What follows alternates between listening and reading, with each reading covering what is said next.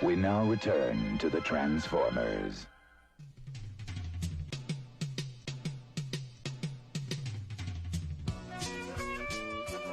Hey, Scream, look at these niggas coming in here like they big steppers. What it do, big man? What's happening, Brian? Oh, ain't shit. Okay, so I'm gonna let you niggas get 3 bricks and we're gonna run it back. Long as it ain't like last time, I'm good. Fuck you mean last time? You know what I'm talking about, man. That motherfucker Scream over there. Nigga, you say my name one more fucking time. Man, you better put a leash on that puppy before I light his ass up. Yeah, okay, nasty boy. Don't let that big stepper shit go to your head. I'm a big stepper for real, cockroach. I'm gonna show you when I step on you, motherfucker. Now before I transform and colonize your fucking house. I'm talking about whole infestation, nigga. Yeah, get him, Brian. Nigga, I lay eggs all over that motherfucker. Nigga, I get in your fridge and lay eggs on your eggs. And fuck you, Brian. Scream, I'm right here, I'm ready. Nigga, I stay ready. Hey, you niggas be quiet. I gotta go to Prime Pool Party. The rest of you motherfuckers get back to work.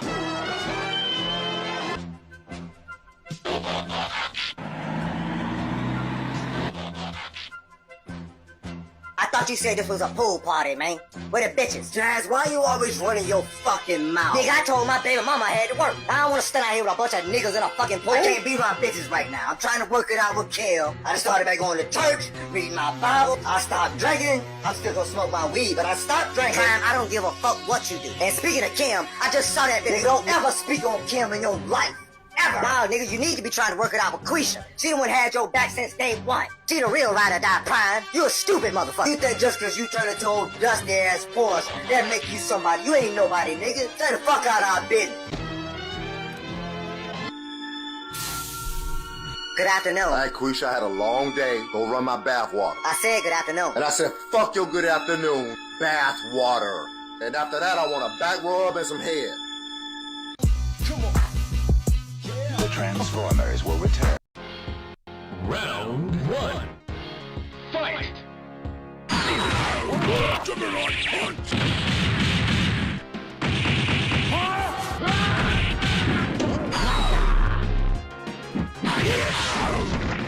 Juggernaut punch!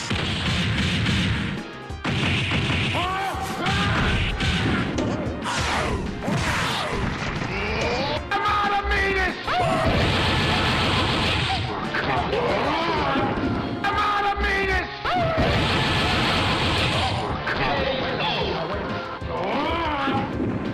I'm out of meanness! By the power of Grayskull!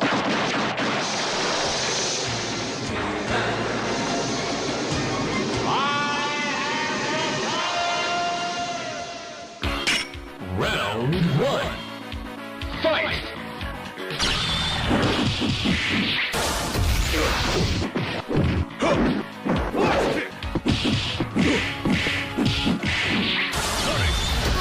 KO! Until next time, this is He-Man wishing you... Okay, what was Happy Tuesday? Happy Tuesday, everybody. Happy Tuesday. All right. Got a mix of shenanigans, a mix of Hollywood shenanigans. It's just all shenanigans. So I got a little bit of everything for everybody. Probably going against my best judgment, but I got a mix of shenanigans for everybody.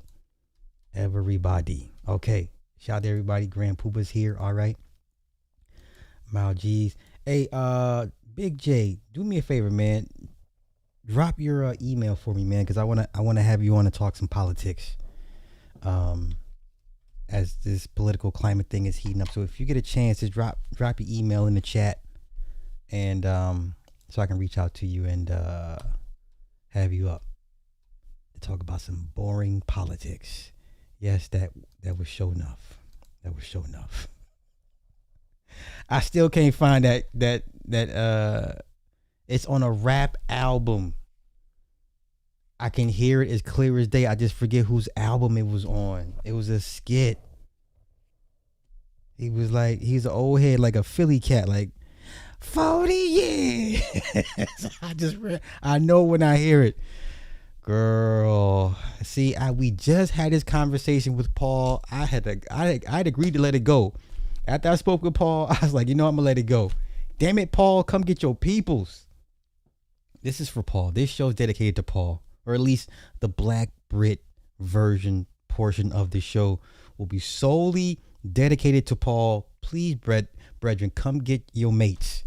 Your mates are acting cuckoo. It's running bollocks. Okay, it's just cockneyed, just bad behavior.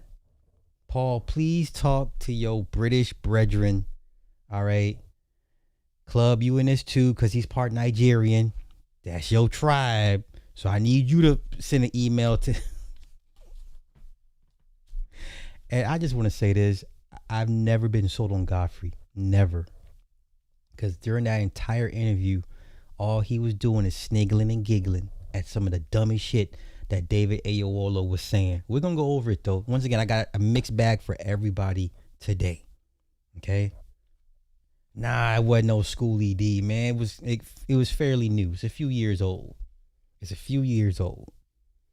Okay. Club catching strays because of lineage. But this is mainly for Paul, because these black Brits, man, they just can't help themselves. I'm just saying, brethren, them are your peoples. So somewhere down the line in the tree of life, y'all cousins. So if you just send them an email, say, hey, what the fuck, man, stop. Because they just hey, no. Hey, no, Jay, they just, no. We'll set up a weekend, man. No, you're good.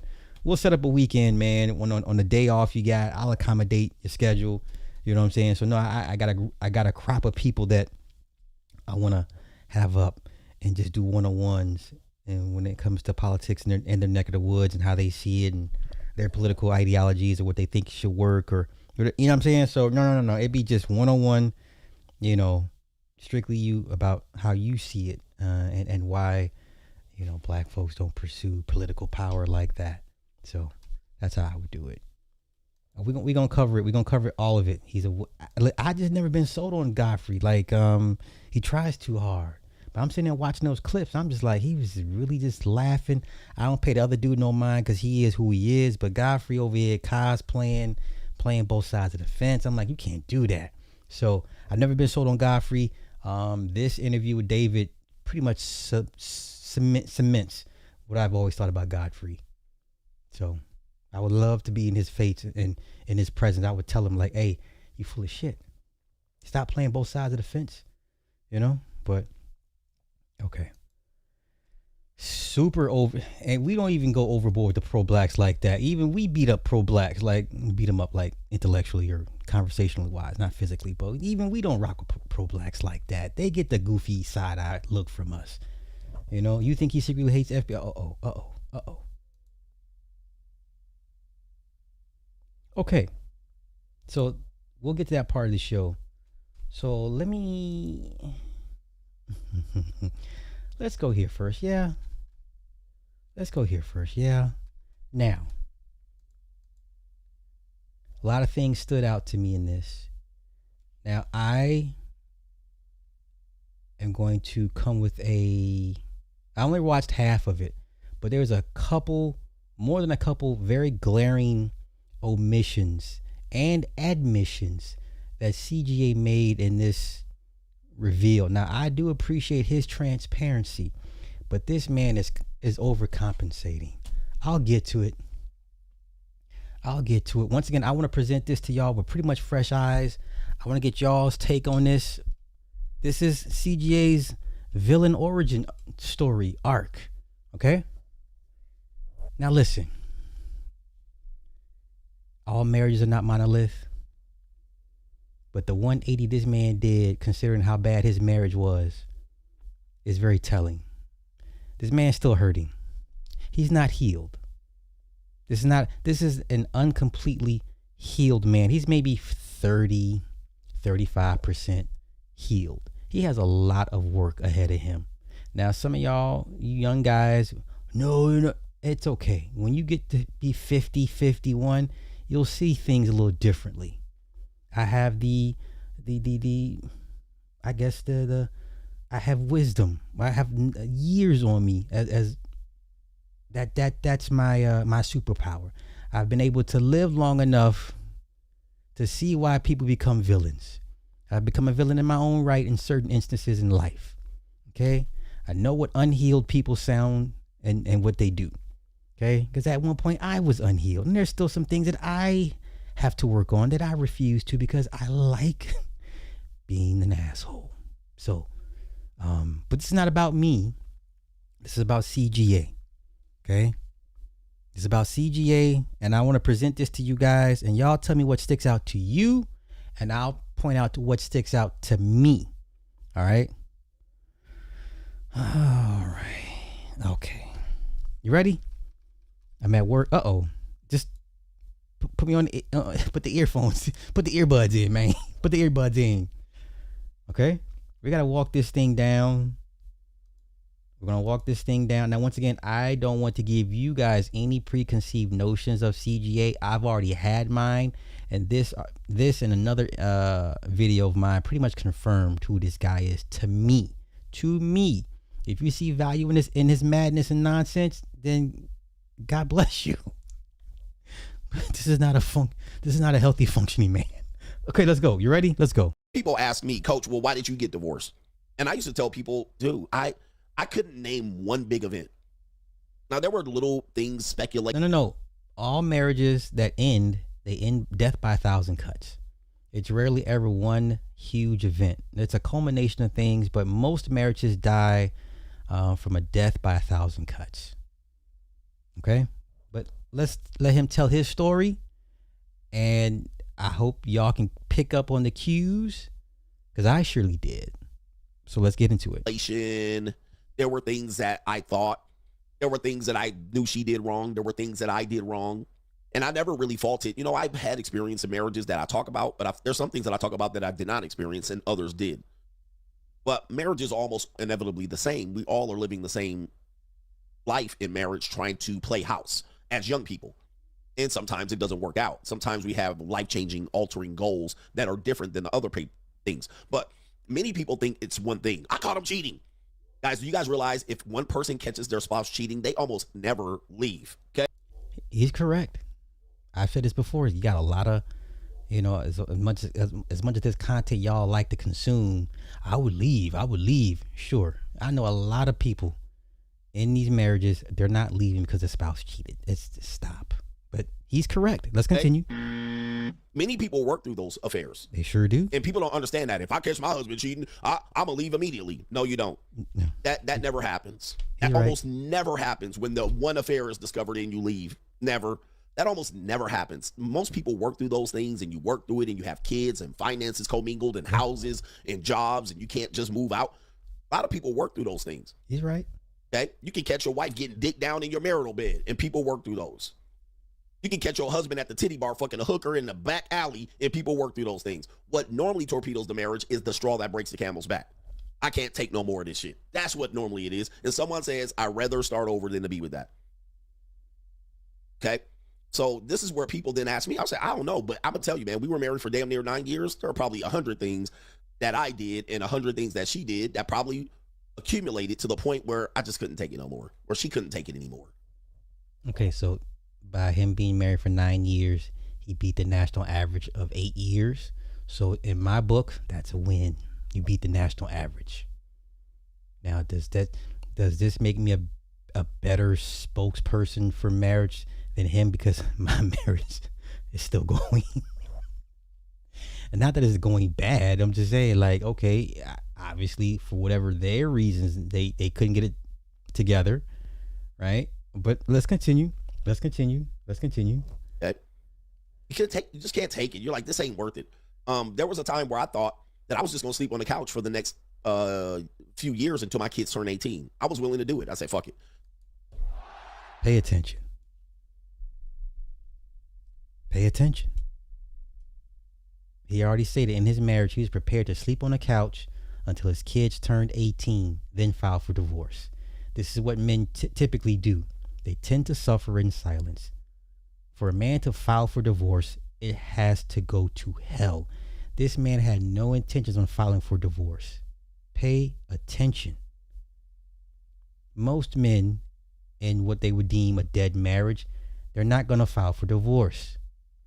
They're going to build the man cabin in the backyard. They're going to fix up the basement and set up the man cave, and more than likely spend the rest of their marriages in separate bedrooms. That's the reality. Okay? So he was already prepared for a sexless marriage. Same thing you jump on T. Hassan, even though his wife is sick, so you gotta give him a pass for that. But nonetheless, this man was prepared to have a sexless marriage. This man was prepared to have a sexless marriage until his kids turned 18, so then he was gonna file for divorce and then leave. Okay. Fascinating reveal of people. Let's go. This is gonna be my life. And you talk about despair. You talk about being in a sunken place. You were just gonna ride that shit out. I was gonna ride it out on the couch until my kids turned 18 and I was gonna dip. That was my plan. That was my initial plan. I was done. Now watch this, and I wrote about that in the Free Agent Lifestyle. At that point, everything was gray.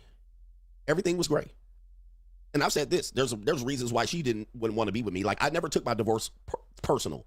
My ego was removed for it. And we didn't have like this smash out breakup.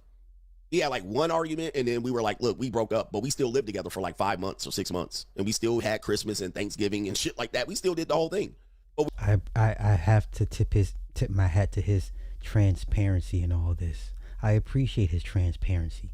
And in that transparency, you're going to see cues and flaws. But I respect him for saying this. Let's continue. we were like broken up. I'm sure you did knock out.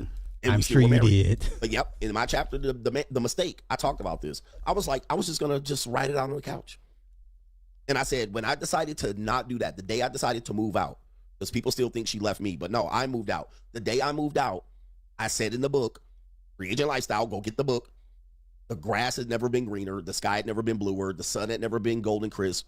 I had never seen the clouds as white and fluffy as this. I remember going over a bridge on Pacific Coast Highway, driving across that bridge over the Back Bay in Newport Beach, going, I know exactly where that's at. Holy shit, this is a new life. I've just started a new life. And that led me to live in my goddamn car. From that day on, I packed all my shit up, put it in storage, and lived in the goddamn hotel parking lot in my car. So these are the things that people don't know and realize, that it takes just like one, okay, I can't deal with it anymore. And it's never one major event. But some people can't even break out to that. They're stuck. They're stuck on that couch. They're stuck sleeping in separate bedrooms. They're stuck not fucking anymore. They're stuck having to cheat and go behind the wife's back and the husband's back. They're stuck giving just good morning and goodbyes. No more hugs, no more kiss, no more passion. It's not just me. It's millions of people like this. And people don't know what to do. Then she ends up, the wife ends up planning for the divorce. And it's years in the making. By the time you get to that point where you say, I give up, she's already been planning for the divorce. The divorce is always already imminent. And I remember this day. I remember I was just sitting on the couch. I think she had worked late. Now, this is the funniest, saddest thing I've ever heard. The motivation it took for him to leave. Here we go. You ready? She had worked late, and I think she had a boyfriend by then, or whatever, a little boy toy, whatever was going on. And we were already broken up. So we had already kind of opened up the possibility that we were going to date other people, but we still lived in the same place. We had never really officially divorced. Okay. Now, he was already prepared to be roommates with his wife while they both had extramarital affairs, because they're still married. So everybody's cheating on each other, and y'all come back to the same house with your kids in and just be roommates. Okay. That's a dead bedroom. I've covered that a couple years ago. It got kind of depressing after a while. So I had to leave that shit alone. But come on. This is y'all guy, but come on. But I remember sitting on the couch. She had came home late. Kids were asleep. She came in and she said, I thought you were going to move out. He had no plans on leaving. I told you. He admitted it. His plan was to live on the couch until his kids turned 18, then file for divorce. Okay? It took for his ex-wife to say, get out. Okay? Let's continue.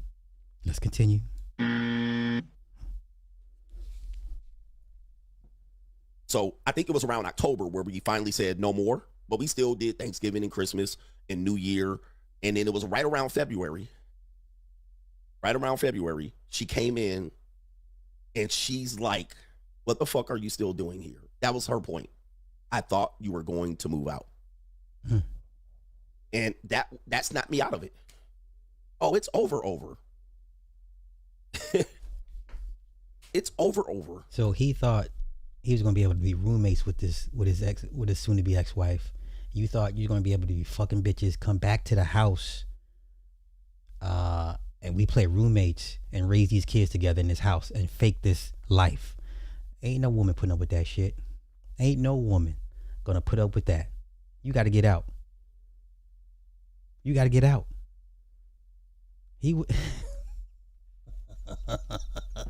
Once again, I respect the transparency, but in that shit, just like, oh, these flaws and red flags. What is this?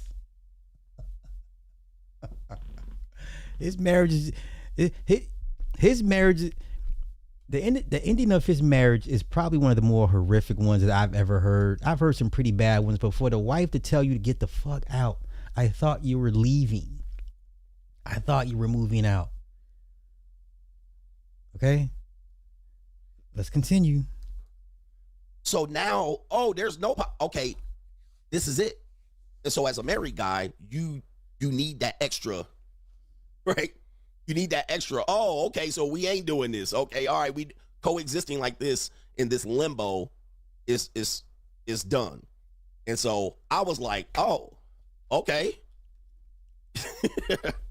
Oh, I got it. All right, so oh yeah, okay. But then wait, show me a story where the husband, unless he's a Zuckerberg or Bezos but most men in before the divorce, they leave. You got to get out the house. Like, what? You can't stay here. You got to leave.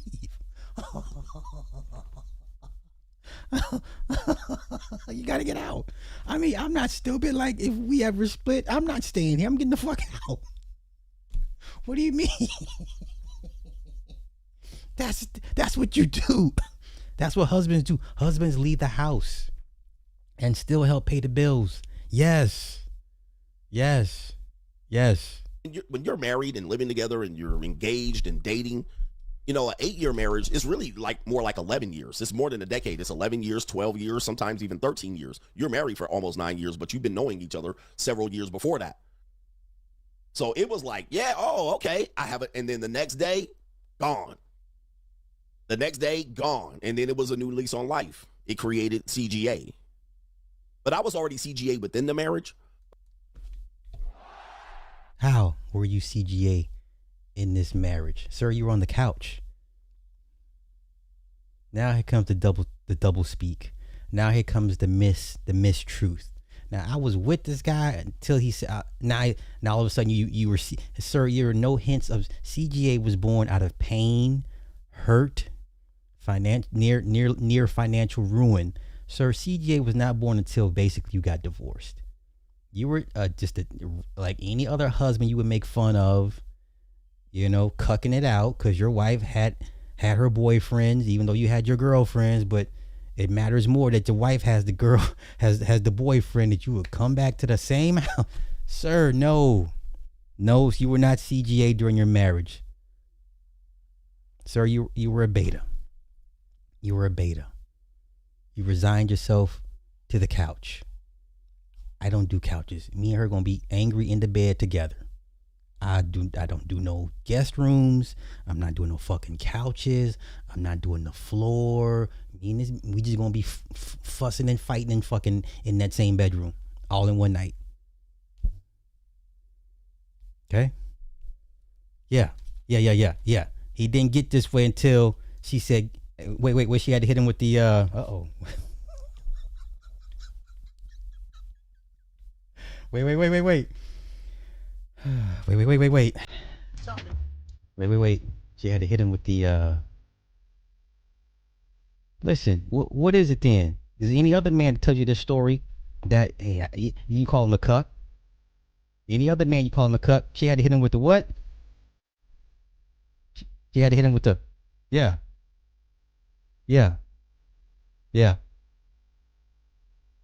Yeah, wife said, get out of here. Get out of here, you damn nigga. The white wife said, get out of here, you damn nigga.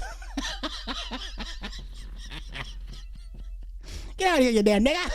But I was married, all right? And now imagine CGA single out here like a goddamn shark. All right, now it created CGA. And it's like, no, sir, there were no hints of you being CGA in your marriage. CGA does not mean on the couch in a house that you pay for. Stop playing. Stop. See how you misguide you young guys that y'all buying into this dumb shit. Okay? Hey. It's the truth though. Let's go. oh yeah, we really doing this. Okay, and then we did that. Now, from that point, we were pretty amicable. We were amicable. Yeah, we couch agreed rig. we were over. So it wasn't no like bang, zoom, heartbreak. It wasn't any of that. It was like we were already done for months at that point. So it was just like we would just see each other and be with the kids, and we were really helping each other out because she was working late and I worked early morning. So she would have the kids when I worked, and when she worked, I would have the kids. I would put them to bed, and she would come home. And I wake up in the morning, I'd be going to work. Then I pick up the kids from school, or she'll pick them up and leave them home. I'll come have the kids, and she'll leave. So that's what we did for months. So it was never like, no, oh, this bitch left me and she cheated on me. We were done already. Now, the one thing that happened was the divorce happened, and the divorce was like, we were both agreed on it. Yep, we going our own way. Now, what happened to her was she ran into financial trouble, okay? And that started us on the path of me learning about the divorce court, because we were doing mediation and we were just going to sign off and walk away. But somebody talked to her. Somebody told her she's entitled to something. Because sir, that would be her attorney. Sir, that would be her attorney that she had in the back pocket. For that, we were going to mediation, and it was like, yep, we separate, you sign this, you sign that. I actually was the one that applied for the divorce because she didn't have the $500. All right, and I barely had it. So the mediator was like, who's going to file? I was like, okay, so he applied, he paid the fee, the divorce fee. He only paid that because why? She told him to get out. Other than that, he was resigned to life on the couch until his kids turned 18. Let's continue. Keep that in mind. Don't forget, that's the crux. That's the foundation of this story. Okay? like, I'll do it. She didn't object. All right. And she was like, well, the mediator was like, whoever got the $500 can file. All right. So I was the one who was like, okay. But then I came back with the file divorce, and then the next week, somebody was telling her about alimony and child support. So then it was like, whoa. And from that day, it changed. Then we became bitter enemies. So it was never heartbreak. It was never this fight. It was never this thing. We both were ready to go. But when we got to the second, third mediation appointment, somebody told her about some, you better check his income. You better do this. And then the mediator was like, oh, yeah, you going to give her that? I was like, hell no, I ain't giving her that. So then my filing got hung up because we were fighting over, she wanted me to give her $1,600 a month. Because what happened was when I moved out, I was paying their rent. I paid the rent in the marital house, which was like $2,200. I was paying that. And then I was living in my car. And then I ended up getting my own place, which was a 450 square foot studio. And I was paying rent at both places, to get her to transition out. But somebody talked to her about that, right? Somebody talked to her about something about that. They're like, if he's able to pay for his studio apartment and he's able to pay for your full rent, he has money. So somewhere in the second or third mediation appointment, she switched. Taz, what up? What up, G? Hey, man, I'm just playing videos, man. Don't mind me, brethren. I'm just playing videos, man. Salute, bro. To this, I'm entitled to this. I think I got a call from child support, and they were like, oh, you got an open case. And I was like, child support? Like, what? I thought we agreed on 50-50 custody. By then, the third mediation, she said she want 85% custody. I was like, oh, Lord. So then we became bitter enemies, and all the animosity came after the separation. There was no explosion. That's what these people are identifying. There was no major event that happened. There was no heartbreak and tears and crying and fighting and arguing. It was none of that. We both agreed to just walk. But then somebody got to her, which will happen in the divorce. Then what happened was I didn't even go ahead and file. I had it typed out. I thought we were just going to sign and walk away. But then they started talking about $1,600 a month and having me sign that I'm going to give this to her for the rest of her life. And I was like, nah. So she hired an attorney. And then Okay, that's not how alimony works out here in Cali. It's 5 years max, if I remember correctly. California alimony is, I believe it's 5 years max. California alimony.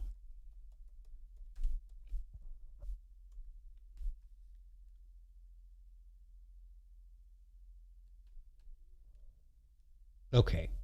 California, there's no strict dollar amount cap on alimony, but the state limits the amount to roughly 40% of the paying spouse's net income minus 50% of the receiving spouse's net income. The maximum duration is usually half the length of the marriage for marriages under 10 years. So he'd have been paying, like I said, 5 at the max. So whatever your length of marriage is, it would be cut in half. You married for 20, you had to pay her alimony for 10. And normally what she would do is wait to get remarried until the money is up, to the time limit is up. Okay. Let's see. While marriages lasting 10 or plus years have no maximum limits. Okay. Courts typically limit alimony to half the length of the marriage. If you're married for 8, you pay or receive for 4. Marriages of 10 plus years, long duration. In these cases, there is no maximum duration or set end date. The court retains jurisdiction indefinitely. And support continues either until the spouse dies, the recipient remarries, or a judge officially modifies or terminates the order. So you have a lot of old women out here getting alimony checks and still having boyfriends, even fiancés, but will never get remarried because if they do that, the money stops. Nasty work. Nasty work. Okay, let's get back to this. It was World War III. Then it was World War III. All right. Then it was the stuff that I tell you about divorce and child support and stuff like that. So then it was World War III. Then it was on. Then she hired this bulldog attorney and he served me. I had a whole MILF at my house. Okay, now here's another flag. Let's see if y'all catch it. She was fine as fuck. I was folding her ass up. This process server came in, jumped out the bushes while I was opening the door for this MILF, jumped out the bushes. Here, you served. I was like, whoa. Then I opened it up. She asking for 85% custody, $16,000 a month in alimony, $800 in child support. I was like, nah. And I'm living in a 400 square foot studio apartment. I was like, nah, this ain't happening. This ain't happening, bro. I was like, this ain't going down. So that's where the animosity started. It didn't. Did y'all catch it? I don't want to cheat. Did y'all catch it? Pop quiz. Did you catch the flag? Anybody catch it? Yes, no? I'll just wait to see if y'all caught it. No one's answered it correctly just yet. Did y'all catch it? This is why I say this man is not completely healed all the way. I think he's going to confirm my theory. Okay? No. Not so no one got it. I'll give another minute or so. Nobody caught it. Nobody caught it. There you go. There you go. Okay. Good eye. Good list. Good ear. Okay? This tells me this man's not healed, but not for the reasons you're thinking. Okay? It was the MILF. Okay. Keep that. Pin that. Pin that. Let's get back to this. Keep that pinned. Okay? Let's keep it pinned. Started in the divorce, so which most people will find. Most people are just going to be like, we're tired of each other. We're tired of each other. Let's move on. And people want to go fuck other people and explore life and monkey branch. And, you know, they want to be single. This Asian woman right here. I want to go hoe. I want to go fuck other guys. I want to go get a sugar daddy. People just move on. Right? They just move on. But, you know, people then it goes haywire on the divorce process. The divorce opens up wounds and makes people bitter and angry. And then you fight over the children. Then you fight on the children. And then it's just like, then the children become pawns. And then all of a sudden, one parent wants to be super mom and super dad, but they wanted to fuck and go out and party before that. And they wanted to go get a job and get a career. Now all of a sudden, you're sitting at an attorney's office and she wants all custody so she can be super mom and get alimony and child support. And you're like, what? That wasn't happening before. Now all of a sudden, she's a stay-at-home mom and raise the kids by herself. There's a certain psychosis here. I'm going to get to it. But let's let it play out and see how much more you guys pick up on it. But it definitely has a certain psychosis here. This is why I say this man is like maybe 35% healed. But come on. So these things happen so often in these divorce cases that it's not just isolated to me. A lot of guys go through this because when family and attorneys and other divorcees get a hold of your wife, then it becomes World War III when you put kids and alimony in the middle of it. Then you're like, whoa, what is going on? And these people cause more rifts between families than anything else. You know, if she was just smart, she would have just said, he's a hustler, he's ambitious. I'll make him support me for the rest of my life because I'll get behind him and he'll give me the money, which I was already doing, which saved me, by the way. Me paying the rent over at her house saved me. It saved me because what they were trying to say was I didn't give her any money. So they were going after retroactive child support. So it was a smart decision to pay that.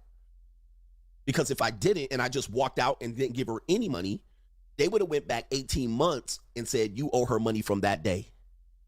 And then I would have owed her tens, maybe $20,000, $40,000. It would have been retroactive. So it was a smart move for me to give her the money and pay and all. It was the smartest move I made. And then she tried to say, oh, I didn't give it to her because I paid the complex directly. It was the smartest move. So I always tell guys, man, pay her something when you leave. Do not give her nothing, because what will happen is by the time you get 24 months into the divorce, you'll get retroactive support 2 years back. And that's what gets your license suspended. That's what gets your work license suspended. That's what gets you a contempt of court. That's what throws you in jail. That's what throws you. Not necessarily. The contempt of court only really is enforced after everything's been settled and you have the payments set and you don't make payments to the court. That's when they could come back with you for the contempt of court. They're not going to hit you with a contempt of court when they go retro on you and say, okay, you owe 50 racks. Okay, they just filed the order, so you're not in contempt. They don't come back after you for contempt unless you're talking a couple years you haven't been paying. Then they have the option to drag you back into court for contempt. Okay, not for failure to pay, but because you failed to honor the court order. You're being punished for not adhering to the court order. Okay, that's how they get you. That's how it's deemed still legal. All right, let's continue. You in jail. So she tried to get extra and above that, where she tried to say, well, if he's giving me that freely, I want that. Yeah, you guys got to understand this, because you guys, then what'll happen is you'll go through this and then I won't tell you what I make, but because I went through this, guess what? It made me the king of kings. It made me rich. It made you watch me every day. Now, remember a few years ago when he turned off the monetization on his channels because the wife was on his neck. That's how down bad. That's how much she was on his neck. Like he would turn off the monetization on his channels so he could say he wasn't making money off YouTube. But this is your king. If that's a smart move, sure, okay. But I'm just telling you what was taking place a couple years back when he was still going through the shit. But come on. It made me rich. It put me on a path of rich and wealth going through this, because it allowed me to use my talents and my experience, combine it with the tool called internet and YouTube, and made me rich. Oh no, he was married to a snow bunny. Don't let this fool you. Don't forget the MILF that we pinned a couple minutes prior, because that's going to lead to my theory of this being an unhealed man and his psychosis of how he currently dates now. Don't worry, I'm gonna walk it down. Come on. He drive a Porsche 911. It made me drive a G-Wagon. It made me go to how many countries? 25 countries. It put me on the path to fuck 20-year-olds the rest of my life. It bought me a Rolex. Okay. Now, when he's bragging about his exploits, did you catch that part? So how do we go from MILFs to 20-year-olds? Okay. Most men have a certain demo they deal with. Okay. If your history is older women, more than likely that's what you're going to stay with. Okay. If you have a history of younger women, that's normally what there's a track history there. The problem we have with with Greg is you have no history with 20-year-olds until after your divorce. That's a psychosis. And I'll explain to you why. Let's continue. It got me an audience of what? How many people were in the stream? 3,500 in the morning, 1,700 now. Best believe. It made me rich. So never feel sorry for me. It made me also the coach. It made me counsel and teach men how to go through this. Let me get to these super chats. Never feel sorry. Hold on. Now, I'm richer than I was. I was poor broke when I was getting divorced. Poor motherfucking broke. Now I make what I made in 1 month in goddamn 2 or 3 days doing YouTube. I can make in 2 or 3 days. Yeah, he went from rags to riches, but guess what? He's an old trick. That's not something you should aspire to be. Yes, the story of loss and finding one's purpose and finding oneself and then being successful in oneself is great. It's a great story. But at the end of the story, you turn into an old trick. That's not aspirational, sir. But let's continue. Once again, there's an unhealed psychosis in this man. Is what I was making per month when I was getting divorced.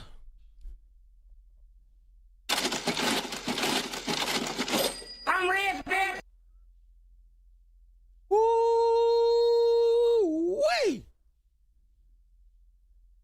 The best thing that happened to me. The best goddamn thing that happened to me, bruh. This was life-changing. The best day was when she came in and said, I thought you was going to move. Sir, that's not going to work. Don't do that. Don't do that. That's not going to work. No, sir. Nice try. That's an old trick these motherfuckers been saying for the last 15 years on YouTube to justify the position. Sir, don't do that. Let's not do that. Come on. That set me on a path for the next 15 years to be who I am today. Without her telling me that, I wouldn't be who you see sitting in front of you right now. Yes. Successful, yes. But look what you had to become. A caricature. Okay? You understand? But we're going to get to the unhealed psychosis. Come on. Imagine. I'm rich, bitch. Imagine without her sitting there going, I thought you were going to move.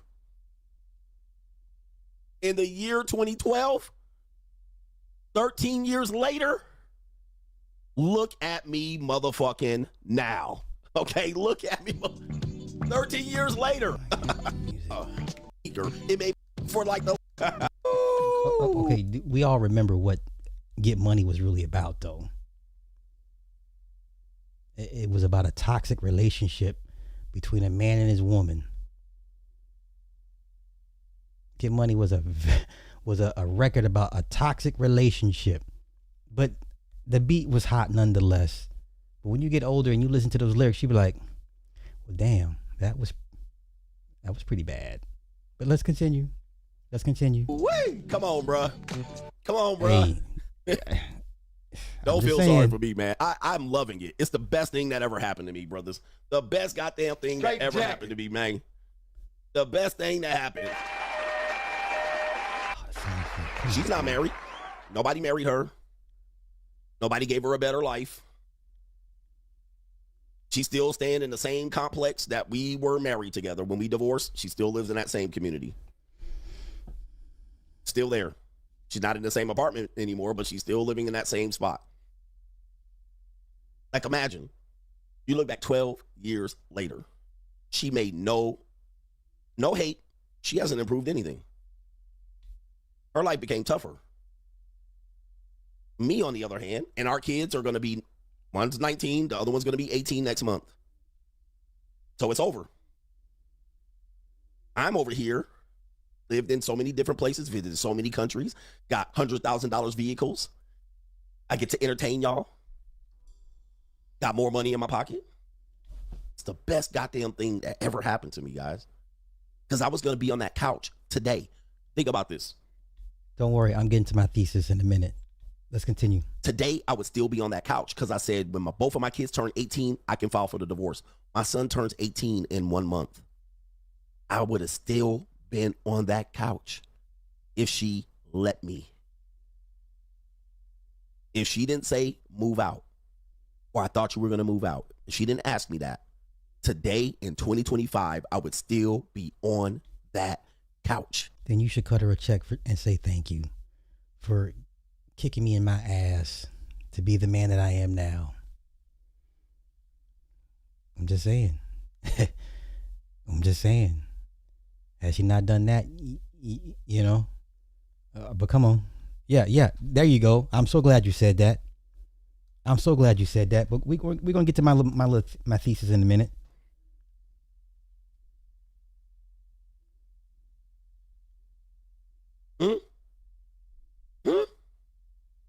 Think of that. Think of the mindset you have to dig yourself out of that. To become something greater than you thought you could become. You were holding on to something that was not nurturing you, nourishing you, growing you, and feeding you. You were willing to hang on to that. The next day, it gave you a life you couldn't even imagine when you were on that fucking couch. It sounds hot, y'all. You couldn't even see that life. I had to get pushed out in that. She had to push that out. She had to push me out of that so I can get here.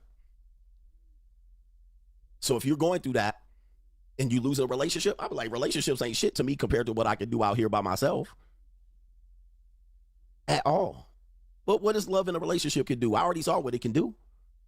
But what I can do by myself, I'm way more powerful. Because I'm ambitious. I'm a winner. I wasn't built to lose. I'm a winner. I'm a go-getter. I'm innovative. I'm creative. I'm a downright infamous, notorious. And I just had to rediscover that. Sometimes in relationships, you lose that. And you're trying to hang on to something that... This is cringy, man. This is cringy. Bray J, thank you for the 5. CJ is the SBE version of Max City Limits. Tony Maceo, Big Mike in reference to the trick. Oh, no. I remember Tony Maceo. Whatever happened to him? Let's go. This is cringe. Okay, after this, I'm going to get into my little thesis. That is not going to grow. And you're trying to hang on it for moral reasons and religious reasons and for your kids and because you don't want to destroy something. But sometimes you got to destroy that thing to become who you need to become. Fuck the love. Fuck the morality. Fuck the family. Sometimes you got to say, fuck that shit. Sometimes you got to say, fuck that bitch. Yeah. Let me stop you. Let me see if I can find this other one. But Coach, you didn't have that energy when you were going through it. See, that's where I got to stop. We got the pump brakes here. Coach Greg, when he talked about the actual child support story. Hold up, we're gonna like I said, I'm gonna walk this thing down, man. We're gonna walk this thing down, man. Oh, where is it? He had the story of his child support. Okay? He told the story of his child support. Cool, you ain't got a child support story. I'm gonna find it. Don't you worry. I'm gonna find it.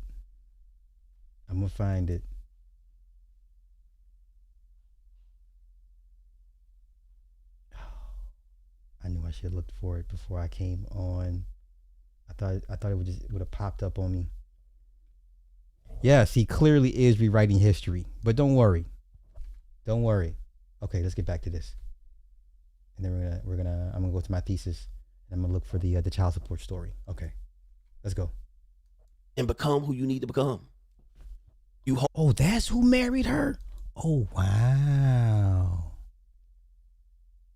Holy cow. Are you serious?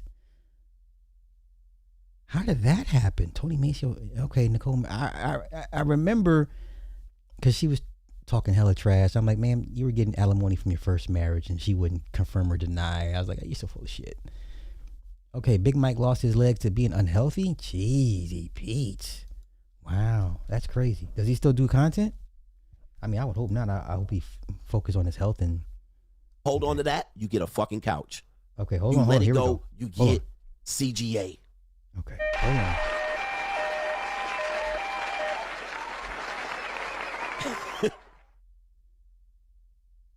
There was nothing left to gain in that relationship. No fault of mine, no fault of hers. There was nothing else to gain. There was nowhere else to grow.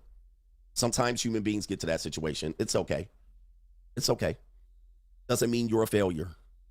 But yeah, shout out to our brother here. Okay. Now, my theory is this.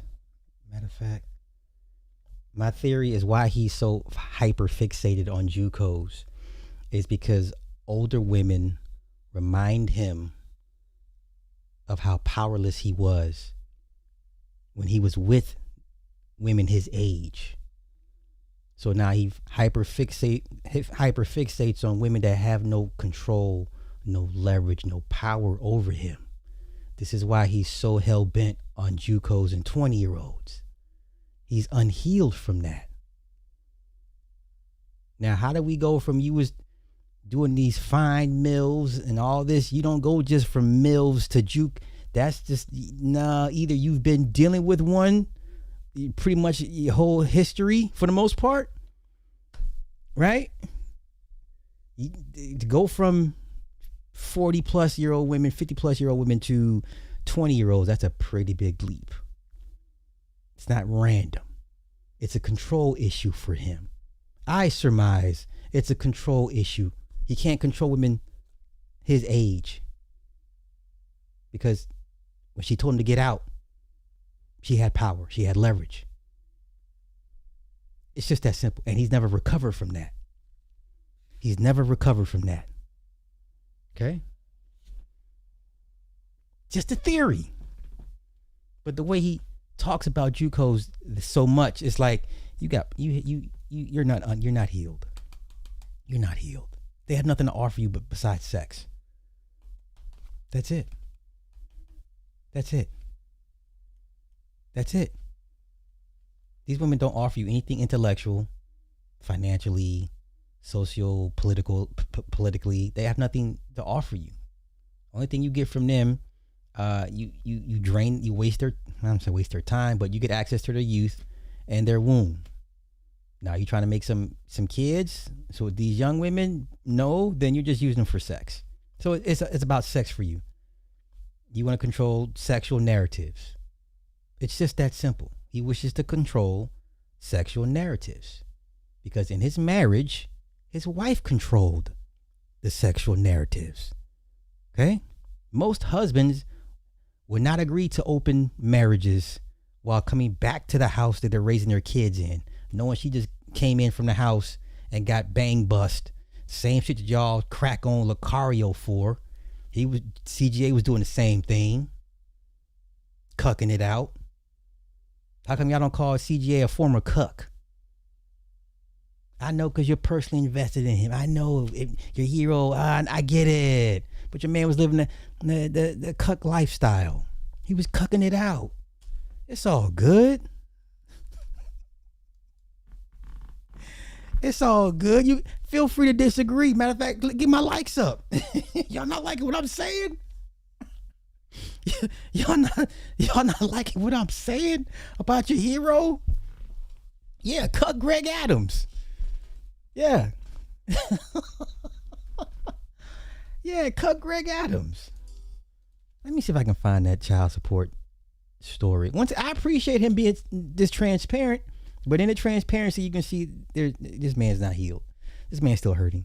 This man is singling out young women for sexual control and dominance and narrative control because a woman his age reminds him of how powerless he was.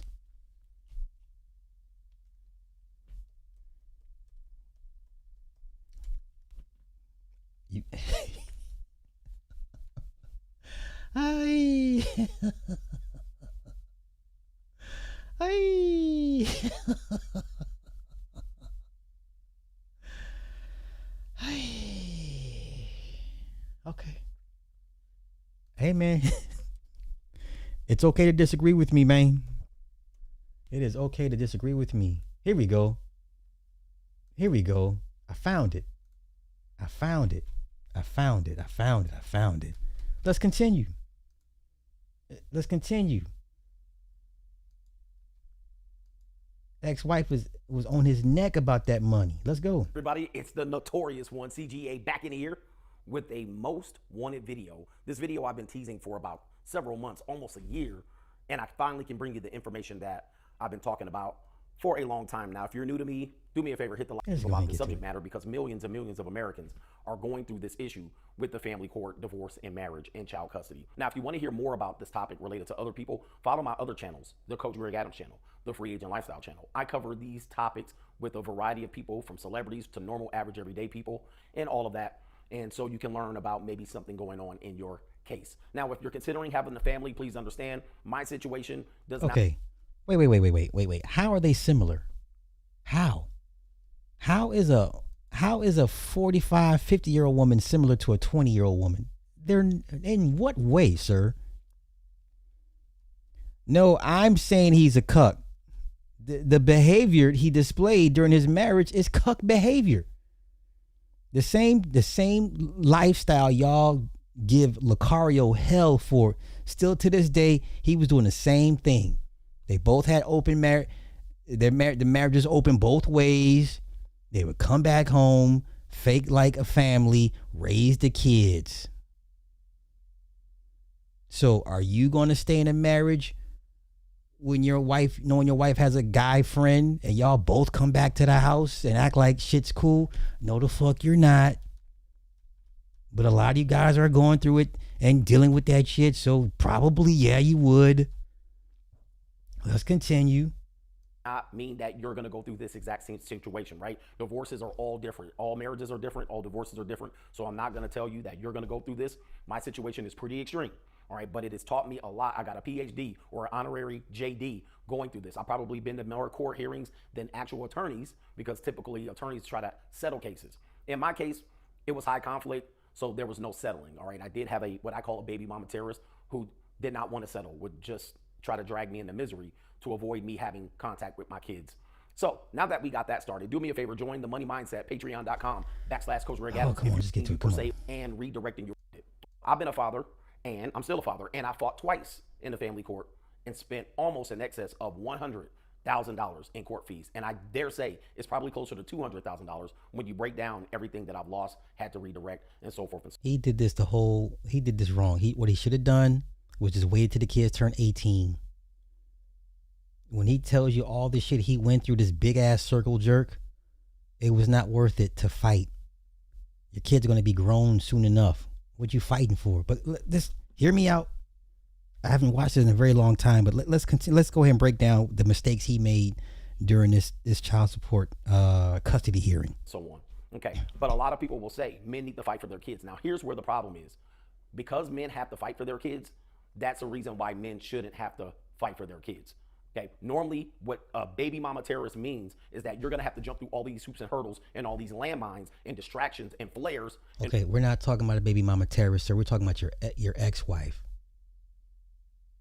Don't do that. I know you hate her guts. I know she put you through the ringer. Stop using these stupid urban Negro terms. It was hot for like 2 seconds. What's his name? Mr. Palmer? Is he still around? Had y'all calling women BMTs. It was hot for like 2 seconds. Now you sound like an idiot. What's a baby mama terrorist? You sound crazy. But come on. In order for you to see your kid. But in our country, we don't have mandatory DNA testing. We also don't have 50-50 right down the middle in terms of custody, although we're hearing a lot of need for equity and 50-50 in relationships. When it comes down to custody, there's no 50-50. Now, states are starting to get a little more lenient to start off at 50-50 and then try to see if there's any forms of abuse, neglect, or any of those things that... I hear you, but guess what's going to happen? You're going to meet that one that's going to change your whole way of thinking. That's what usually happens. May change the reason for full custody, but women have found a way around that by saying that they came from an abusive relationship. They also file temporary restraining orders, and these restraining orders do serve to establish some sort of abuse, and that can sway the child custody, and that makes the father have to fight that much harder for their kids. And that's the sad part about it. And that's the reality. So although 50-50 might be the presumed starting point for custody battles, most of the time, women that are forcing men to fight for custody are restricting access to the children initially to establish a pattern of parenting where the mother has more parenting than the father. Then the man has to go through all kind of court actions to be able to push it back to 50-50. Okay, we get all that. I just want you to tell your story and how your maneuver. Okay, so here we go. He got married in 2004. Okay, let's all go. The games that are played. And unfortunately, I got caught in the middle of this. So let me give you an understanding of how I started. So I was married in 2004, separated at the end of 2012, beginning of 2013, fully divorced in 2014, right at the end of 2014. My initial divorce took 18 months for a less than 9-year marriage. Okay, because there was very high conflict. We got attorneys involved. We started off with mediation. We started to negotiate initially. Then we went to mediation. Then it was a full-scale war. Now, the problem was I'm self-employed, so it's really hard to determine what my income actually is. And since that's the case, that's meat on the table or meat on the bones for her. So she could not figure out what my income was, so she kept hiring forensic accountants and attorneys to establish this. She not only did this once in 2012, 2013, in 2014, she did it again in 2022, 2023, and 2024. So this is her pattern of behavior, and basically I'm her job since I'm self-employed. Now, we'll get to the self-employment later. So going through the timeline again, we're fully divorced in 2014, but I was granted 50-50 custody in 2013. Now that threw their game off because they wanted 85% custody. That's what she asked for in the initial divorce, 85%, 15% to me, which was 1 day a week, middle of the week for dinner, then every other weekend. That was it. I fought it, and it cost me probably $50,000, okay, just to fight that. Plus lost wages, stress, the distraction of fighting, and then all of the things that the kids have to consume because every time there was a school event, she was acting a monkey, all right? She was showing her whole ass, all right? She was trying to get everybody else involved in the matter. Now, hear me out. I would think going through this with a white woman would scar you to the point that you wouldn't deal with white women ever again. Is that fair for me to say? Right? Y'all, some of y'all go through some things with a certain race of people, class of people, and you're like, never again. Right? If a young girl burned you, you'll never deal with another young girl ever again. If an Indian did something to you, you'll never deal with an Indian ever again. I would think, because this white woman, his white ex-wife put him through so much hell, I would think, you know what? Maybe you want to try something else. But no. Now he's become hyper fixated on young white women. That's dangerous for reasons you already know. Black men, you already know why that's dangerous. They keep consistently dealing with young white women. You understand where I'm going with this? But come on. Uh-oh, see, here you go. Ma'am.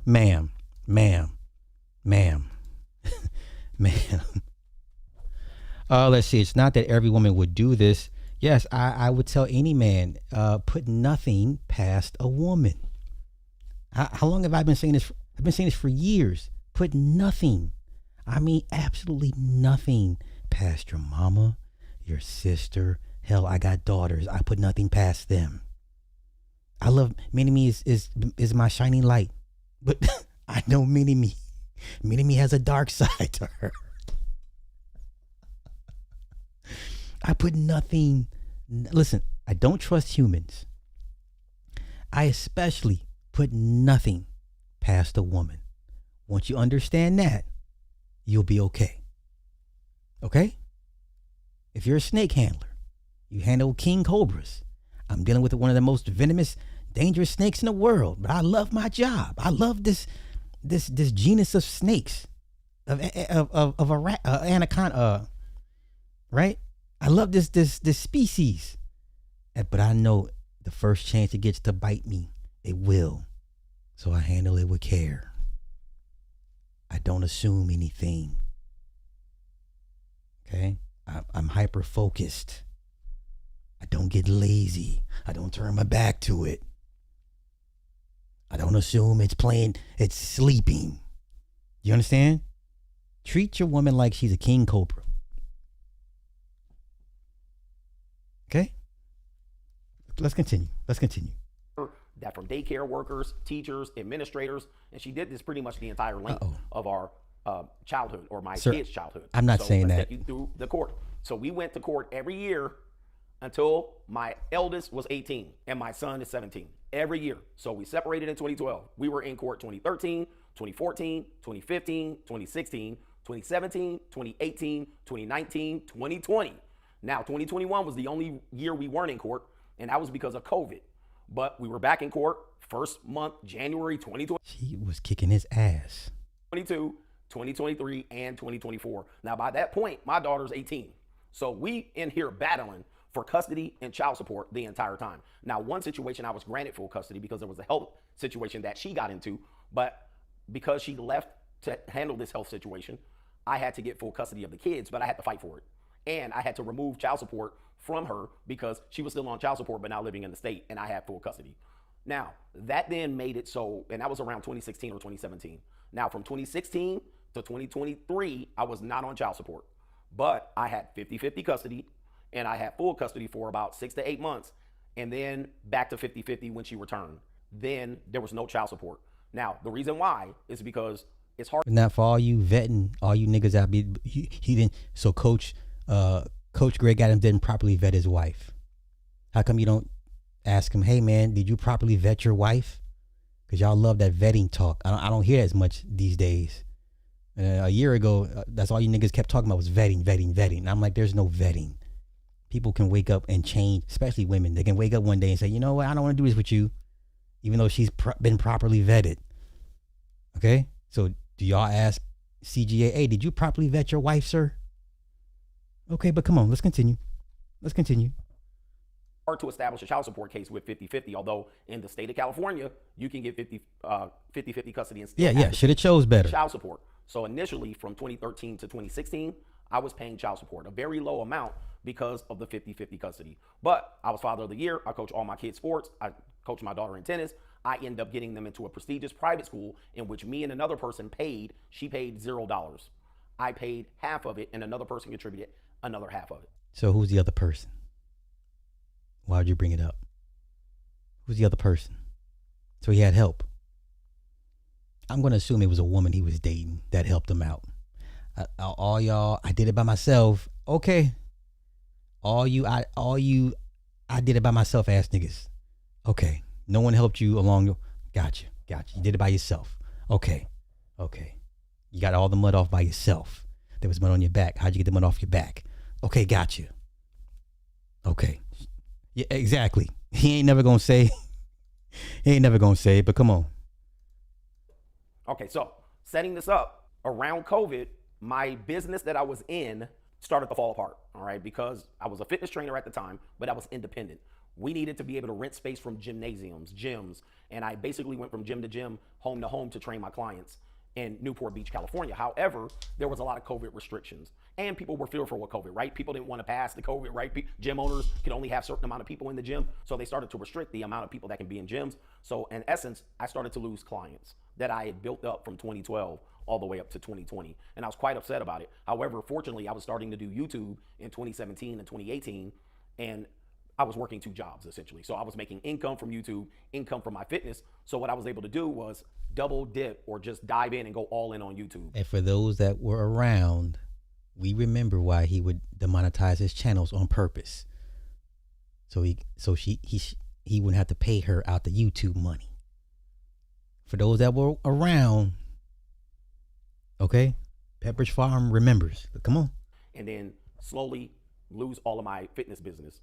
That then gave me an opportunity to work from home and take care of my kids who at this point were teenagers going to high school. So they went COVID middle school. By the time they're into 2021, 2022, they're in high school. Now from there, I wanted to relocate to Nevada. Now the reason for the relocation was I was working from home, California, high tax rate. I was starting to make a good income, and also the cost of living in California was exceptional. But by this time, my daughter's 16, my son is 15. There was a little bit of parental alienation going on there. So my daughter decided she wanted to move with her mother. Now that is a longer story, but since I'm not gonna talk about my daughter personally, she's an adult now, I'm not gonna talk about our relationship on the internet, all right? So I'm not gonna— Okay, so she don't fuck with you for whatever reason. She took mom's side. Listen, that's what happens during these divorces. Kids pick and choose sides. So the daughter don't fuck with you, or didn't, whatever at the time, and whatever the case may be. Now, this was, how old is this? This is a year ago. So maybe the relationship is better now that she's a little older. and she's away from the influence of the mother. But at this time, the daughter didn't mess with him. But I'm sure the son fucks with him. You know what I'm saying? Okay, come on, let's continue. Bring that part in. But our relationship was good. It started to sour over 6 months. You got to remember, at this time, my income did start to go up. I started to live a certain lifestyle. I started to travel, and I started to have season tickets to sports events. And also, I started to be seen in a certain car. All right. And you was stunting and flossing, and she's like, "Oh, that's what we doing. I need my cut." I'm not saying she was right or wrong to do it, but this need to want to peacock everything that you do, I get it. Milestones that you want to share with people, I get all that.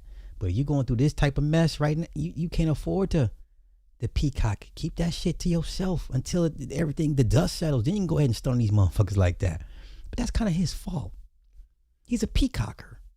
He can't help himself, y'all. Remember, he had resigned himself to the couch. Let's continue. A Porsche. I believe this started the parental alienation. My daughter also got a dog for Christmas at my house.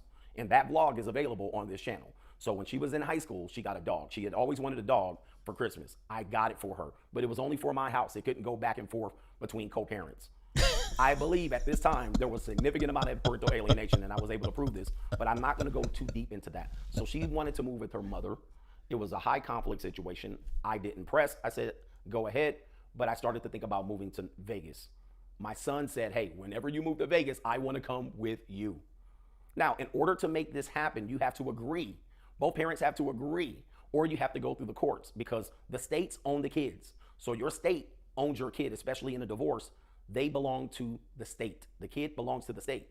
So we tried to negotiate a move for my son and myself. You got to get permission, if you will, from the court. You got to notify them. Now, we tried to negotiate, and I gave her a 3-month warning. Unfortunately, she started to play games. So she was waiting for the move to occur. She knew the move was going to come up. She delayed the negotiation in the meeting. Okay, I hear what you're saying, Dusty, but he was married to this woman for 9 years. Who would know what she's capable of doing better than him? So you mean to tell me he didn't see the side of his wife ever? He didn't think she would go this low and just be this mean and nasty with it? Like, sir, how do you not know the level of depths that your wife would go through to hurt you or to stifle you? Put nothing past a woman. Let's continue. Mediator, and then I made the move. Now, once I made the move, she went right to court to establish full custody, like the next day. Soon as I moved to Las Vegas, she goes to court for no visitation, no custody, after 3 months of trying to negotiate. And what she wanted me to do was sign the kids up to school because I was a parent that on record at the kid's school. Since I was paying the full tuition, or I was paying the majority of the tuition, she was paying none at this private school, I was a parent on record. So she could not withdraw or she could not sign the kids up. It was on my plate. But she said, sign the kids up for school. And I said, well, listen, my son wants to move with me. I'll sign up the daughter. And she said, no, sign both of them up. Obviously, once I sign them up for school, then the kids are both in California. Just a little bit of games that she's playing. So as soon as I moved to Vegas, basically what I had to do was, since the move cost a lot and I was making quite an adjustment, I waited to file the action. Now, I could have filed the action before I left. For anybody that might say, hey, coach, why didn't you file before you left? Well, let me tell you that. If I would have filed before I left, I would not have been able to move, all right? Because eventually this case, and I'm going to get to it, this case cost me $50,000, okay? So imagine if I say, I want to move to Nevada. She says no, I fight her on it. The case took 2 years to finish. From start to finish, it took 2 years and $50,000 out of my pocket. So there goes the move. In essence, I would have to have stayed in California.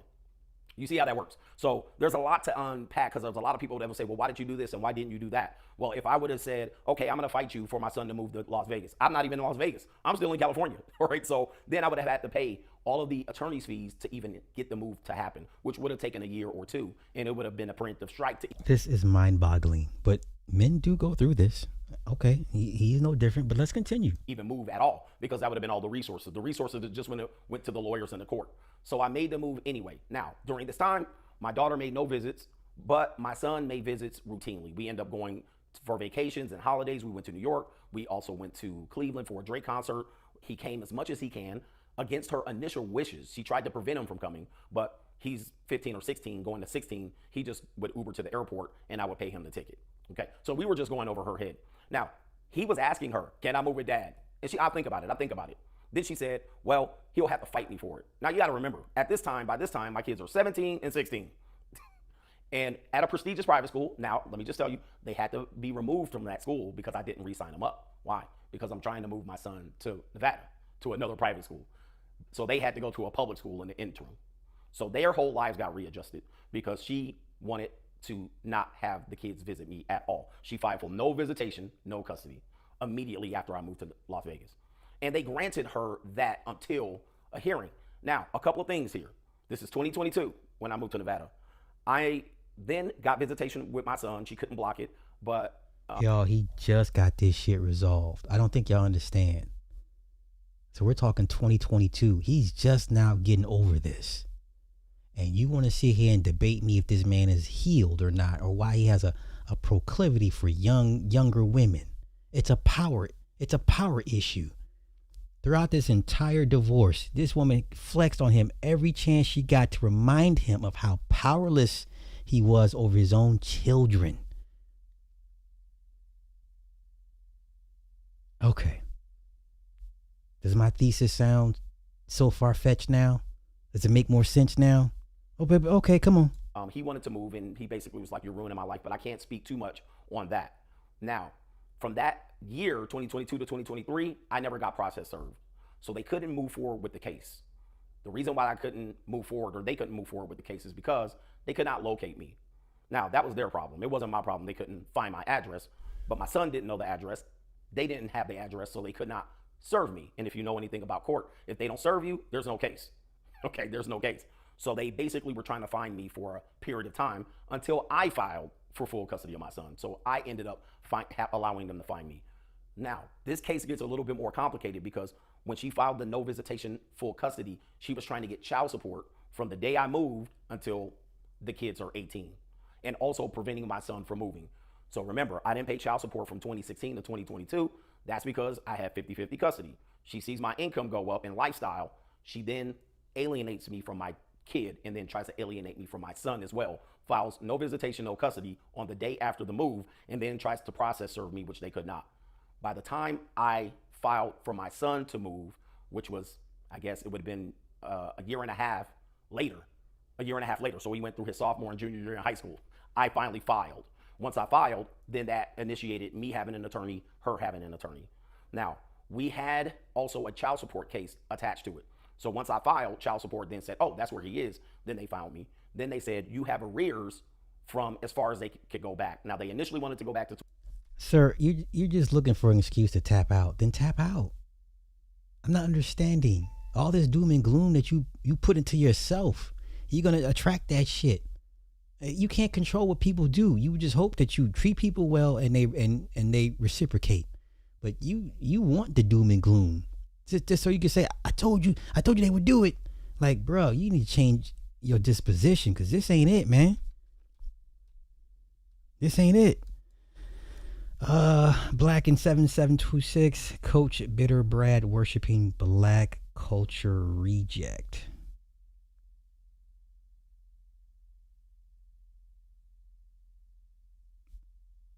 Okay, thank you. But that's your point.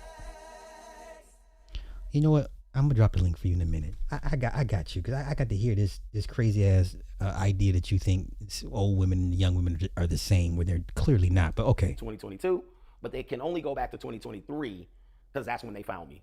So very complicated thing here. Now she's trying to get child support on what she presumes is a very high 5-figure a month income, and she throws a number out there of what she assumes that I make. But again, I'm self-employed. There's no record of what I exactly make. I couldn't even tell you what I make. However, she puts her income very low. So she's trying to get arrears. So you're self-employed, that's a 1099, right? So why wouldn't they request your 1099s? Because you do you report your taxes, yeah? All they had to do is like, okay, bring your tax records and we'll see what you reported your income as. This is not hard to do. But once again, if you were aware of CGA a couple years ago, he was hiding the YouTube money. A year and a half back. Possibly she's trying to get 2 years of arrears in child support by preventing the move and then filing no visitation, no custody on both kids. This is how sick people are. They're sick. But I digress. So I hired an attorney. I hired a firm, and they put a dumb, dim-witted attorney on the case, first of all. So she's stretching the case out. This attorney was absolutely garbage, all right? Garbage. Wow, so you got the Carmelo Anthony treatment. Okay. So super bossed up alpha CGA, they gave him a bum-ass attorney. So you got the Carmelo treatment. What are the odds? What are the odds? Garbage. Now, she did decent when it was time to do hearings, but for some reason, I felt she was dragging it out. So I had to call the firm and was like, this is ridiculous. Because every time we would go to court, there was a continuation. Now, that wasn't her fault. There were 3 continuations in my case with the custody hearing, but every time the custody hearing had a continuation, the child support hearing would progress. So they would get progressing worse and worse and worse. So then they hired not a forensic accountant. They end up doing a demand for production, which is basically me producing all my receipts, my credit card statements, my tax returns, all bank accounts, all investment accounts, all crypto accounts and everything. So they did 2 to 3 demand for productions in which every time my custody hearing keeps getting continued. So it got continued 3 times in, I would say, 8 months. So I never was getting to the court for custody. I kept getting to the court for child support. Now for that attorney, ended up working against them. Now that helped their pockets because my attorney bill running up. So my retainers being spent and my attorney bills are just running sky high. At the end of my case, I ended up paying $25,000 to $30,000 in attorney's fees for a 16, now 17-year-old son to live with me. Why? Just wait till he turns 18. Just wait till he turns 18. That's what FaceTime is for. But I'm not in that man's shoes. I don't want to disrespect the situation and Monday morning quarterback what he shoulda, coulda, woulda done. But I'm not fighting for no kids. 15, 16, 17, they'll be grown soon. What the fuck? I can wait. I can wait. Now, he's already gone through his sophomore and junior year by the time we're getting the case going, and he would only have his senior year left. So he lost 2 years that he would have been with me, and he's quite pissed about this. So eventually what happened was we eventually get to the custody case, but the child support was based on 96% custody of my son for her, 99% custody for the daughter. That makes a very high child support amount, and the child support amount ended up being, going back arrears-wise, it ended up being $1,500 a month, all right? But that was based on not my income that they assumed. They couldn't figure it out. It was based on the income that I provided. She wanted way more than $1,500 a month. I think she was looking for $6,000 a month, but she ended up getting $1,500 a month. But then they got that $1,500 a month on both kids retroactively. So then I think it ended up being $12,000 to $15,000 that I owed her right away, like immediately. Now, of course, child support allows you to have arrears, but then if they find any bank accounts, they're basically going to take that. They're going to intercept that money. Tax returns, bank accounts, anything, investment accounts, they're going to intercept it. So yes, sir. It's called a lien, garnishments. That's what they're going to do. Yes. Okay. They ended up intercepting it while I was on vacation in Hawaii. And they ended up taking $20,000 out of my account. All right. Crazy story, but that's a whole nother story. But the bottom line is eventually by the time we get to the custody case, she was going to lose. So they ended up hiring a child custody investigator. This is basically a social worker that will interview all family members and then determine where the child should go in a high conflict case. So we all get interviewed by a child custody investigator. This is different than a guardian ad litem. It's not an attorney, it's a social worker. So a social worker interviews all family members and they determine. And she gives a recommendation to the judge, and it's like a guardian ad litem, sir. Kind of, they go out, they make a recommendation to the judge, and the judge goes off what they say. What's the best course of action? And we went through the interview process, and then they came up with some like 20-page paper, basically culminating our entire divorce. Unfortunately, it did not work out for the baby mama terrorist. She loses because when I got the custody agreement, my lawyer was a day behind. I got it in the mail. When I got the child custody investigator's report, I turned to the back page and it says my son gets to move with the father. So I win. But also I lose $50,000. Okay, so the whole fight, the second time from 2022 to 2024 cost me $50,000. And that's just okay, so basically he went through all that to get his son 1 year extra. So instead of waiting until he turned 18, you spent all that money and time to only get him 1 year extra early. Now some would say, well, Sly, to him is worth it. Okay. But let's continue. just $50,000 in child support that she was able to get. Also, $25,000 to the attorney. Then you even have to count that there was some future child support up until my daughter turned 18 and graduated, which eventually, by the end of the case, my daughter was 18. Okay, so by the time we're fighting this out, she turns 18. Then she graduates within California. Once you graduate and you're 18, you're off child support. So she was only on child support for 3 extra months. My son then comes off of child support as well because I'm the primary father. You see, this is what it is fighting for your kids. This is what it looks like. This might be an extreme case, but now you would think him going through all that, he would be, white women would be like sunlight to him. You know, he's a vampire. The sunlight, and you get the smoking and skin peeling. You would think him going through all this with a white woman, he would be like, I'm good. No, thank you. I'm good. No. Now you want the younger version of said woman you dealt with. Okay, hey man. I know people that have had extremer cases, and I also know men that know their case is going to look like this, so they don't fight at all.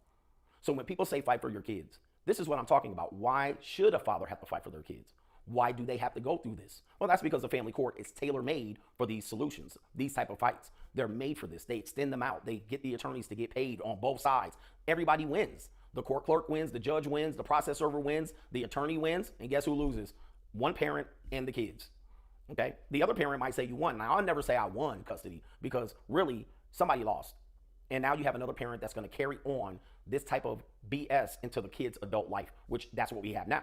Now, this affected my daughter's high school graduation because this conflict had just been resolved the same week my daughter was graduating from high school. All right, so there was a lot of conflict there. Also, it will continue on to college because now who's going to pay for college? That was money that I was saving for my kids to go to college. You'll find a way. You're going to pay for her college. Just cut the bullshit. Stop. You're a dad. That's what you're going to do. So we can stop all that melodramatic stuff right there. College. Child support ends up intercepting it. My baby mama Tara says there's money there. I want it. See, baby mama, sir, that's your ex-wife. Come on. Okay. And I have full custody. In order to do that, she has to restrict access to the kids from me. Now, last point, somebody might say, you could just take the kids. Well, if I would have just taken my son with me, I would have had the ATF, the DEA, the CIA, the FBI, Amber Alert, everybody else, because she knows who I am and I am an internet personality. That would have been a disaster. I would have been on the news. And I would have risked going to jail because those kids belong to the state. Although we are the parentage, we're the parents, the state has that kid. So I can't legally take a kid from one state to the other. Now you can if you know she's not going to fight. Unfortunately, I knew she was going to fight. So there's no point in taking a kid like that because she was immediately going to go to the authorities and it would have been arrest time for me because she certainly would have escalated it like that and then went for embarrassment because I already know how she is. I mean, just look at what we ended up with. Now on her side, she loses, she's disgruntled, and now she, feels like that, she lost her kids. And unfortunately for women, they think they own the kids. They don't. They don't own the kids, but they think they own the kids. And so they do these to the father and then make you fight. And then you spend all your resources. So again, my case is extreme, but believe it or not, most cases would be extreme because most fathers don't fight because they know that this is what's going to happen. Now, most people don't have $50,000 and $20,000 to give her in child support on a BS child support case. It was a BS case because had it been 50-50 or had my daughter moved with her and my son moved with me, there wouldn't have been no child support. I got a migraine listening to all my daughter this. would have aged out and that would have been a wrap. Okay. Now, I would have paid her to stop messing with my kids more than she actually got in child support. But that's another story. But that's what happens when you act a monkey. You would have got way more from me with a little bit of honey instead of vinegar. And that's why you have to fight. So anyway, that is my story. Now, this is why he is the way he is. This man is unhealed. Literally, this case is 3 years old. Just barely resolved. You understand? So it's crazy because, let me see, this was a year ago. So that means his kids and me and me roughly the same age. That's crazy. That's crazy. Wow. But yeah, that's my thesis on why he's so hell bent on young women. It's a control power issue that he has, and older women remind him of the time he had no power, no leverage.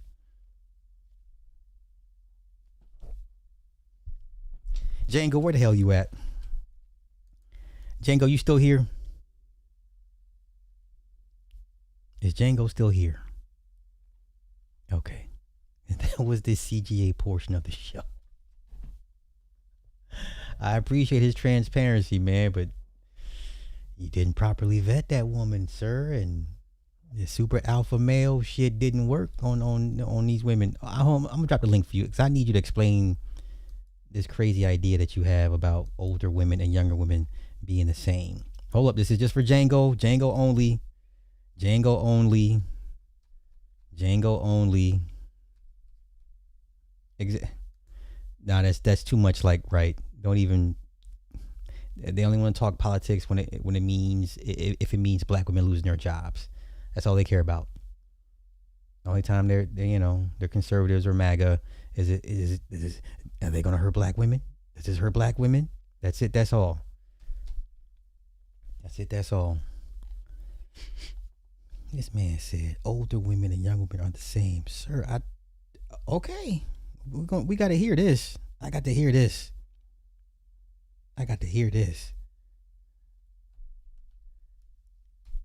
Hey, and there's nothing wrong with him being your guy. Hey, like I said, if you get some out of his content, that's great. But this man is not healed. That man is not healed. That man is not healed, sir. You're in your 50s and you purposely hunt 20-year-old women. No, society will never be okay with that. I'm sorry. Matter of fact, how old is CGA?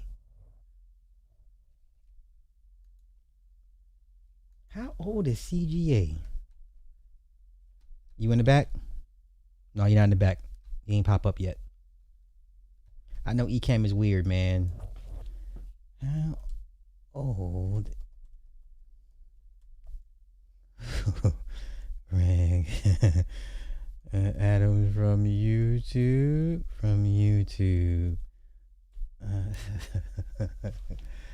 Are we the same age? No way. Yeah, it says we're the same age. Podcast host. We're the same age. What? Who's all of you use your channel to chase? Ma'am, you I don't know. You got the wrong channel, ma'am. Yeah, you got the wrong channel. So he's 50. Yeah, this is him. He's 50. Okay. So this man likes to hunt 20-year-olds. Okay, that's not going to end well, man. It's not going to end well.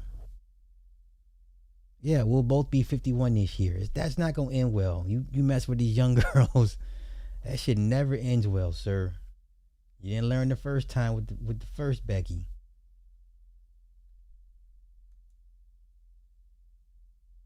Okay, so let's go here. He's 49 here. 49 here.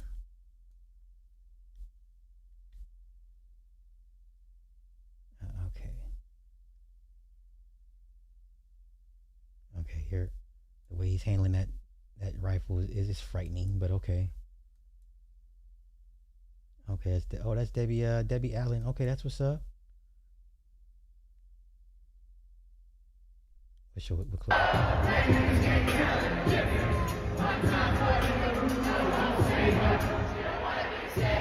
Sorry, you're at a Drake concert.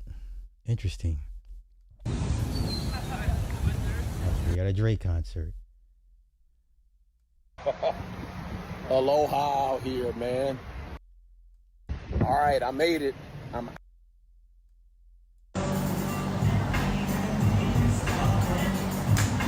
Okay.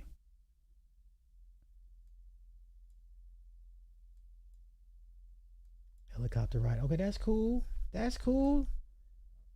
But once again, if young women is your proclivity, that's not gonna end well, man. I'm sorry. That shit not gonna end well, man. That shit not gonna end well for you. One of the things that they'll say. See. It says it's ringing. I don't see anything, bruh.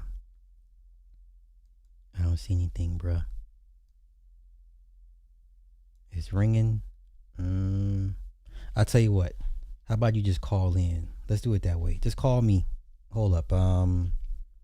Yeah, let's do it that way, man. Cause Ecamm it'd be funny style sometimes. So let me do this. Let me just have you call in. Y'all are exposed to women that believe these illusions. Ma'am, listen, I'm trying to be respectful. I don't know who you got the wrong channel. Okay? Now, nobody touch her. Nobody, I'll deal with her. Ma'am, you got the wrong channel, okay? Trust and believe. Hold on, let me drop the number for you. What number is this? Is this text now? Okay.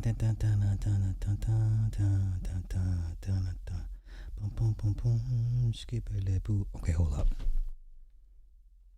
All right, let me get a text now number. Hold up. This is for Django. Django's going to educate us on how old women, old cougars and young sprites are the same. Hey, CJ going to be another Shannon Sharp. He keep fucking around. And ain't nobody going to feel sorry for him. Okay, where the hell is text now? Communication.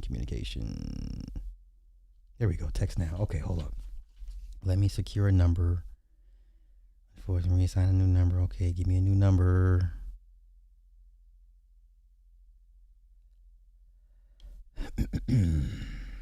Yes, give me a number.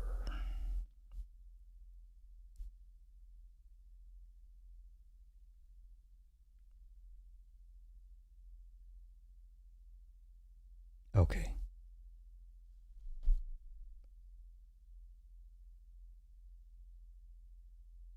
So what number? So what do I got? All right. Here, wait. Let me turn on my Bluetooth. Hold up, y'all. Hold up. That's wireless Bluetooth, dude.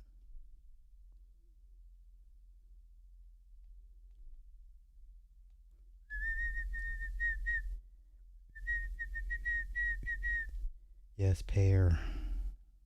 Okay. All right, here's a number. This is for Django. 407 54 66. All right, sir. All right, have at it.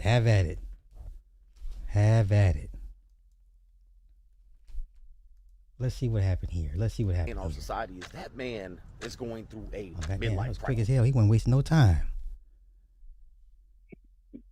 What's happening? Hey, you hear me? Yes, sir. All right. So I wasn't trying to say they're the same, but I'm saying that in this context, the similarity, I mean, first of all, age is not like the distinguishing factor in this particular context that he's talking about. I agree with you. He probably does sound like somebody who is scarred. I wouldn't say he's like scarred from an older woman in the age of like older women in general. I think he's scarred from his experience with the American court system.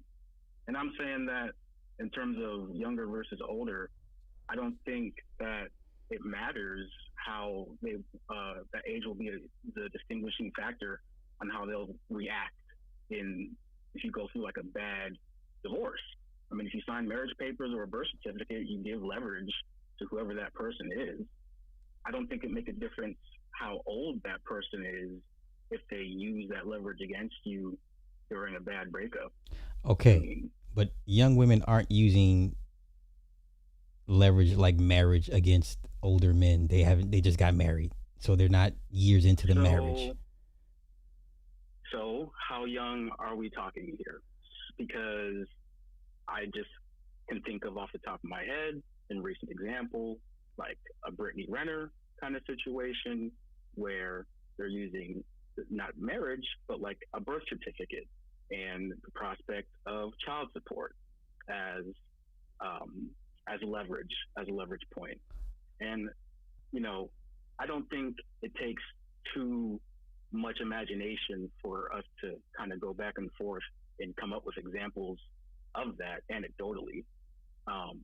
But I'm just saying that I disagree that a younger woman isn't as likely to use a birth certificate or a marriage certificate as leverage if you piss her off, you know. Well, that's all women for one, but and 9 times out of 10, if you have a kid with a woman which was my point.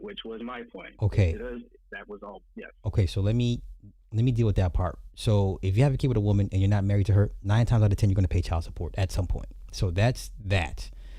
My thing, what made me scratch my head about him is like, okay, how do you go from MILFs to 20-year-olds? That's a pretty big jump, unless you have a track record of dealing with such. And I'm like, for him to go from one extreme, because these are extremes, from one extreme to the other, I said, okay, it sounds like to me, his experience through the court system was because of a woman his age, and a woman his age reminded him he was powerless. So now the next best course of action is to go get with women that have no power. Well, if like a younger woman did the same thing to him, would you be saying this? Like, We're not dealing hypotheticals. We're dealing with a woman.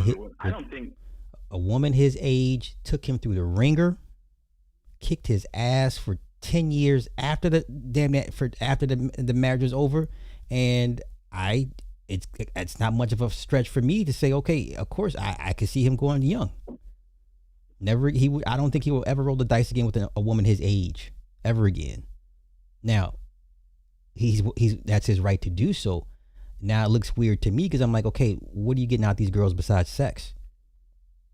Because you're not trying to have a relationship with them. You're not gonna. Are you trying to have some more kids? Are you trying to be like Tony Randall and Robert De Niro? I don't think so. So now it's just a sex thing for you.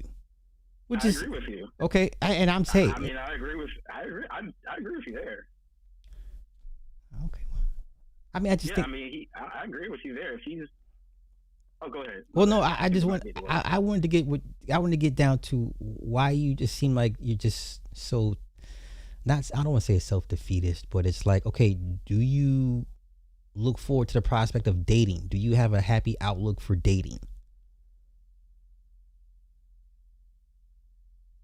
Yeah, man. I mean, I think that we're more I don't want you to misunderstand the point that I was trying to make. I think we agreed probably on the most important thing that I was saying, which was that age is not the important part as far as the way that they'll react in the court system if they're in that particular situation, if it's a marriage or whatever. Okay. Okay. But if you're saying that I sound defeatist in my outlook on a relationship because of that, I don't think. I mean, I think I don't agree with that. I didn't want to put that on you. No. I have a pretty healthy outlook on. You have a pretty healthy outlook on relationships. Okay, cool. And I wouldn't say that just because you acknowledge that, women are, hell hath no fury like a woman scorned. Right. I think that acknowledging that doesn't mean that you have a negative outlook on relationships or women. Okay. Or that you wouldn't want to have a relationship with. I don't agree with that. Okay. Okay. I think there's a way to acknowledge and maneuver human nature, in institutions and still enjoy and be a healthy person, and have healthy human relationships. For sure. I agree. I didn't want to put that on you like that. That's why. I appreciate the clarification. For sure. And I don't want to take too much of your time either. I don't want to make it sound like I'm being confrontational or nothing. No, you're good, man. You're good. No, I appreciate you. And I appreciate you calling up and clarifying. Because, like I said, I don't like to put that on nobody. Like, man, it's all doom and gloom. Like, I don't think it's all. I mean, it's bad. I'm not gonna sit here and lie to you. It's bad, but there's more than a few, gems out here. I mean, I'm sure we've all had one that we've let go or fumbled, whatever the case may be. So, but no, I appreciate you coming up and clarifying, because I didn't want to, I'm not here trying to put people in boxes like that, or, what I'm saying, because I don't even know you like that. So that would be unfair to you. But I listen, whatever you get from CJ is great, but that man's not healed, man. So I'm gonna leave it at that. Hey man, it's just all content strategy and entertainment, man. I don't take none of this shit seriously. For sure. This shit at work, bro. Yeah. I got a life outside this internet shit. Right. I'll let you get back to it, man. Great show, and I'm gonna be back in the chat, man. I appreciate you, brother. Thank you. Appreciate it. Yep. Yeah. Shout out to Django. Yeah, I should do this more often. I should take calls more often. I should. All right, let's move on. Let me see what happened here. So now see, I'm not the only one jumping on Greg's head. So everyone kind of sees what I've been seeing. So let's go. Let's see what O'Shea has to say. Crisis. On April 2nd, 2026, YouTuber Tony Gaskins made a pretty interesting video called Coach Greg Adams, Leader of Losers. To be honest, Tony Gaskins is kind of like a Derek Jackson type of guy. Not all the way. He's married. He says some questionable stuff that a lot of men don't like. But for the sake of this video, wait. Where that woman at? Where's she at? Okay, wait. She says something about me. I don't know. I've heard you talk about. Okay, Ann. What's your point? Yes. Every blue moon, I go hunting. Everybody knows this. So I'm not understanding what your aim is here. If you don't like what I'm saying, you don't have to watch or listen. Like, I don't want you to subject yourself to something you don't agree with or just irritate your soul. But let's continue. To what he has to say about Coach Greg Adams. It's one thing to be a teenager and to be young, to be ignorant and to be dumb, than to be a old fool. Now, Tony Gaskins might not be my cup of tea, but we gotta go and look at Coach Greg Adams TV on Instagram. Now, to be fair, when I first knew about Coach Greg Adams, he was more or less into like the MGTOW movement and more or less associated with the quote unquote white manosphere up until they kicked his ass up out of there. But if you look at the Instagram, I mean, hey, it's actually popping. It's good to know he put some effort into someplace because he damn sure don't do it on his YouTube channel. But if you look at it, here is Coach Greg Adams, a middle-aged guy. He's having the time of his life. In all of this, if you look at some of the captions here, I ain't gonna lie, this looks cringy as hell. Look at this. Your average 50-year-old divorcee. This looks super cringe. Look at this one here. Your average 50-year-old divorcee who didn't peak in high school. This looks super cringe. What page is this? Hold up. Man, this is the shit y'all. This looks super cringe. Nah, come on, y'all. The Instagram. Coach Greg Adams TV. We're there now, buddy. We're there now, buddy. Let's go see for ourselves. Right? Okay. Let's go in. Coach Greg Adams. This shit look. This shit looks. This looks suspect as fuck. Oh no. Oh no, Lord. What is this? Your average 50-year-old divorcee who decided to never remarry. Seriously? This is old man trick energy. Oh no, y'all got to do better than this.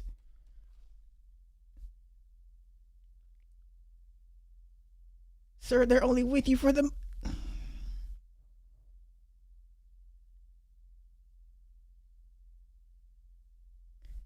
This is... How much overcompensating is this man doing since his marriage? The pendulum always swings opposite ways, right? So for 9 years in your marriage, you were the dutiful, stand up, do everything right by the book type of husband. It didn't work out. Now all of a sudden, you let your titties out. You're the housewife that's been a housewife for 30 years, and the husband is no longer here, and all of a sudden, she's dating YNs and doing all that. This is weird. This ain't it, y'all. This ain't it. Oh, this is not it. Y'all, this is not it. This is not hate. But this man is definitely out here chasing a high. I keep trying to tell y'all, that old woman put a beating on his ass, and he can't go back to women his age.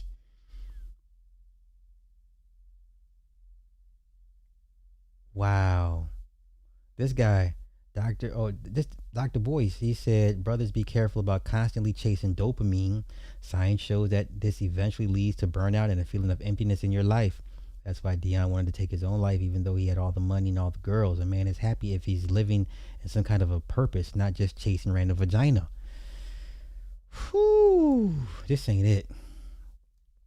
This ain't it. This is what kids do. Ah, come on, man.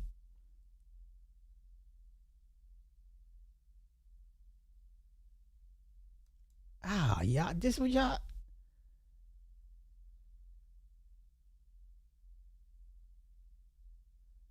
Bruh, come on, this ain't it. This is a clear lack. This is clearly overcompensating. Clearly. Clearly.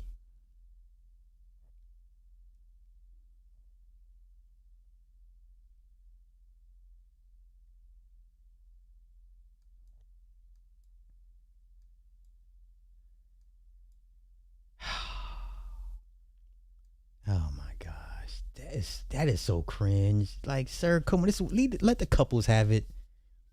Let these 20-year-olds have it, sir. You are not the. Oh my God! Wait, let's see what else they got. Let's see how much more cringe shit. This is super cringe. Coach, you are a weirdo. I'm sorry. Coach Greg Adams is the old man. Is the old weirdo man.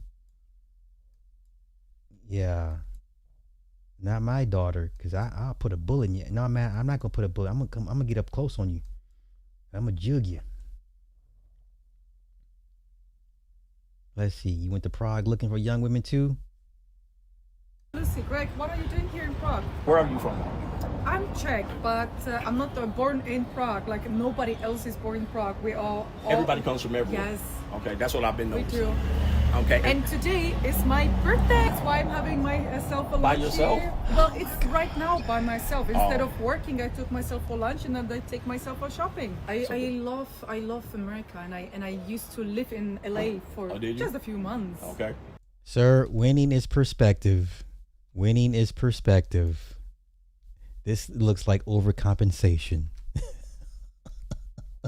But I wish to move there. So what are you doing here? So I'm doing here. This is my group. All right, I stream every day. I'm a live streamer. Now, could you imagine telling a grown-ass woman, yeah, baby, I'm a live streamer? What is that supposed to do? Can you imagine me as I'll be 51 in, oh my God, next month. Oh my gosh, it just hit me. Can you imagine me at my big old age telling a woman, yeah, I'm a live streamer? You kidding me? Are you kidding me right now? Lord have mercy. Lord have mercy. Social media, internet superstar. They call me the King of Kings. I'm a champagne superstar. What's a champagne superstar? Well, I'm a champagne ambassador. Oh, you're a setter. Ambassador. Ambassador. Oh, this is that's what we say. That's what we say always in the the United tricky States. part. She's famous. And you're famous. And I'm famous. So we're two famous people sitting here that bumped into each other. What a coincidence. What a coincidence. Can't get any better than that. Y'all got to be kidding me, man. Oh my God.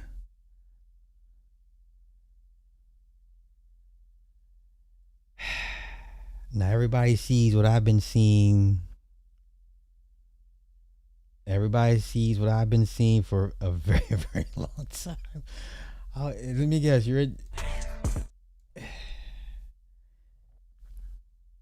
she took 2 trains to meet me in Amsterdam.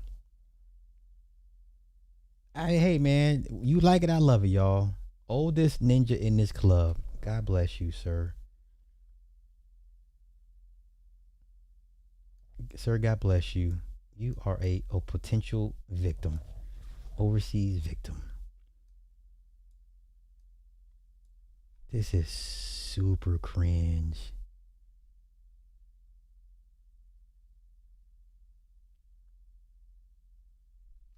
Look at this. On a healing journey in Panama. Sir, you're a passport bro at this point.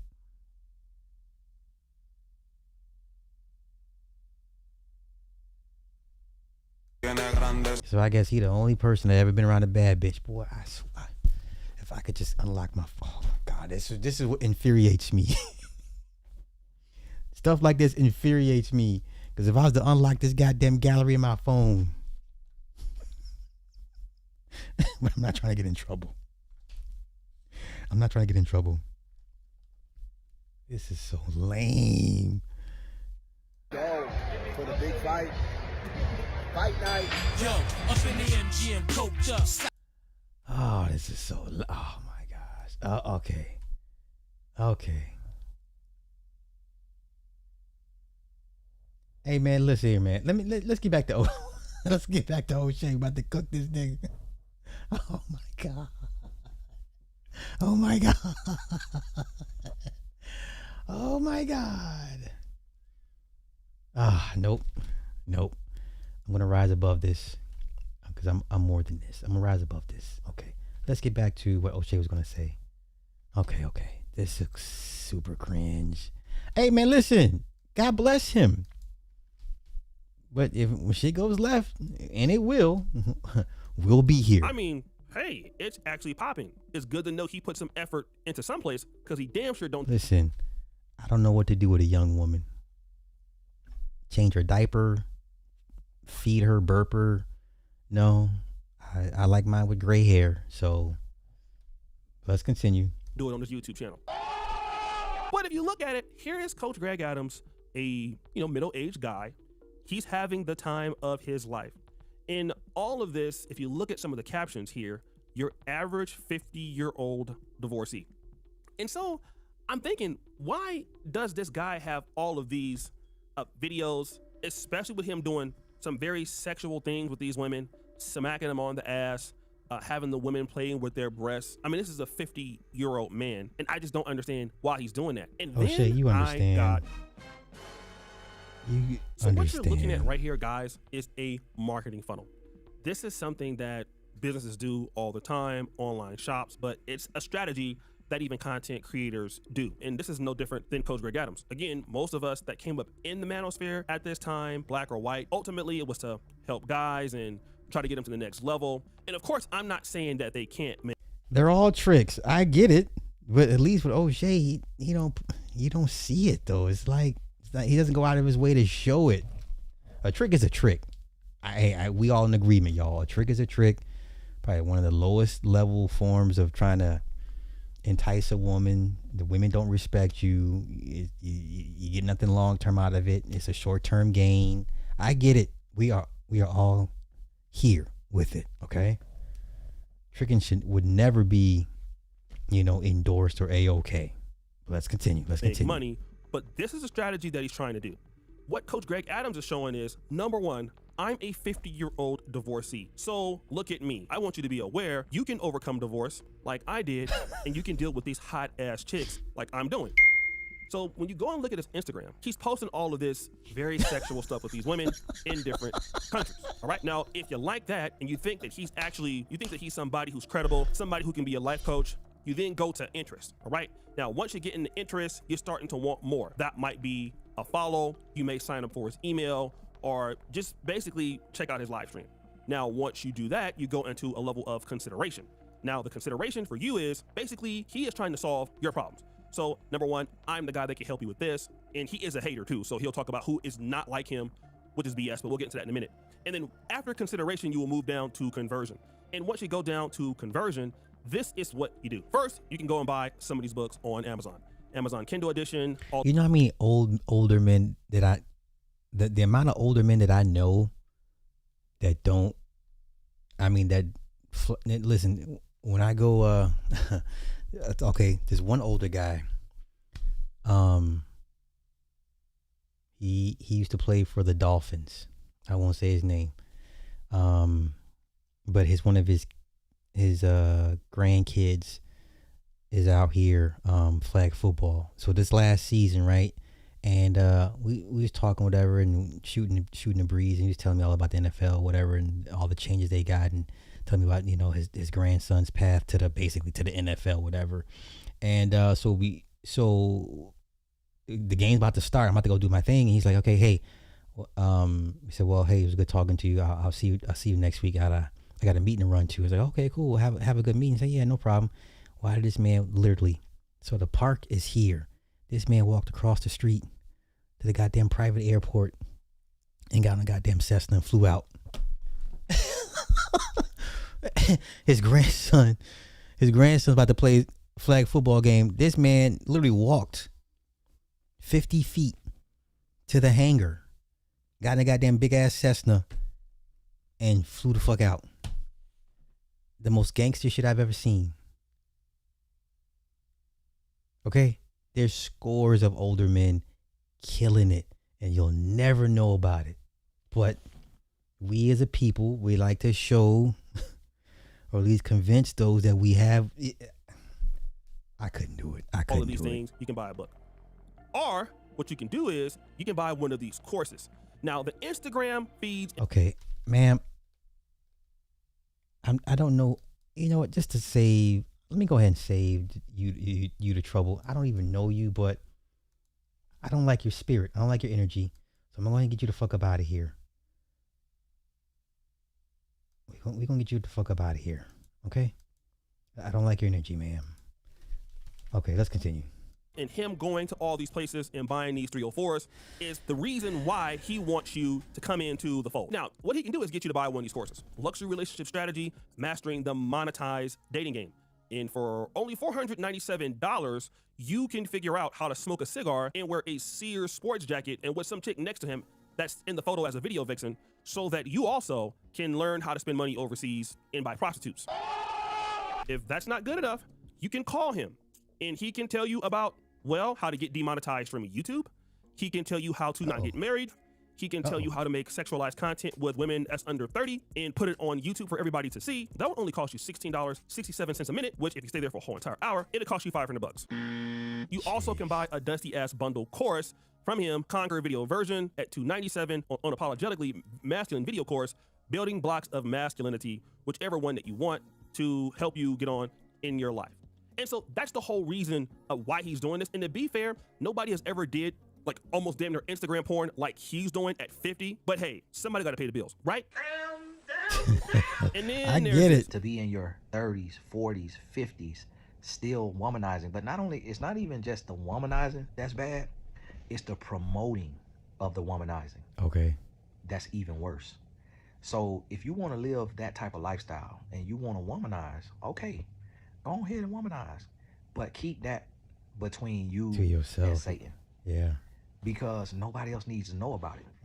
And the thing what's crazy to me is men coaching men on how to be a degenerate. So Mr. Gaskins again accuses Coach Greg Adams of basically telling men to avoid marriage, accountability, and then, you know, being very toxic, and especially like this whole idea of showing these guys that he has receipts with these women.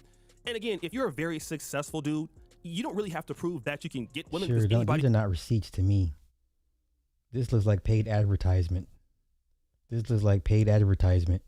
You can go and buy these chicks overseas or anybody else and then flaunt like they are actually pulling these women. None of these women are special enough to the point where, you know, you couldn't feel like you couldn't get none of them. They're actually not. But this is what he's doing. He's trying to sell people into womanizing and tricking off, which is okay because I don't have a problem with tricking, but really what he's trying to show you is he can help you in this game when it doesn't cost any money to trick off. Literally, guys have been doing it all the time. And this is a brand, especially when a guy, in my honest opinion, is having a freaking midlife crisis in his 50s. And that brings me to my next thing. In fact, a person like MTR, which I've always had a sense. Okay, so him and MTR have been going at it back and forth. Coach Greg has been on a rant. I felt he was jealous of Myron. He went at Myron for whatever reasons. I feel that he's jealous of MTR. Now he's going back and forth with MTR. Like, these guys are everything you're not. They're half your age. Clearly, physically, more dominating, more imposing than you. They're lighter skinned. It's safer to say they're bigger content creators, much bigger, much more you know, much more national, international, you know, awareness. No one's watching CGA like that, y'all. CGA is not a household name. I would argue that Myron is on the verge of becoming a household name. MTR, no, but Myron for sure. But okay, come on. Of him not giving my just due, all right, for a long time. In fact, I've always believed that it would be odd that I would cover a certain topic on my show, and then later that moment or later that afternoon, even before my live stream was off, a segment of my show would be featured on his main topic. Being an insecure little biatch. You see, Coach Greg Adams spends a lot of time on his YouTube channel on a live stream, which is demonetized, by the way, and he's the reason why it's demonetized, thinking that somebody wants to copy him or somebody is stealing from him. Let me just be clear when I say this. Coach Greg Adams has always been a subpar content creator. He's never been considered as a great content creator. I mean, he doesn't have good sound. He doesn't have good editing. And basically, he just presses some little button on a roadcaster all day. He talks about things for like 4 to 5 hours. So there's nobody. Okay, he's a live streamer, O'Shea. He doesn't make videos. He's a live streamer more than anything than not. He's not a high production video content creator like you. I mean, I get it, but come on, man. Now, I mean, just keep it objective. Everybody has these personal beefs and personal investments. Like, I hope he beats him. I hope he beats him. Like, come on, man. Who wants to recreate that and have some level of success. I mean, he's already been demonetized, so he can't make any money off of it. So nobody else can make any money off of that. Nobody says that, you know what, Coach Greg Adams in the manosphere space or in the black YouTube space or in any space is a awesome content creator, because he is not that. He's never been that. He might have some good advice here and there, and yeah, he can have some good topics here and there, but a clock is wrong twice a day. He is very insecure. He's feminine. And when you see Coach Greg Adams crashing out at 50, really having a menstruation cycle all over the live stream. I mean, you mean a menstrual cycle? But I hear you. I'm in agreement with O'Shea. It's just kind of funny coming from O'Shea, but I'm in agreement nonetheless. Come on. Like crying and just, you know, being out of control. He looks like an old grandmother, just with testosterone. And the younger guys see this. They see a guy who's supposed to be all about masculinity crying like a little girl. And this looks bad for a man who wants to lead men but has no accountability, crying worse than a female, and then hating on everybody who does more than him. Because the last 7 years, he's never upgraded his setup. He's never done anything to be competitive in his business. It looks like a blind person does his thumbnails. I mean, all of these things are his fault, and you can't follow instructions, because that's what happens when you have an IQ lower than 60. Then when the person that you're criticizing actually performs better than you on YouTube, and then when you're a hater, you try to do stuff like this. For people that say, hey, CGA, man, you clout chasing, man. Well, let's just start with this. I checked in on his live stream, MTR. He had 1.6K concurrent viewers. That's an off day. That's an off day for CGA. You realize that? That's an off day. So yeah, but MTR is not a live streamer like that. He makes highly stylized, produced video content. So it's not the flex he's trying to make it out to be. Same thing would be vice versa. You know, if you're a live stream, if he's a live streamer, like, well, he doesn't get very many live streams, but he's not a live streamer. You know, so it's like, are we moving the goalposts on each other? Some people focus on making video content highly stylized. Others are focused on highly stylized live streams. Okay. Hey, listen, I'll be the first to tell you, I'm not going to put in all this extra effort in these highly stylized videos. It's not that serious to me. It really isn't. But let's continue. Oh, he was trying to compare his live viewers as the ones that MTR does. Now, he was hating on MTR. He was actually in the chat. He saw how many live viewers MTR had. Now, he was saying, oh, I got these many live viewers in my stream. Well, you might have. Elite hate the content. point is, MTR got a lot of people getting super chats in his live stream. And what did you get in yours? That's right, because your dumbass is demonetized.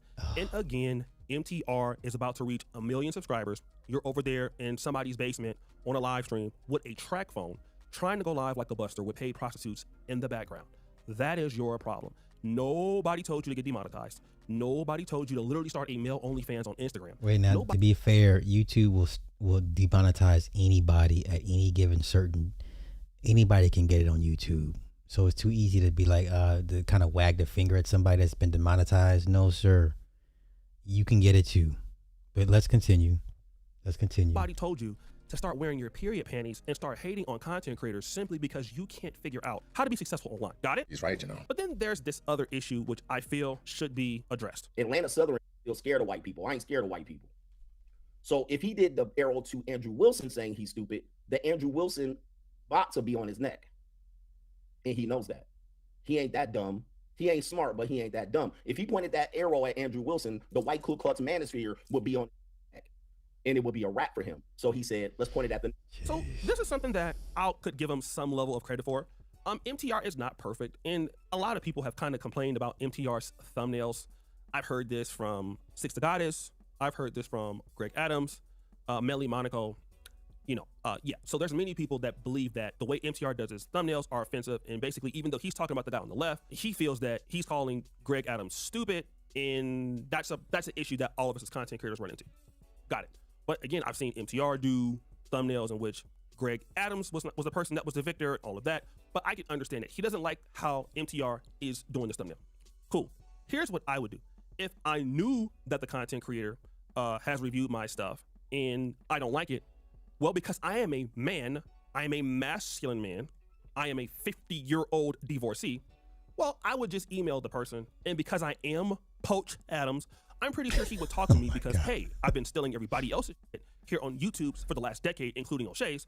So that would give me enough time for him to call me and we can squash the beef, right? Do you see how fractured these spaces are, these niches are? This shit is like, I don't know, gangs in New York.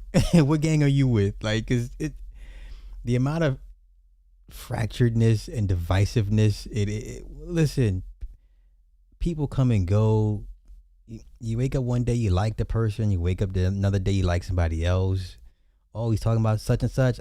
He's my ops too. But then you'd be like, well, let me check out see what his ops is. You know how many times I've seen people from other people's chats, and the creator hates my guts, and I'm like, dude, if you only knew how many of your people. That's why I don't say shit. Though. That's why you can't get mad as a content creator. People are free to go wherever, but somehow it's personal here on YouTube, which is weird to me. I get it because people like build these communities, and it feels like a community, and it feels like family. And for someone to kind of go off the reservation, it's like, oh, that's your traitor. You're leaving a community for somebody else. This shit is buffoonery at its highest. No, wanna know why? That's why I don't trust black people, especially Southern black people, because they do shit like this. Because he can't stand black people, and he thinks that MTR is from Atlanta. He's not. He's from New York. But that just goes to let you know how researched he is. You see, this is the problem with Coach Greg Adams, and that's why I used to call him an Oreo back in 2020. Because see, the thing is, Coach Greg Adams, if you look at his particular Instagram thing, he's really into white women, maybe some mixed women, Asian women. So he's right. He don't like, for the most part, black people. Well, we did see one particularly light-skinned black woman, but I would think he's a colorist. Yeah, Coach Greg Adams is a colorist. Yeah, I think that's safe to say. Yeah, we're in agreement. We're in agreement. But the problem is this. Extremely white people fickle. don't like his ass either. And do you want to know why? Do you think any white men want to be associated with, a guy like this coming into their community, prostituting their women out like he's doing here? No. No, this is one of the reasons why. No, he's supposed to be married again. He's supposed to be remarried, sir. He's supposed to be remarried at your big old age. You learn your lessons. Yeah, it's okay to marry somebody a bit younger because you may want to have another family. You understand? That's why I said outside of sex, what is he getting out of these young women? It's just sex for him. So you're a predator in that regard. In that regards, you have no desire to build with these young women, to get them to a certain point of life, inject wisdom and clarity into them. No. You just want to use their bodies. That and they allow you to do that. That's fine. But that shit comes with something at some point. But come on. This nigga said Coach Luke Cage. I cannot unhear it now. I can't unhear it. I cannot unhear it. He was kicked out of the white manosphere. This is the reason why he's no longer cool with Fresh and Fit. Rollo Tomasi doesn't like him. So you wanted to be around these white people, and they got you out of there. So the whites don't like you. The blacks don't like you for the most part. You don't have no value anywhere because people just don't like busters. And I know that you're mad, and it's not my fault, but you are a degenerate. You do degenerative stuff, and you said you don't like N-word stuff. Well, look at... Now, who the hell is wearing shirts like this? Knockout, where you at? Is Knockout still here? Who the hell is wearing shirts like this? I ain't, listen, do you understand? I've only seen Jamaican people wear these type of shirts. I ain't never seen no black American man wear these type of these outfits. Who is dressing CGA? Who the hell's wearing? Okay, gay man. Okay. Of the who? Bro, I don't know what you're talking about. But let's continue. You look at your Instagram and you tell me, is this what an N-word does? Okay? This is not what somebody who's successful, like, look at this video. Like, look at these videos. This is not something a white person wants to be associated with, or even black people, because this is degenerative trick behavior that needs to be under wraps. But you want so much attention. Like, look at this. 2 girls in Prague want pictures with a 50-year-old man. And he actually believes that this is receipts. These are not receipts, guys. No. This is for you to believe that is real. So you can pay him money to go out here and buy a BS course so you can go out here and also trick. And again, I know that Coach Greg Adams is having a midlife crisis, bro. And I'm here to tell you, I'm here for you, man. I hope God is with you, bro. I know times is hard. I know it's hard acting like a mark and acting like a buster, like you've been behaving, twerking everywhere, all in the comments section. Damn, O'Shea, where all this coming from? God damn. God damn, O'Shea. Okay, but thank you. We're in agreement. We're pretty much in agreement. We are pretty much in agreement. Let me see the link. Let me see the link. What link is this? Let me see. Oh, okay. Here y'all go. There you go. Okay, that's what's up.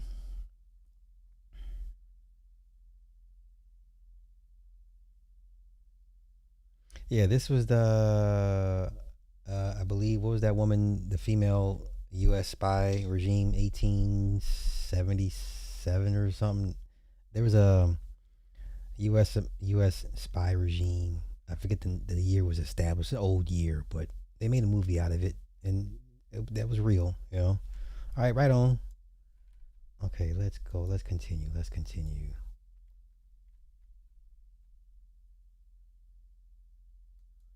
Wait, who? And what are you talking about? Who hates their own? I'm not understanding. You saw shirts like that? I've never seen them shirts. I don't want to see them shirts in person. If I do, I'm in the wrong place.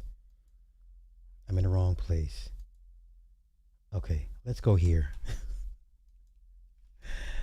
Oh my goodness, let's go here. There's a new twist tonight in the turkey leg hut saga after the former owner has now admitted guilt in orchestrating the plot to blow up a rival business. Lynn Price pleaded guilty in federal court today and now faces decades in prison. KPRC2's Bryce Newberry has followed this case since the arrest. He's live in the newsroom with the latest information here. Bryce. Yeah, Lisa, this guilty plea means there will not be a trial for Lynn Price, the ex-owner of the turkey leg hut, who today admitted to the judge he directed a crew to blow up Bar 5015, and they called him minutes later to report mission accomplished. Wow. Nearly 6 years to the day since an explosion rocked the museum district, nearly leveling Bar 5015, ex-turkey leg hut owner Lynn Price admitted to masterminding the whole plot. He changed his plea from not guilty to guilty. In federal court Thursday, Price, who once owned the famed Houston restaurant, pleading guilty. I don't think y'all understand. He fought this case for 6 years. To one count of conspiracy to commit arson, telling the judge he directed a crew to set fire to rival business Bar 5015. Surveillance video capturing them dousing the bar patio in gas. And 3 minutes after the flames first ignited, they called him to report the arson complete. Federal investigators say Price then paid the crew some $1,400, but that, Price said, didn't happen. You heard what our client said in court, and I'm going to let that speak for itself. The explosion stemmed from a dispute, federal investigators say, when the Bar 5015 owner didn't let Price buy into the business, and Price got upset over them using the same crawfish supplier. The plea agreement comes just over a year after Price got arrested, and after 2 of the people involved in the plot already pled guilty. Did 2 others taking a plea agreement before this lead somewhat to this? Again, you know, we're not going to... Yes. Walk you through the considerations that went into Mr. Price changing his plea from not guilty to guilty. While the FBI says Price also sold marijuana out of his restaurant and he faced other drug and gun charges, those are now expected to be dismissed. So another defendant in this case is expected to plead guilty in federal court next week. And Price once faced up to life in prison, but because of this plea agreement, he now faces up to 20 years. Tonight, he remains in federal custody and will... Oh, my God. You looking at 20? ...return to court in late September for sentencing. Live in... 20? In the feds? Come on, man. Come on. It ain't never that serious. It ain't never that serious.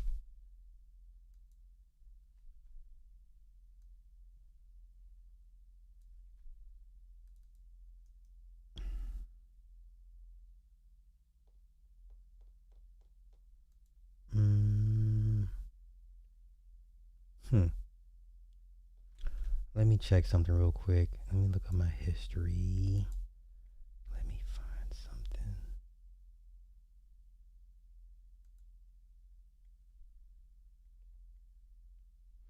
Let's look up. There we go.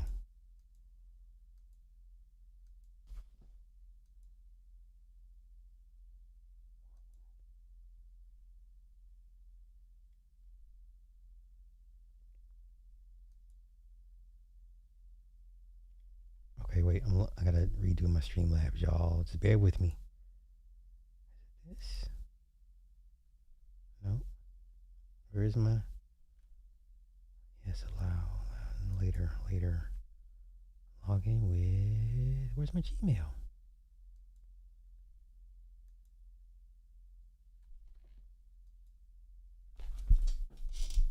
Oh, there we go. Let's do YouTube. Let's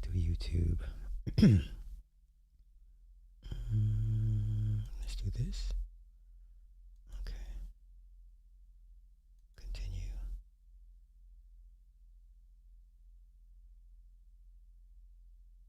Okay. Hold on, I'm looking for some. Here's my chat box. Okay, cool. Copy, yes. Cause man, shit, my comments ain't been popping up on the thing. I'm like, what's going on, son? Okay, paste. No, that was not it. Copy. Now we're gonna paste. Okay. Okay, we should be good to go. Okay, my bad. Real quick, someone else going back to prison again. Mystical, 20 years, y'all. Whew. They passed now 20 years like it's candy. Mystical going away again. 20 years. 20 years. Stop taking the puss from women. If she says no, no means no. No means no.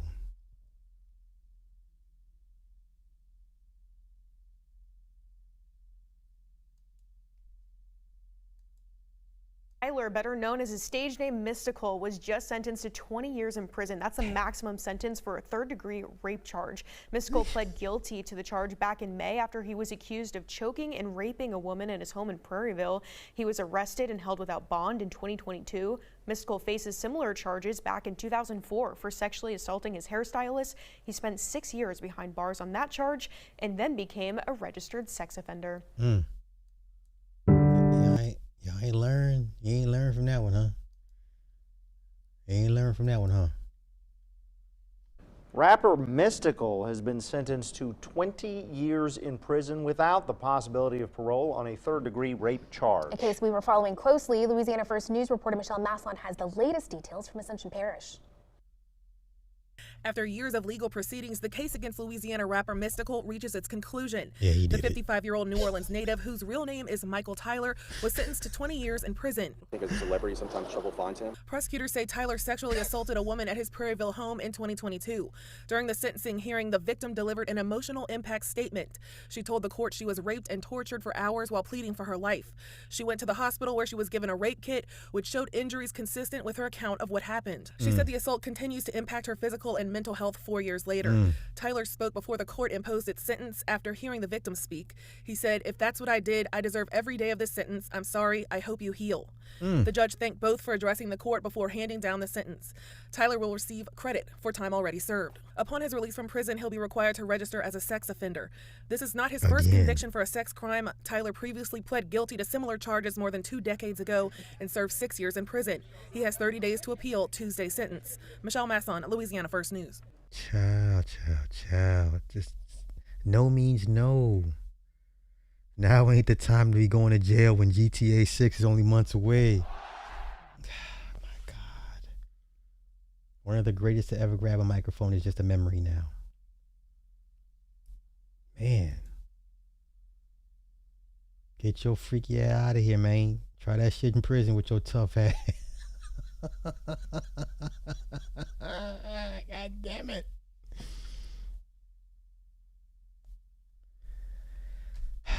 Okay.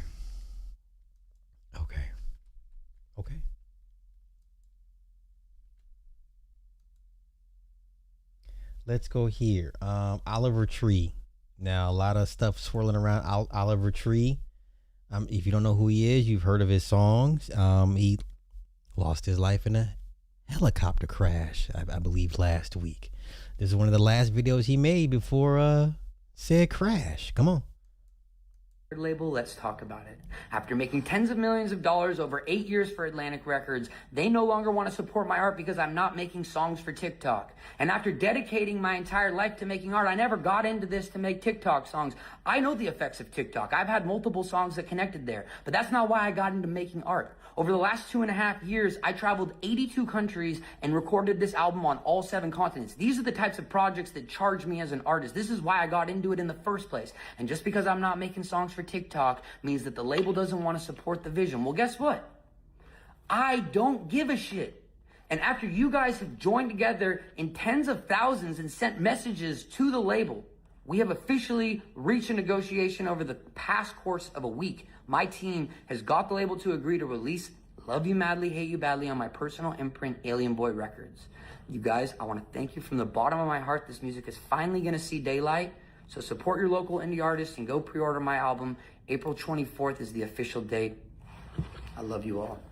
Rest in peace, man. So this guy says, I was threatened with being forcefully OD'd at a party for exposing the things I learned through being behind the scenes in the music industry for years. It's crazy how Otis, Aaliyah, and Oliver are all under Atlantic Records, died from aircraft deaths. Interesting.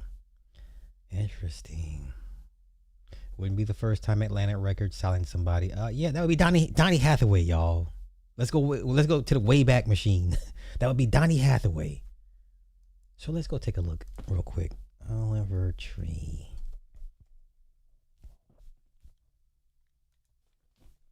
Damn. Holy cow. When 2 aircraft collided over the city's western zone and crashed into a car dealership, triggering a massive fire. Tree was 32 years old, which means he was in his 33rd year of life. Holy fucking cow. You cannot make this up. Okay, let's go here. 2 helicopters collided in midair, killing the music star known as Oliver Tree and 5 others in Brazil. And many of you saw this image, which claimed to be from the footage of the crash, after a few news outlets and several other YouTubers shared it online. However, the truth is that this wasn't from Oliver Tree's helicopter crash. That's good. And even though the investigation has only just begun, I've already discovered a few shocking details that I want to break down and explain to you today. I'm Hoover, and welcome to your pilot debrief. So we're going to get right into this and going back to this image, so that's potentially, taking this video down or something. And more importantly, on this channel, you guys know I typically don't so that wasn't like this, even though we feel like it's important and we're maybe doing the public a service by sharing information. When we share the wrong thing, then it's bad. Each individual helicopter, and I'm going to break that down further in this video and explain why. But on the right-hand side, you see one of the helicopters falling behind a church building or church facility there, and then on the left-hand side, another helicopter in almost a pure vertical fashion going straight down. And I'm not going to play these videos on here because really, first of all, you don't really see much in the video other than the helicopter rapidly going through the frame. And so to me, it indicates just a very catastrophic collision. where, they really had there was nothing they could do, and then they just fell out of the sky. So just an awful, terrible tragedy. Okay, let's go. And there really wasn't much left of the wreckage of that helicopter itself. However, many of you have probably also seen this other image, and this shows the other helicopter that surprisingly was, relatively intact, albeit inverted and crushed upon impact, landing on the cars there. And then on the right-hand side, you see the impact point of that other helicopter. So two separate locations, but to me, you can tell from looking at this that they're really close together. So it wasn't like one was hit and then had the opportunity to travel a ways before it ended up, ultimately crashing into the ground below. That's crazy. Now, one of the things that I am going to share with you later on, let's see here, and in this is this video here. So this video just came out just the other day that I was able to verify and essentially authenticate by looking at some Google Earth imagery to correlate where this shot was taken from. This is a screen grab from it. But what you can see in this is right here are the two dots for what are the helicopters right after the moment of impact. Unfortunately, this video, it's not going to provide us a whole lot of detail, but it does provide us a couple of clues that I think will be helpful as we're talking about this tragedy and what might have led this to happen. But because this camera is so far off, you've got blurry footage, and we're on all the way up leading to the moment of impact. When it comes to these tragedies, this is just take a moment to reflect on the victims, because when we talk about aviation mishaps, if we don't acknowledge the fact that these are real people, then it's easy for friends with and culpable for learning the lessons that we can from this. The main victim that everyone has been talking about in the media is Oliver Tree Nickel. For those of you that aren't familiar with him, he was 32 years old, and he rose to fame back in 2016 as a music artist. And he was best known for songs like Life Goes On and Miss You, which I think is, I don't want to call it ironic, but it's, I think it's reflective of that's really what the situation is we try to make the most of it and learn what we can, and life will go on. And I know a lot of people will miss him as well as the other individuals that were involved in this tragedy. But I'll be honest, in full transparency, I did not particularly know or had heard of Oliver Tree until I talked to my teenagers who had listened to his music and informed me of who he was. And when I listened to some of the songs, I was like, okay, I recognize some of that music. And I know a lot of people thought he was interesting because of his haircut and some of the outfits and style choices he had, but that was part of who he was as a human being, kind of, what he was doing for some of these shows and as a music entertainer. And I think, it's a tragic loss for this situation. He was conducting a world tour at the time that this. Okay, this is sad. It's sad nonetheless. Oh, so that's it. Oof.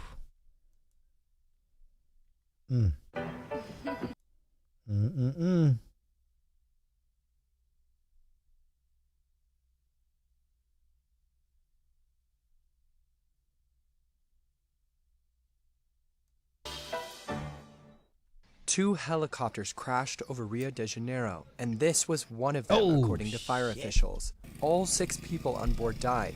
On the passenger list was American singer and comedian Oliver Tree, although the bodies of those killed in the crash have not yet been identified. Officials said an investigation is underway to determine the cause of the collision. Tree had performed in Buenos Aires, Argentina on June 4th, and later posted a video showing him in a Brazilian neighborhood. Argentine streaming channel Blender said content creator Gaspar Prim Diaz, also known as Gaspi, was also in one of the helicopters. Okay, that's terrible. That's terrible. Terrible. Okay, hold up. So my chat box ain't chatting. What the fuck is going on with my chat box? Paste. Okay, save. Okay, let's keep it going. Do we go to David Oyelowo? We go to the. Yeah, let's go ahead and go. Paul, damn it, this is for you, sir. I was gonna leave this shit alone, but nope, because they be doing the most. So let's go to the apology first. Work our way back to what he said initially, okay? Let's do that. Yes? Okay. David Oyelowo has issued a full public apology after facing intense backlash for his remarks he made about black Southern American accents. This man played Bass Reeves This man played Bass Reeves. And he played a red tail. Okay. He said in a statement posted to his official IG. Let's see. He said, I want to apologize unreservedly to all those who were rightly offended by my comments on the 154 Africa podcast regarding Southern accents. It was the wrong thing to say, and it is not how I feel. What you sorry for? Yeah, it's how you feel. I have nothing but deep respect and great love for black people of all kinds, especially those from the American South. The actor's original remarks drew swift condemnation from cultural commentators, linguists, and social media users who argued that he had reduced a rich, resilient linguistic tradition to nothing more than a product of oppression, ignoring the creativity and agency of generations of black Southerners. Yeah, man, my daddy from Mississippi, man, that shit not cool. All I truly care about is lifting my black brothers and sisters. See, here we go, the bullshit. No. From all places, through my work and my words, please forgive my failure to do so in that instance. No, sir. The apology has been met with a mix of acceptance and calls for deeper reflection, with many noting the importance of accurately honoring the complexity of black linguistic heritage. This man played MLK. He played Bass Reeves, all of our fucking heroes. You got to be fucking kidding me, man. Take a look at this man's wife. Guess what color his wife is? Take a wild guess at this man's wife. Yeah. Let's see. Are you surprised? Are you surprised? Are you surprised?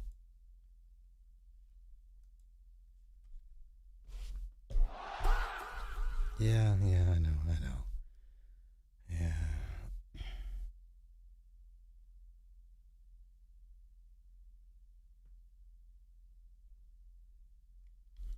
Yeah. Yeah. Okay, let's go and get to what he said, y'all. Let's get to what he said. Nope. This is what he said. Now, if you're not offended, I think you should be, especially if your folks are from the South, or especially if you live from the you're in the South. Okay, come on. Listen to how he just reduces it down to like a seasoning. Godfrey, hey, how are you today? Go and get my cane. Go and get my cane. I remember that. Yeah, Drewski was right. Imagine you have to go and get the cane for yourself. Oh, yeah.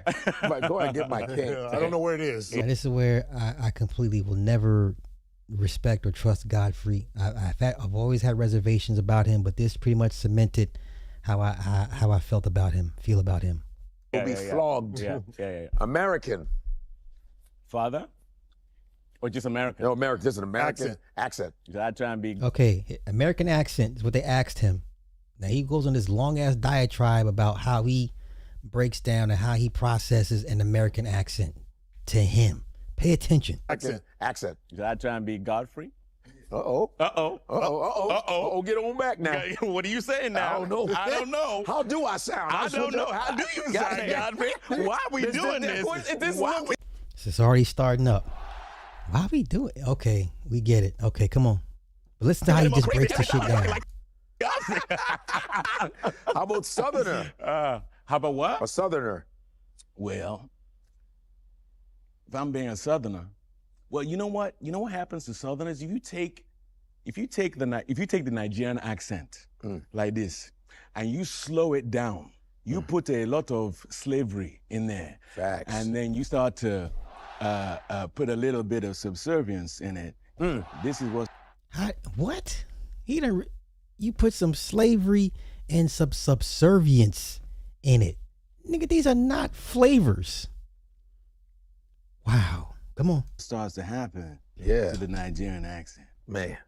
It goes this because literally, if you're down here and you start to speed it up, and then you start to take all the thing out of it, then before you know it, you're talking like this. Now we are free again. Now we are free. We are released. Hey.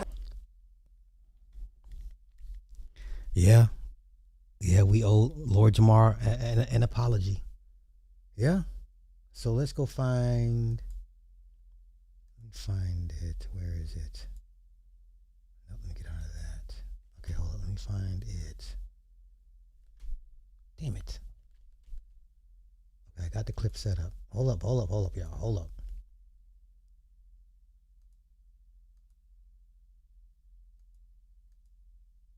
Is it Twitter? Okay. Here we go. This is what I'm looking for. You ready? Okay, let's go. I come to America and I was looking for community. And to be perfectly honest, I met a lot of African American actors who, as I started to gain a bit of success, I could tell they felt threatened by my presence, by what I was being afforded that they felt they should be being afforded. Oh man. And I was terrified because I had just now been afforded the opportunity to play Oprah Winfrey and Forrest Whitaker's son in The Butler. It was a very juicy role. And I stood there, Cuba Gooding's over there, Terrence Howard's over there, like all these actors. And I was just like, oh boy, am I gonna be okay? She saw me in the corner, came up to me and said, hi, I'm Oprah. I was like, yeah, I know. And she said, are you okay? I said, well, I'm a bit nervous about this film. And I told her what I just told you. And she went, I experienced exactly the same thing coming up in journalism. I experienced a lot of pushback from other Black female journalists who were threatened by any kind of success they saw me attaining. And they would say to me, to my face, you're too fat and you're too ugly to be successful in this arena. Who do you think you are? Wow. She was dealing with that. And then she crossed paths with Sidney Poitier and Quincy Jones. And I think it was Sidney Poitier primarily, but Quincy Jones as well, who talked about, and Sidney Poitier primarily, talked about what he had coming from the Bahamas. And you know, again, actors being threatened by any kind of success he was being afforded, and how you just got to plow through that and do your thing. And so she was mentored and protected and advised by him, and she could see I was dealing with the same thing. And she has remained true to that from that day on. That is my go-to for advice. That is my go-to for... And Yeah, it's amazing. Yeah. Just something, this just clicked in me. Yeah. You've done the same thing. Because I've tried to. You more than tried to, because after we first met, you invited me to your home. Right. And you brought together a collection of just all of us hanging out, all the different actors. You know, it was just a community of Black actors and entertainers from different fields and walks of life. And we're just breaking bread. We had prayers in the house, and we had a moment just to kind of talk about whatever we wanted to talk about. And it was such a powerful moment because there's no ego. There was no, I mean, we're talking about notable names within the industry. Listen, just like we do with them over there, we're just here to observe and report. Come on. And I'm having this full circle moment, that moment when Oprah approached you, you've now passed that same gift on to others, like bringing people together. So there isn't that, because now from that very moment that you invited us all, I now see some of the same brothers, and when I see them, oh yeah, what's up, what's up? And it was from your house that started, where it's connected, where we can, you know, have access and community, because sometimes we're so separate. We see each other from afar, but we don't know how to come within, and how, unless we cross paths, or sometimes we're all competing in our different ways. And what you did that night, that day, was so powerful. And I now kind of feel like I understand where some of that comes from. Well, we started this conversation talking about Yoruba and Igbo and that fissure, that conflict. Okay, I'm gonna speed up to where he gets to. Is anything more about Black American actors? No. Look at this. The fact that you two never give pushback to anyone on anything makes it look like you just agreed to general anti-Blackness. It's hard to hold an imaginary line when everything in this country is constantly up for sale. Okay.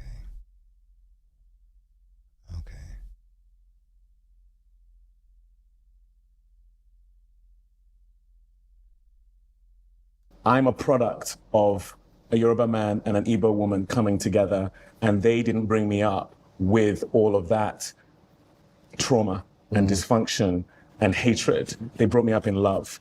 And this narrative around the silos that we inhabit as Black people, these Black British actors coming to take our roles, these, you know, how African Americans feel like that. In the UK, a lot of the kids who bullied me were West Indian kids. So there was a West Indian, West African thing. And everything, in my opinion, that has kept Black people back from the ascent that we are worthy of has been this: Hutus, Tutsis, Igbos, Yorubas, Black Brits, African Americans, you know, like ultimately, for me, we all want the same thing. Period. We all want to be front and center of our own lives, afforded the opportunity to scale and not fail. Woo, right on. And, I like that. and if we link arms like Jewish people do, Yeah, no. Yeah, no, it's not gonna work. It's not Chinese gonna work. people do. Hell yeah. Like if we do that, It's a wrap. rather than fixating on the fact that we have a smaller piece of the pie, we do, and as a result, when a black Brit gets that role, what we're talking about is not acting. We're not talking about the art of acting. We're talking about scarcity. We're talking about the fact that there's not much pie, so when someone gets it, it's like, you're now taking a piece that makes me feel like I can't access that piece. Yeah. Because you don't have that with... Okay. Outside of Forrest Whitaker playing Idi Amin, I don't have any real history or a list of Black American actors playing non-Black American heroes. I don't. I can list all the Brits that played all the significant roles here. We got Cynthia Erivo playing Harriet. This man played MLK. I mean, come on, like seriously? But okay. White British actors in the Hollywood constellation because the pie is vast. So do you think like when Juski goes out there and he does that whole skit that's gone viral? It's funny. Yeah. Where he's the British guy, he goes out there. And does that kind of add fuel to the fire? Because I mean, it's a thing. You're starting to hear more and more of it. Yeah. And it's why we started 154. Like, it's to bring all of it. It's one continent, 54 countries, but really it's bigger. It's one diaspora that's centered around who we are as people. No. I don't see it that way, y'all. Now, you can color me ignorant. But I don't see it that way. No, I don't. But yet there's these micro fractures of, but they're from the UK or they're from, they're immigrants from Africa. Yeah. My thing is, I have adopted the stance of I have to let my work do the talking. There's many things in the world that I don't like, that I don't agree with, but my answer to that, to the Drewski thing, is to start a streaming platform with an African American like Nate Parker, and for us to build something from a global perspective that is for African Americans, it's for South Americans, it's for Black people in the diaspora, it's for people on the continent, it's for all of us. That look like As we call it a tent, we call it an umbrella, we call it a table that we're inviting everyone to. The best things that I've done with my career have been collaborations between me. For instance, I brought Ava onto Selma. People say, why did she cast him? I fought for her to be in that movie, to direct that movie, and then Oprah fought for both of us to get that movie made. When we did Bass Reeves, because the narrative around, are Black Brits better trained or whatever? Yeah. When we were doing Bass Reeves, there were names that they wanted to have in that show. Yeah. But and I'm not going to take all the credit for this, but I fought hard for this. Yeah. Lauren E. Banks, who plays my wife, Yale. Grantham Coleman, Juilliard. Joaquina Calacango, Juilliard. When we were doing that show, I wanted to create a show where you have the best of us that haven't yet populated the pipeline. But you are the pipe. You've populated the pipeline. So you mean to tell me no one could have played Bass Reeves better than, who else played Bass Reeves that y'all may have forgotten? Now I guess he is technically a tether, right? Right, but he's more identified with Black Americans than anybody else. But yeah, Delroy Lindo played.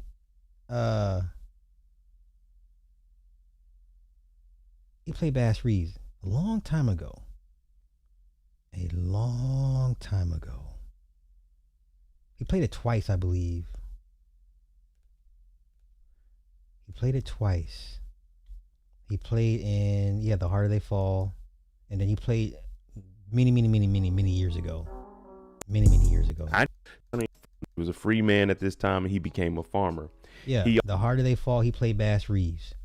But he also played him years ago that I can't remember. Okay.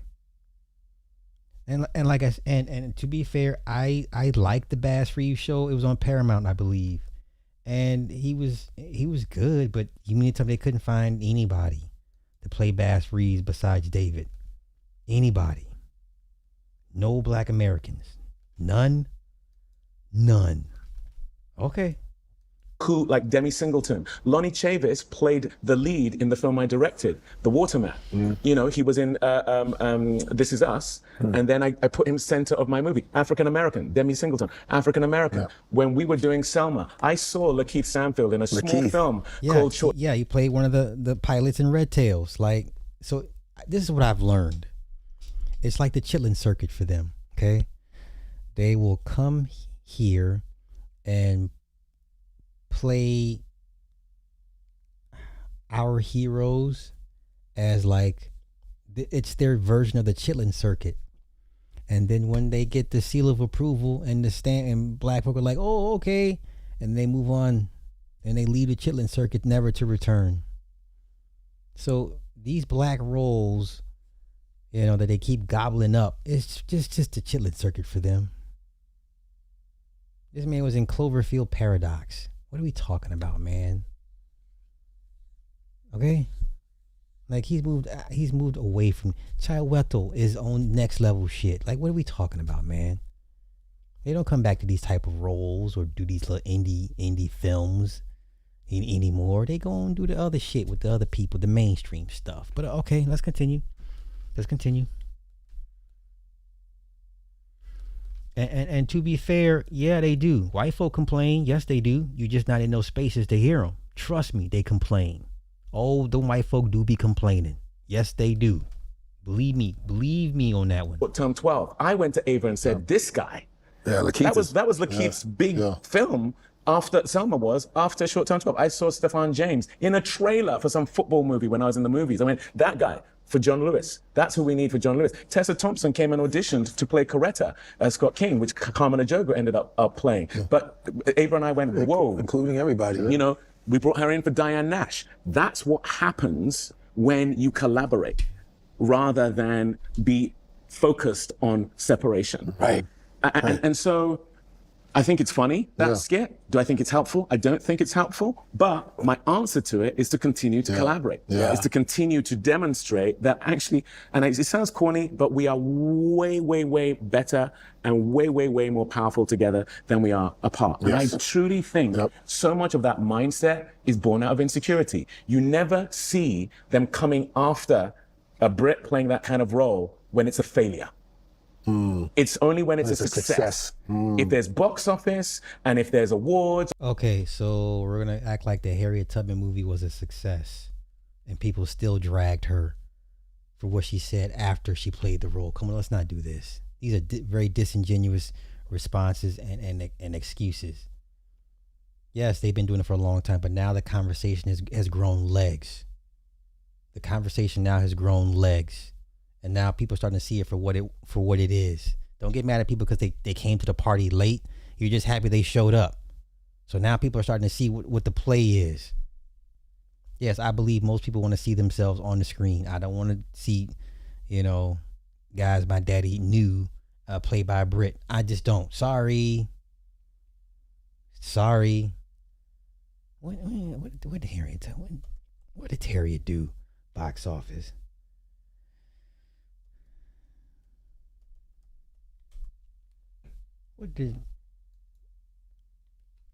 This movie made $43 million worldwide, and we still drag her for this. So that excuse is out the window. We still drag Cynthia for this. And that was a horrible movie. And she was trash. Her accent kept breaking every third line, her accent would come out. Come on, man, don't stop playing with us, man. That shit was trash, and and motherfuckers been saying it. So then is the time where you go, I want a piece of that. Well, let's collaborate. So that's why I get everyone to the house. Where we have those conversations. Andre Holland, brilliant actor, trained. Coleman Domingo, brilliant. I've seen that dude on stage. The success he's being afforded is absolutely warranted. It's the work. And these are my friends. These are the people I am constantly in collaboration with. African American, Black Brits. Now I'm really focused on Nigeria. Like this film we just took to Cannes, Clarissa. Yes. Clarissa, yes. Clarissa is like Sophie Okonedo, Ayo Edebiri, who's grown up here, Tohib Jimo, Jude Akwadike, Danny Sapani, who's Ghanaian, the amazing girl from Queen Charlotte. You know, like we are from all over the place. It was the first time we were all in Nigeria together doing a film. Like Nikki Amuka Bird, who hadn't gone back since she was 5. Is that when you were out in December? Yeah, that's why I was in Nigeria. We were shooting Clarissa. Just took it to Cannes. 800 people. Big. Amazing. Awesome. Amazing response. Yeah. You know, two twin brothers, Nigerian brothers who directed that film. All the money raised in Nigeria. It's now being distributed by Neon. That's what happens. That's right. When we collaborate together. When we collaborate. So I don't subscribe. Like I say, what Drewski did was funny, but it's, to me, it's not true. It's not my lived experience. Okay. Because it's not his lived experience. To him, it's not true. But outside of your lived experience, okay. So he doesn't see it that way. There's nothing to talk to him about. Okay. There's nothing to talk to him about. Because in his lived experience is not true. So ain't nothing else to talk about. Okay. Yeah. My lived experience is doing 3 films back to back with Coleman Domingo, is doing Lincoln with him, is doing The Butler with him, and then doing Selma with him. Yeah. And learning from him. You know, is working with Andre Holland. Andre and I sitting down in a restaurant and he's going through what he's going through. And we are sharing tricks. How did you get your stuff made? And I'm sharing that with him. I'm now seeing him producing stuff. And that's the collaboration of a guy who was born in the UK of Nigerian descent now with this guy who's from Alabama. And that's what unity. Success. Yeah. That's where everyone gets to eat. Yeah. It's man, because we're so damaged from African Americans, because us growing up in America, to Africans, to Caribbeans, just colonialism. It's the supremacy, man. Yes. That has trickled down and ruined us from colorism. Yes. To hair grade. So is the argument valid or not? So I guess is the argument being had, is it valid or not? Is it not a valid argument?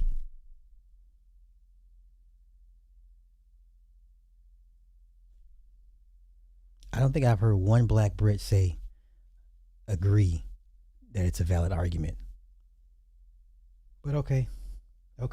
The design. It's designed because we're all we got. Yeah. And Dr. Henry. I'm so over it, fucking Godfrey. Ugh, he's so just, ugh. I can't. Henry Clark, the elder who I studied in college, I was very militant in college, but he said, we don't have any friends. Right. And it's facts, we don't have them. Right. So, and even when I would go see Minister Farrakhan, and I'd go see them live, I'm 18 years old, just going to see, but he would say, he goes, if we learn to pull our money together, all this division, and it's the truth, man. We're all we have, man. And we're all we need. Thank my man. And we're all we need. That is real. Yeah. Like the thing about Clarissa, the fact that we raised that money in Nigeria. Nigeria is rich beyond measure. Thank you. Like if we just went there where they value us. If these $1 from each Nigerian? Right. No, right. You know, and I tell you that because, you know, like, the very first time I ever EP'd a movie was with my good friend, Nnamdi Asamoah. Yeah. And he did Sylvie's Love with Tessa Thompson. Great film. I saw Nnamdi in Soldier's Play. Yeah, and Soldier's David Allen Greer. David Allen Greer. Yeah. You know, I EP'd, you know, that movie. You EP'd that? Yes, I did. Yeah. Eugene Ash directed that, right? Who was at the house.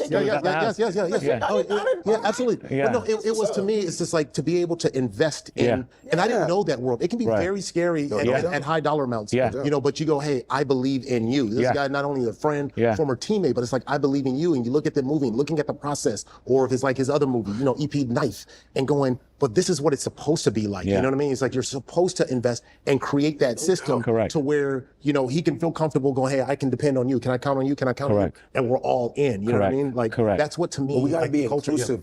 Because it happens, but we just have to be inclusive. We have to share more. Because I even keep that kind of information. Because we are used to going, oh, I got it, pull up the ladder. Right. We have to include. Right. It's the same thing in the comedy and acting / people won't tell you about stuff. I go back to the Chitlins. Like, if you're getting some kind of sense of self from complaining about these people coming to take from you, for a moment, it feels good. You've scratched an itch of, yeah, and you have community around, yeah, these, but actually, what does that buy you? Yeah. Doesn't buy you anything. Yeah. You know, if there is, let's just entertain for a moment that these folks coming from the UK who are looking to tell these stories that are British, that are African, that are American, let's just say they have something that them plus you equals one can only imagine. You know, when you look at Black Panther, it is Chadwick and it is Michael B, but it's also Daniel Kaluuya and Letitia Wright. That's right. That's what it looks like when it goes supernova. Yeah. Ryan understands that. Ryan Coogler called me before he was about to make a Black Panther because he knew I had connection to the culture that he was about to show in his film. And he humbly asked advice because he needed me, I need him, Michael the same. Like I was with Michael the other day. Those of us who get it, we are sharing in the way that Matt Damon and Ben Affleck and Casey Affleck and George Clooney and Brad Pitt. You think that success is based on them being silos? Absolutely not. They are sharing secrets. They are sharing strategy. They are sharing films with each other, which is what I tried to do with Bass Reeves, bringing in people who are like, yeah, you don't know them, but I do. No. Now, if you are telling me that how dare I spend 10 years trying to get Bass Reeves made? How dare I bring Ava DuVernay to come in and direct Selma and get that film? If that's what you're saying, think about that for a moment. Just think about what may not exist if you don't have people who are, dare I say it, built different. Like Ava is built different. Coleman is built different. Ryan is built different. There are people, Idris Elba is built different in relation to actually getting stuff made. Now, if you're going to begrudge that, rather than go, let me reach out and figure out what are Nate and David doing over there, and how do we? What is this diaspora embracing notion that you guys are talking about, as opposed to me now beginning to internalize some kind of ridiculous what do they call ADOS or whatever? That's like my foundational black. But it proliferates. Yeah, it does. It proliferates. You look at what is happening with nationalism. You know, the rise of the Reform Party in the UK. You look at why we have some of the political circumstances we have here in America. It starts like this. It starts with people feeling empowered and gathering around negativity that gives them some kind of identity. And the biggest threat to that, or the biggest fuel to that right now, is the algorithm. Exactly. Like the algorithm is fueling it. It's fueling it. And it's doing it on so many different levels. Like, I really want to sign off because it's happening in marriages. I know you've been married for a very long time, but I mean, there's just like, here we go. We're going to find your insecurity because it knows what you want. It's going to say, hey. What? This would be, you know what, it wouldn't be so much heat on them if they would just admit to say, you know what, it's a valid argument. I can understand why they feel this way. It from the outside looking in, it could look like this. Just acknowledge that there's some disparities or some inequalities. And then most people would let the argument go. But the more you double down and to kind of disregard and dismiss and overlook and back and over-explain and backtrack, they're not going to let the argument go. But okay, come on. You don't like these people over here? Yeah, look at that, look at that. And it's just feeding it, and it is becoming... That's why I bring it up. Thank you so much for saying that. That's why I bring it up, because I watched the Drewski thing and laughed, but there is a subculture where that now becomes fuel to build a narrative. So you now have the next generation of aspiring actors and artists internalizing that mindset, and then we're further fractured because they're being super served that narrative through the algorithm. Wow. So not only they can't see what they've been seeing, so now you blame it on as a sub-culture that's been fed it. Wow. So how you just reduce the shit? Wow, that's insane. That's crazy. And we're not going to win. We're not going to win that one. I would love to. Where the Black Americans in Nollywood at? Oh, this is disgusting to listen to. This was disgusting. I'm so over the hell with Godfrey and whatever anything he stands for. I'm good. So let's go. Let's see what they say online. Let's see what they say online. Let's see what what people think about it in real time. If you take the Nigerian accent like this and you slow it down, you put a lot of slavery in there. Facts. And then you put a lot of slavery in it. And then this goofball talking about facts. Boy, y'all. To put a little bit of subservience in it, this is what starts to happen to the Nigerian accent. Man, it goes, because literally, if you're down here and you start to speed it up, and then you start to take all the thing out of it, then before you know it, you're talking like this. Now we are free again. Now we are free. Wow. We are released. Hey, that was a smooth transition. You see that? Damn. Can you try it? You have to study it. No. You usually no. I do a Southern accent. No, the way he just did that whole thing. Go ahead. Clear your throat. You know when you. No. I gotta stay in my lane on that. Okay. Okay. Now I thought I'd let you guys know there's nothing that I like more than this podcast relationship with David Oyelowo. David Oyelowo, it was a movie called Newborn earlier this year. Nate Parker, fantastic movie, great movie. And him and Nate Parker have massive studios together. I could wax poetic about but the reality is it would just be me trying to soften the blow. We can't do it like that, man. Okay. And I'll tell you. I just love to know what he was thinking. We can't do it like that, man. Okay. Do you think that he would have said that here?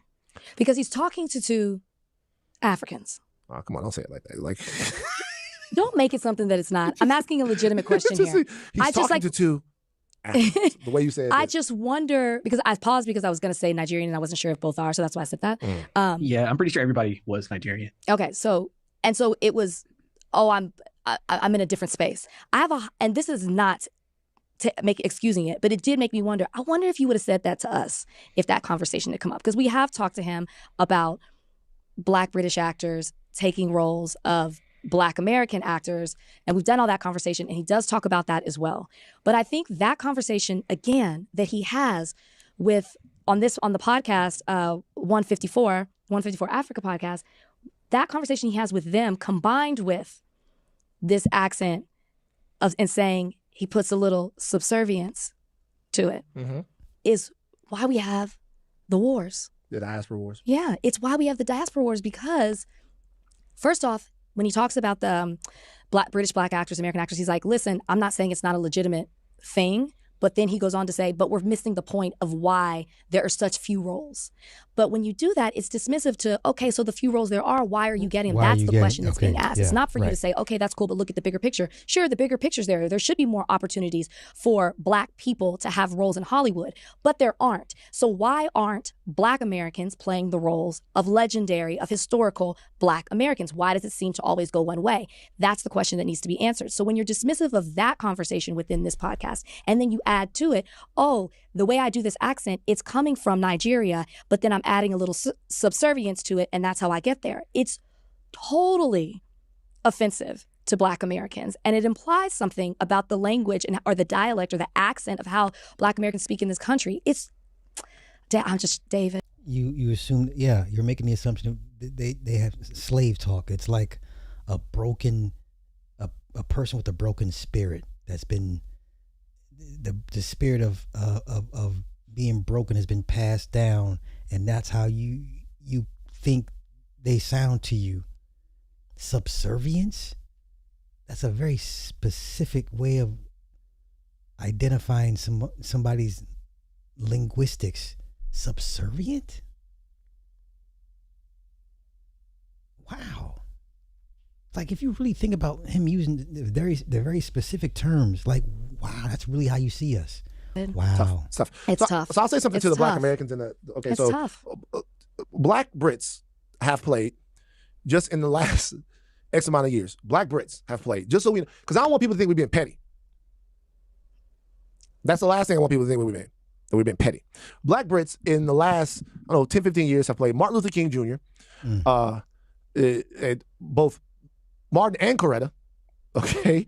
Martin Luther King Jr. and Coretta Scott King, Harriet Tubman, Solomon Northup, obviously in 12 Years a Slave, and Fred Hampton.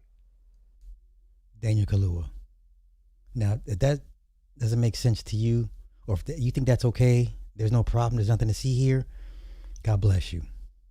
Fred Hampton, they shoot that man's gravesite every year. Okay, now this might go left. This might get personal for me. Okay, Fred Hampton's gravesite is always shot up every fucking year. Every year. If you live in Chicago, you know what I'm talking about. You know how important Fred Hampton is to the Black Panthers in Chicago? Gravesite. They shoot this man's gravesite every year without fail. Every year, to the point where they had to put up a cage. To the point where they had to put up a cage around the damn gravesite, so they would stop shooting the damn tombstone.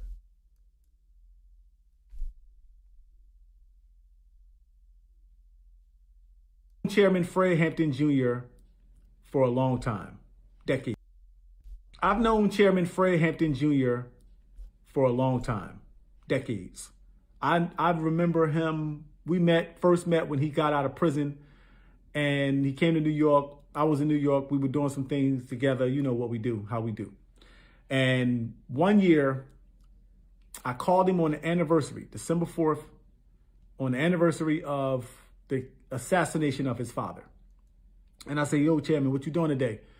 You know, he said, Mike, I'm doing what I, doing what I always got to do on December 4th. I got to do what I got to do. I got to, guard and watch over, and be vigilant.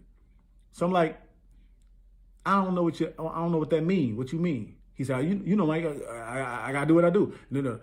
And he talking so fast, but he ain't. I don't really know exactly what he's saying. And then his mama, Akua, she broke it down.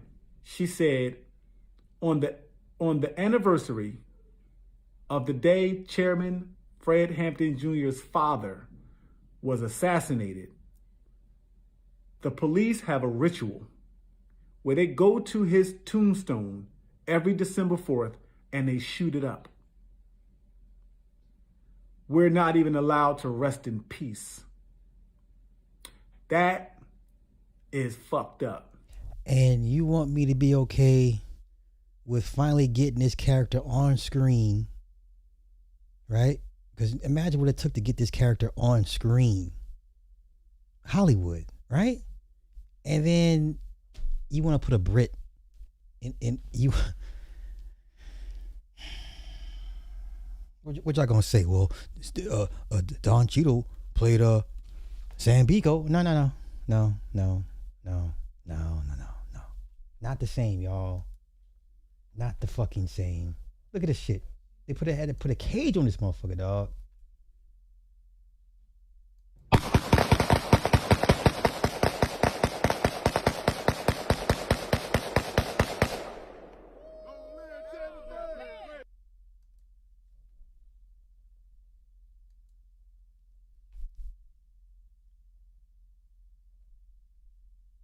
Site gets shot up annually by police officers. What? Fred Hampton's grave site gets shot up annually by police officers. What? So many folks tell me that evil like this isn't able to be conducted by police officers. What? Fred Hampton was assassinated by the police when he was only 21 years old. Please tell me how a person who lives such a short life is so much of a threat to law enforcement. The evil J. Edgar Hoover and the Federal Bureau of Investigations created a program called COINTELPRO, otherwise known as the Counterintelligence Program, that sole purpose was to stop the rise of the Black Messiah, as he said Negro unity was the greatest threat to America. It's Black History Month, so if you don't know who Fred Hampton... Okay, the point still stands. I don't want no Brit playing this man's character, okay?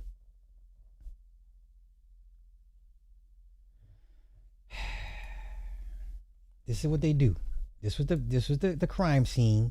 He was in bed when they bust through, right? Yeah. This is where they gunned him down. And you want me to be okay with a non-American? They do this every year. Every year. Every fucking year. Yeah, it's this other part of the crime scene. I know. Could you imagine another Brit playing, I don't know, Noble Drew Ali? Like, I wouldn't be surprised if they pulled it.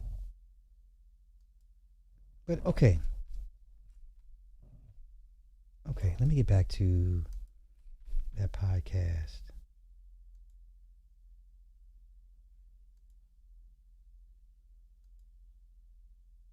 Get back to that podcast. You know, since heroes are not that important, right? But okay. Fred Hampton. Okay. So Bass Reeves. Bass Reeves. That's another one. Malcolm X. Kingsley Ben-Adir played Malcolm X in One Night in Miami. So like there's something that's happening. Oh wait. They were going to have Thandie Newton played Nina Simone. Don't forget that. Or did she already play? Did that movie happen? Thandie Newton playing Nina Simone. Remember that? Let me pull that back real quick. Hold up. This over here. Thandie Newton. Right? Did the movie take place?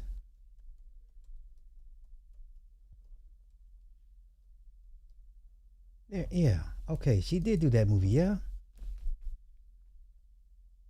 Yeah, she was cast to play Nina Simone.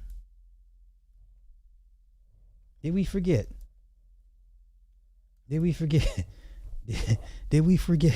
Oh, Zoe. Okay, my bad. Zoe Saldana.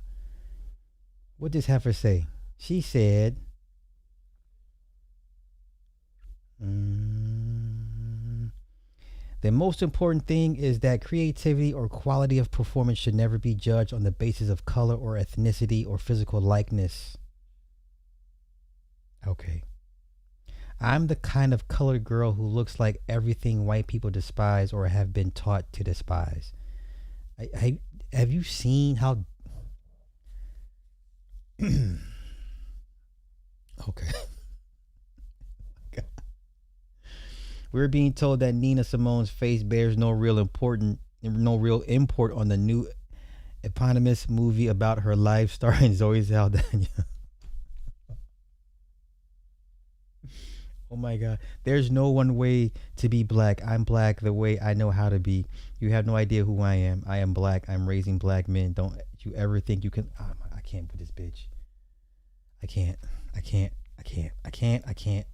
If it's okay with y'all, then this looks terrible.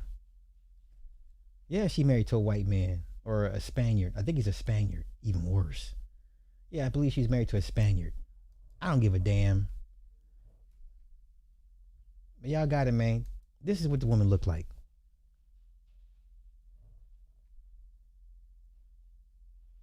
They don't even want you to be as dark as you used to. You know what I'm saying? They always want to lighten you up. Like, what are we talking about? Okay, let's get back to it. Let's get back to this. Happening here that, like, I think, you know, when Samuel L. Jackson was talking about this, he was talking about Daniel Kaluuya playing a black American guy in Get Out. That's gonna happen, guys. Like, if we're talking about roles for black people, there are less roles for black Brits. Most of the time you see Daniel Kaluuya on screen.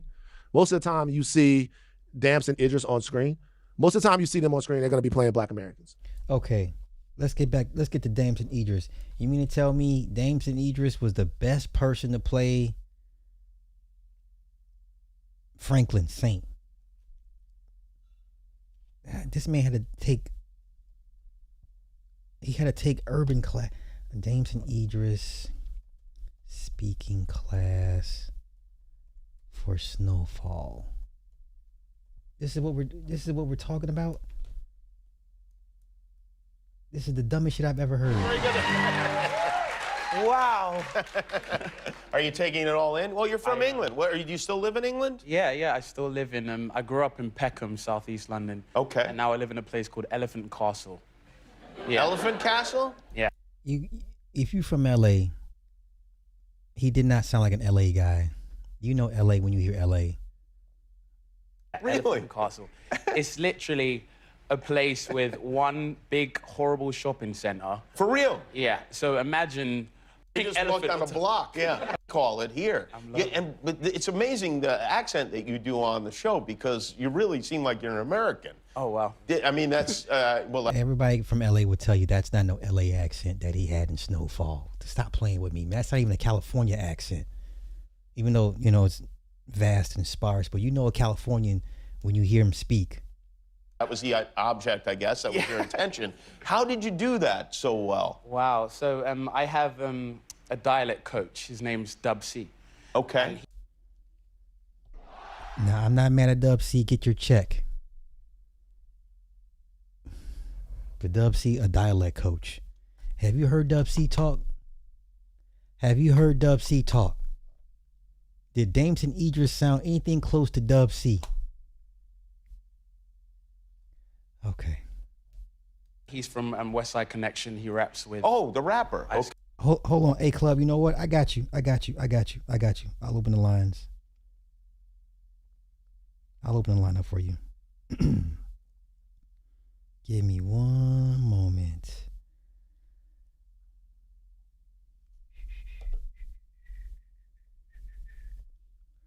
Give me one moment. Cool. Okay, the number.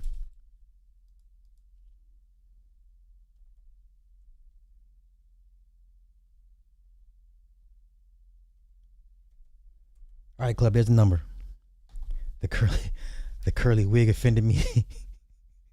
I mean, it was supposed to be the 80s though, but man, listen, that man's accent sounded nothing close to no LA cat. LA cat, to tell you, that was not an LA accent. That was not an LA accent. Okay. Yeah, real OG. Okay. And it was amazing. That's your dialect, coach? I know, right? So you could understand I was petrified all the time. So I was staying downtown where they put me, and he called me up, and he was like, yeah, what's up? It's Dub C.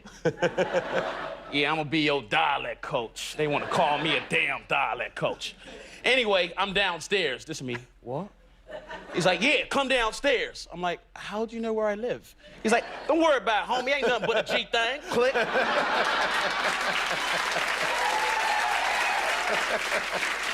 Oh my gosh, there's a gangster waiting for me downstairs.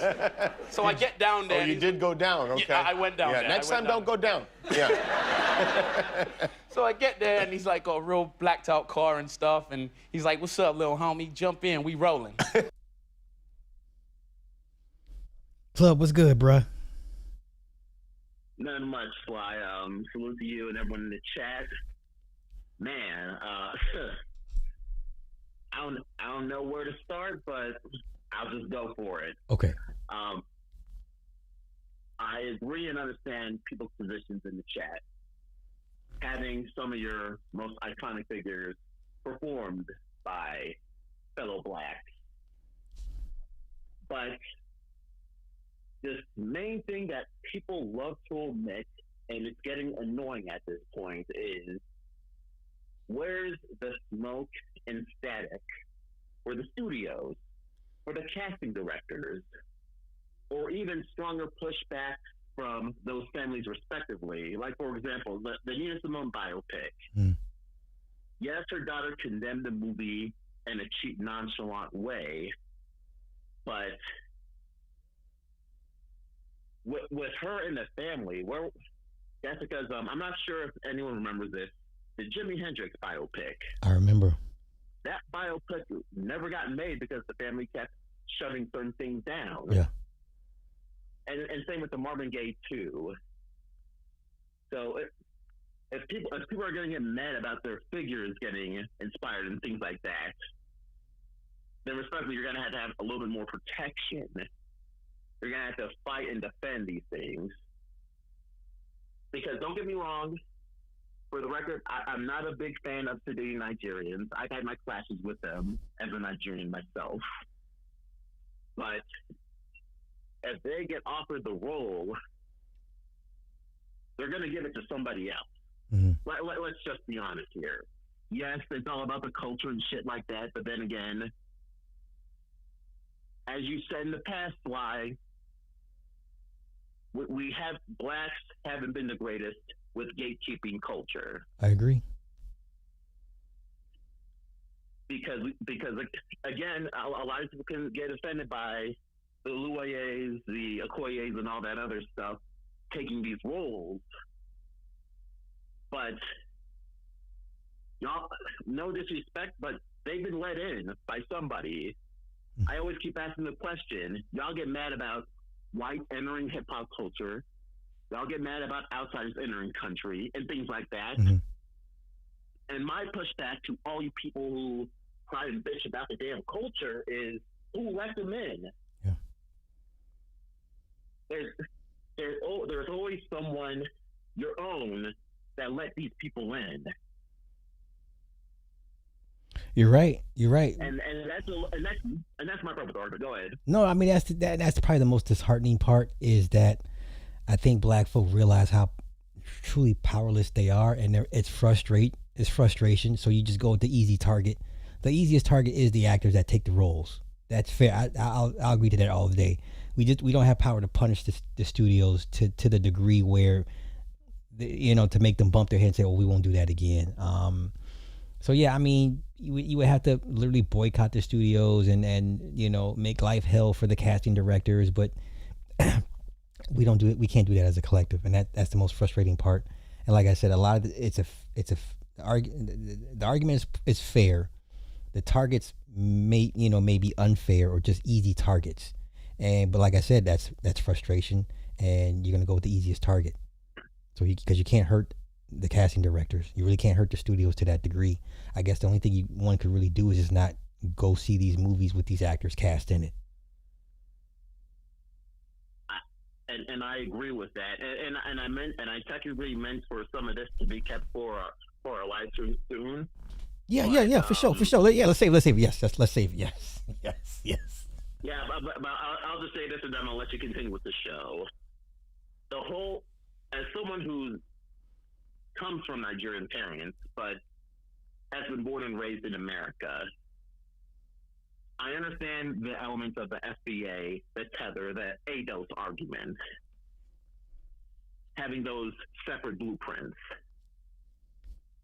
The main thing that I genuinely dislike is having an argument for an illusion of superiority, because at the end of the day, other races and other groups view everyone as one, and a little bit at the bottom. But I just had to get that a little bit out there and give a little bit of pushback to the argument. But I feel for blacks that get rejected. That's because I would rather have Fred Hampton performed by an actual black person as opposed to an African cosplaying as a Fred Hampton, right, or a Harriet Tubman or Whitney Houston. So that's what's up. But thank you so much for letting me on, Sly. I'm gonna let you go. Oh, hey, we still good for Saturday, right? Did we say Saturday? Yes, we're still good. Okay, for sure. Looking forward to it. Not a problem. Peace with everyone in the chat. Okay, bro. Right on. Club Fortune. Right on. I'm like, okay, my South Central for Dummies booklet says we rolling means drive-by. Okay. So I get in the car, and thank God it wasn't a drive-by. We're driving out Crenshaw, and he takes me to this restaurant called Popeyes. Yes, I've heard of it. Yeah. Popeyes? And I've never been to Popeyes before. Do you know Popeye the cartoon character? No, I don't. Oh, you don't even know Popeye, huh? I didn't know anything. I didn't know if we were gonna eat pasta, chicken. I had no idea. It's chicken. Yeah. So that would. Okay, let me get back to this. Okay, let's go. Like, they will be. You'll see them on screen playing Black Americans a lot. Like, you're going to see that, okay? Because the industry they're in is in Hollywood, and Hollywood is normally writing stories about Black Americans when you're talking about that. So that is what it is. How the influx of them could be for a lot of reasons. We don't ever talk about, we talk about that, British guys or British ladies are better actors than us because they take the stage more serious, right? Well, there's also a culture that is centered around that. There's a culture of theater acting that exists in those places that's not quite as robust here, right? You have to go on the stage there. I know a lot of people that are doing stuff on the stage right now. Yeah, they are. But you have to go over on the stage there. Maybe we should talk about, if we think that there's some kind of quality difference, and I'm not saying that there is, about how we have a robust theater, stage acting culture over here for young Black actors. We should do more of that. Maybe we should talk all kinds of conversations you're going to have. But one conversation that you're going to have here is about the fact that we both know ourselves enough to play these particular parts, and then there's also something else. Us playing these parts is legitimately giving reverence to our ancestors. Our ancestors.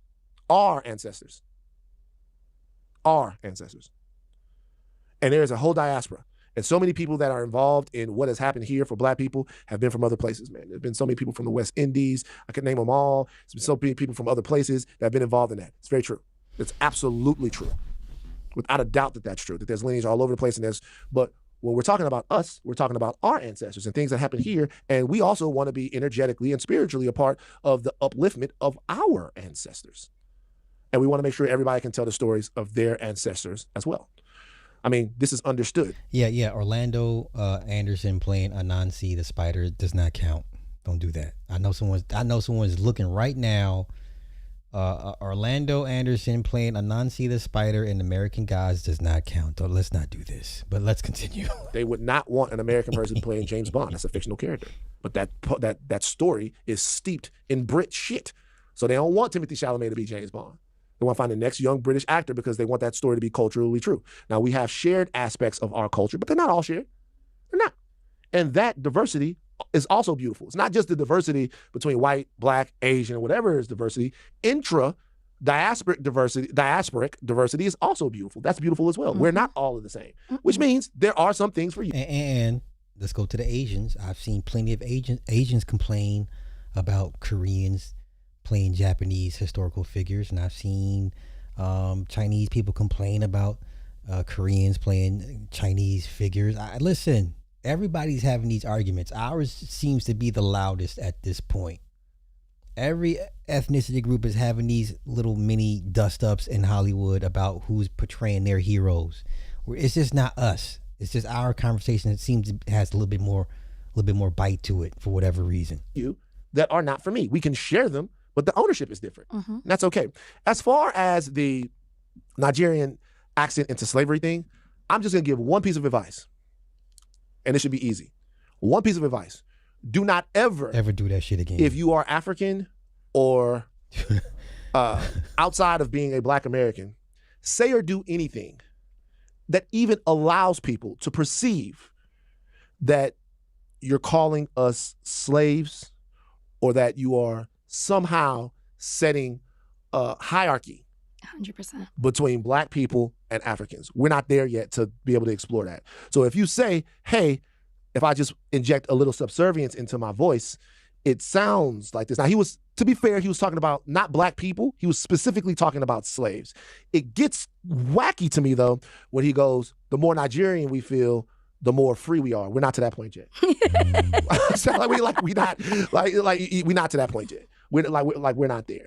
Your point is brilliant. I don't think he would have had that conversation here because I think that entire conversation plays upon a latent fear that we have that this is the way they talk when we're not around. Yeah. No, 100%. He got comfortable. Yeah. But look, I'm going to say this and y'all hate it when I do this. David Oyelowo is one of the good guys. He is, man. David Oyelowo is working and being there for young black actors no matter where they came. He's one of the good guys. This is a weird fuck up. It's the word. Subservience. Add a little subservience. They were slaves. Yeah. Like I don't know. I would love for him. Aren't they now calling slaves indentured servants in these kids' history books now? I know Texas has made some changes to it. Parts of California, right? They're now calling black slaves indentured servants. So if you don't start saying something now, next thing you know, you're going to be reading your kids or grandkids' history books. And they're going to be indentured servants. Since when? And there's going to be indentured servant history and not black history. You be careful. And then, David, you come on here. We could talk about it. Yeah. So why did you choose? What were we thinking? Well, subservience is what a slave would be. I know, but it's just weird. It's weird. We don't want to know the process of how you went from Nigerian to slave. It's not weird. It's wrong. And that's wrong. Why people it's are. Disrespectful. And that's why that's why people are upset. And you using the word hierarchy is so key because you literally started up here, like hand motion, everything the way you talk. And by the time you got to doing a Southern Black American accent, that's what it was. It wasn't just like you were down here like this talking. Yeah. I want to go back and watch it. And there's just not enough trust. We as a black man from here. I don't trust that the rest of the world don't look at us as the dregs of society. That's not the way that they feel. The way I feel, and this might be fucked up, the way I feel is there is nothing better in the world than a black American costume. Okay. And there's nothing more powerful in the world than being able to take that costume off when you don't need it no more. And that's just how I feel. Like, I got to have hip-hop conversations and conversations about dress and all of this stuff with people that's not from there. And then when we go to do their shit, they tell me what the fuck I can't do. It just seems like the Black American costume is very, very, very important. But just as important is the ability to take that bitch off. Okay. I like them. So let's see what they say in the comments. As an African Nigerian centered podcast show, why are the topics of their show always about Black Americans? Our history, inventions, celebrities, and current events. Black British actors should be fighting for equality in the British entertainment industry. After the Sinners controversy, we see how the British entertainment industry treats its Black entertainers. Yeah, referring to the BAFTA Awards. You had that British man with Tourette's talk, say the N-word, and couldn't nobody tell him nothing. Okay. The problem with Black British actors taking roles away from Black Americans is they are willing to accept low pay and poor treatment. Yeah, because they're not under SAG. A lot of them are not SAG with the union. They aren't fighting equality in either system. The crux of the problem is these actors want to split the spoils but don't want to roll up their sleeves and help fight for equality. It's a parasitic relationship. Black Brits put in zero sweat equity to create the opportunity that exists for Black actors in Hollywood. It's a no for me. Okay. It is not insecure to want to see ourselves and our icons depicted authentically. This man did not fit the role of MLK or Bass Reeves, and he should be able to receive that feedback like an adult. Japanese actors aren't taking over Korean films. This is so dishonest.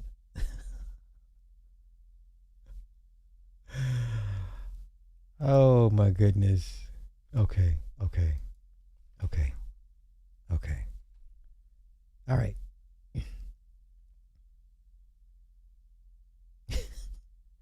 You know, that makes the Drewski skit even have that much more punch to it, man.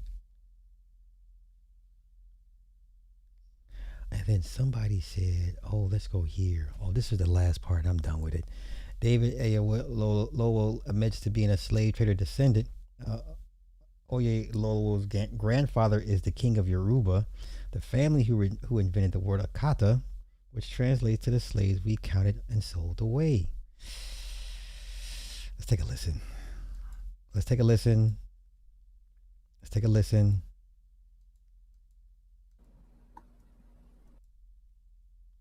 They're gonna be doing it all around. You know what? I remember when we first met, it was so cool because, I was so honored to meet you. You came on the talk when I was working on the talk. Right. And then after the show, we did this kind of, I thought I was gonna upstage him. I said, this is big time. I'm like, what do I have on him? I know. I've got the long Nigerian name. Yes. And you just sit there quietly and you're just looking at me and I'm going, that it? Akbar, Oluwakemi, Idowu, Bajabi Amila. Go, you know the Nigerian, you think I'm impressed.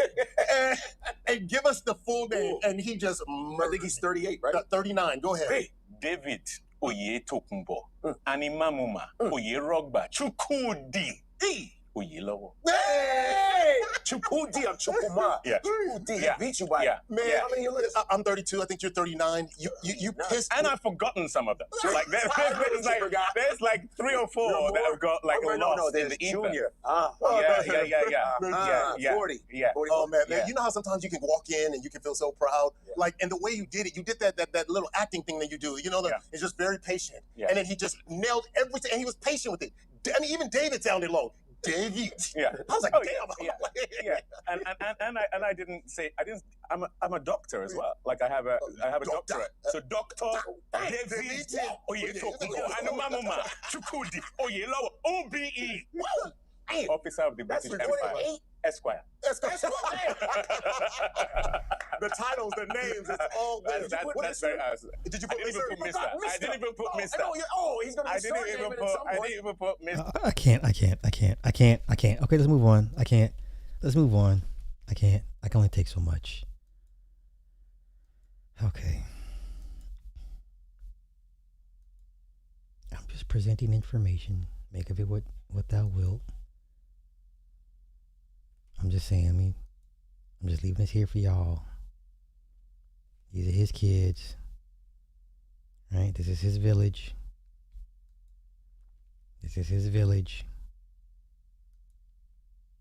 just leaving it here for y'all to.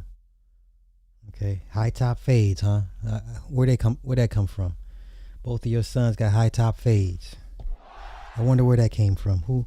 Where did they get that crazy idea from? It's an awfully distinct hairstyle. I wonder where it came from. What inspired his two young sons to get high top fades? Okay. All right. I'm just asking questions, y'all. It's the guy with a microphone that likes to ask questions. Both your boys got high top fades. Okay. All right, man. Okay. I'm gonna leave it there. I'm gonna leave it there. Let's go here. Oh, wait. What are my topics again? So, CGA, David. Let's go COINTELPRO. Let's finish that up. Mark Wahlberg has a new movie coming out, which I know they say is based on true events, but so let's go here. Mark Wahlberg's new movie with Yahya Abdul-Mateen II. Will I go to the theaters to go see this? No. I will catch this on streaming, but let's take a listen. Let's take a look-see. Agent Strider, why did you join the Bureau? I believe in justice, and I believe that Negroes have to be a part in getting it. Case after case, unsolved.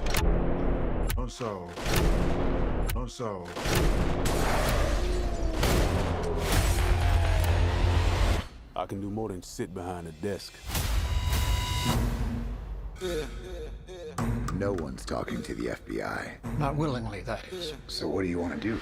Something unorthodox. You will be partnered with someone tied to organized crime.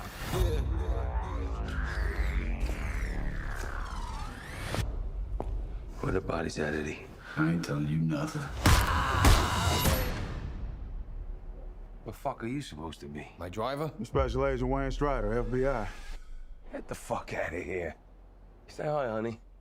Hi, honey. It's against protocol for me to join you in there. Time for you to leave my shop. You all right? Come here, let me ask you a question. I got it.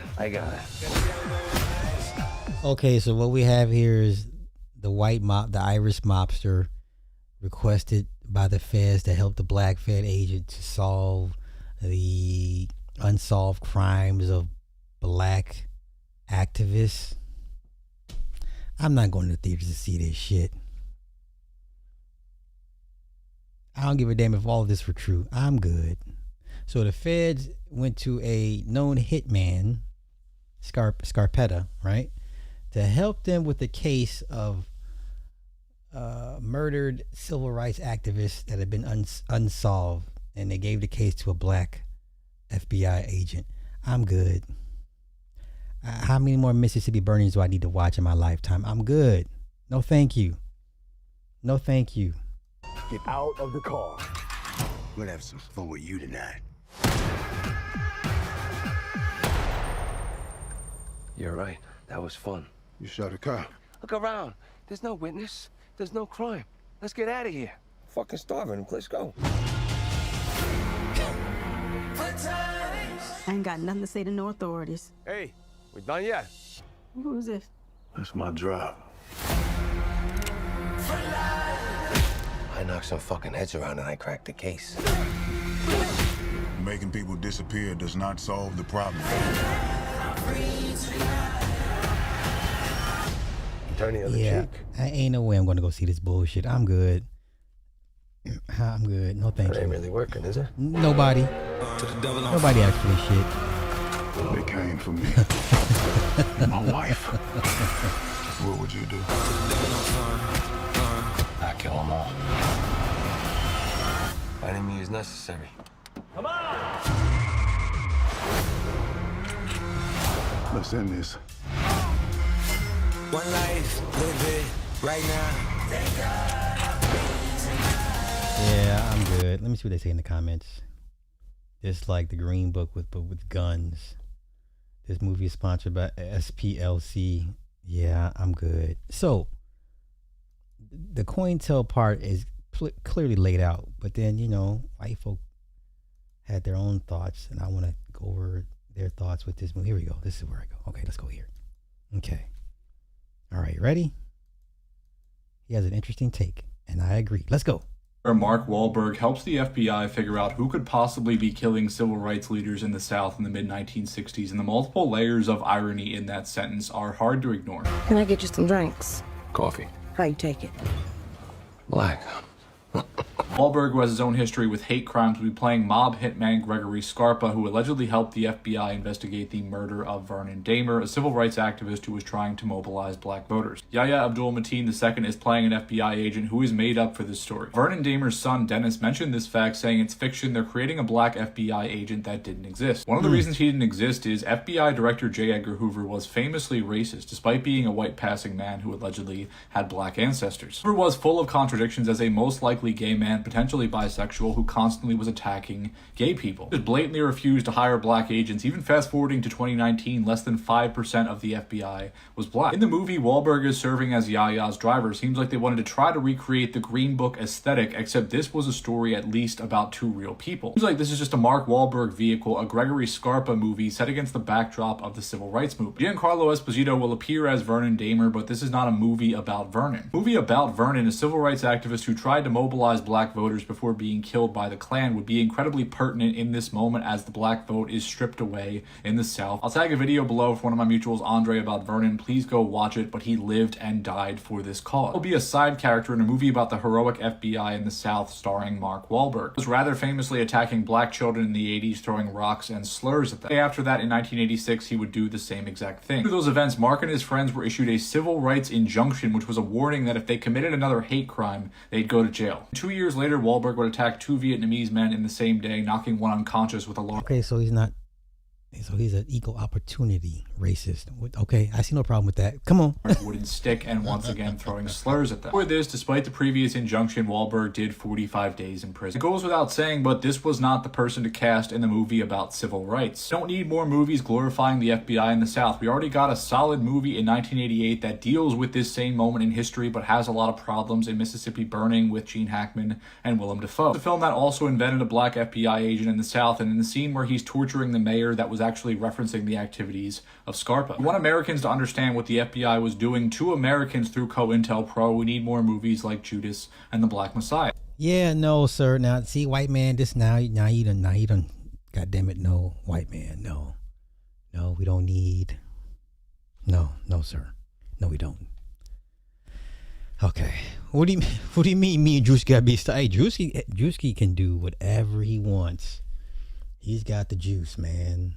He's got all the juice. Okay, what's my last topic? Okay, so let me burn through these. Let's burn through all these skits or these clips and end it with battling schizophrenia. Yeah? Okay. Yeah, let's do that. That'd be a good way to end. I think that'd be a good way to end the show. Hey, is this true? Is this true, y'all? Tank Davis, multiple sources, says he reportedly left the U.S. on a private flight for an undisclosed international location.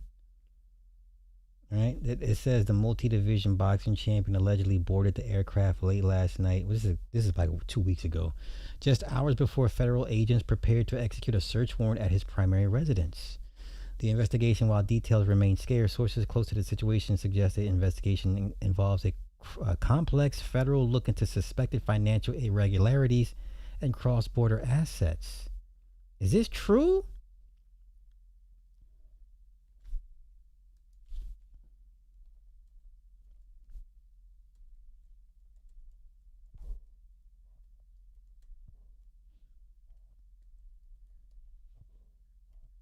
I'm just asking questions. Okay. Okay, so that's not true. Okay, that's good to know. Okay, because I'm about to say, nigga, you flee in the country? Like, you can't do that. Okay, let's knock these clips out, and then we out of here. All right, let's go.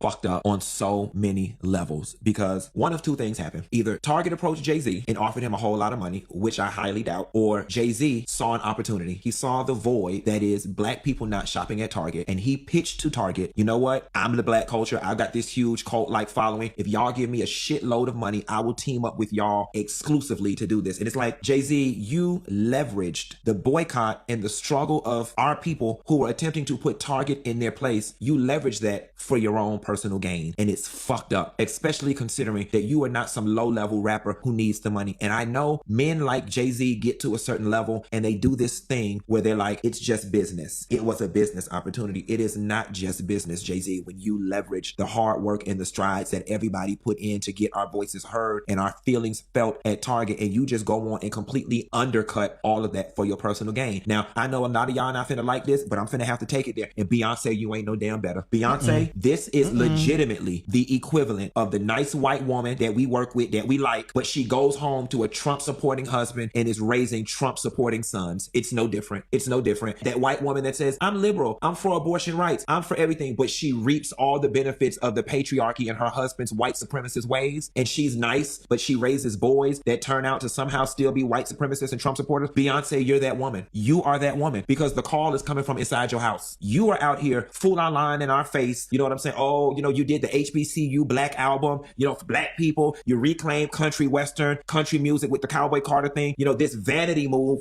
of doing all of this black power work. But then your husband goes and does something like this. Like, where was the conversation in y'all household where you said, Jay, we got to have a level of morals and values, and we can't do this and we don't have the money? You are no better than the white woman who says she's for the cause and goes home to a racist Trump supporting ass husband. It is the exact same thing. There's no distancing yourself. Oh, that's my husband's business. I'm not in the business. No. I don't even have the time to get into, you know, Jay-Z, you went and undercut the movement with the NFL when we had all that momentum going on with Colin Kaepernick. Your pockets got lined and we as black people got nothing for it. You went in there, tap danced for them crackers and told them, I know what to do to make black people shut up. Let's give them halftime and lift every voice and sing. It calmed us the hell down. You lined your pockets, and at the end of the day, we got nothing for it. By Okay. I mean, yeah. He's not wrong. He's not wrong. Jay-Z is partnering with Target? I'm confused. I'm Frank Ski, and I'm just frankly speaking. I got to admit, I didn't even want to do this today, but everybody's hitting me on social media, talk about, come on, Mr. Frankly Speaking, ain't that your guy? Yes, Jay-Z is my guy. Have supported him for a long time, known him for a long time. Jay-Z's done a lot for the black community, building homes for the homeless, putting kids through college, you name it, prison reform and more, supporting artists who are down and out and got health issues. You name it, Jay-Z's been there for people, even digging water wells in Africa. But people are like, that's the same Jay-Z. Colin Kaepernick took a knee in the NFL and Jay-Z partnered with the NFL, but Jay-Z said, look, we got to look forward now. And he's been putting a lot of people on. So I'm confused like you're confused, because on one hand, I heard we're still boycotting Target. On the other hand, people like saying, nah, that's over with. This is all about business, and he's That's why we can't get shit done. No, that's why nobody takes us serious. Listen, black people, remove the word boycott from your lexicon. Remove the word boycott from your lexicon moving forward. Because you don't mean it. It's not true. It sounds nice. No. Okay, let's keep going. Next clip. Let's go here. They have no tolerance for racist language, and even though the employee was fired right away, this will have a lasting impact on the department. Before we air this story, I want to warn you of the offensive nature of this subject. Fire Chief Lee Greenberg said a dual-service firefighter EMT from Horsham Fire Company No. 1 was responding to a car crash Tuesday afternoon when he said a racial slur. Was inadvertently transmitted over the radio. This is what went out over the county radio system. You dumb. Greenberg said he found out when a member of the media called the fire department.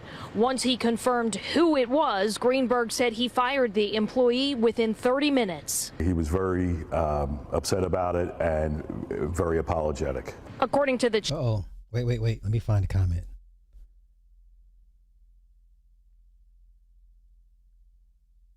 It's curious now, would a black fireman be fired if he was to utter the same word? When black people stop saying that word, then it's acceptable to punish everyone else. So much for free speech. He only muttered it to himself. He didn't actually call anyone the word. So it was not malicious. Everyone talks like that in traffic. Racism is not a crime. Pay attention.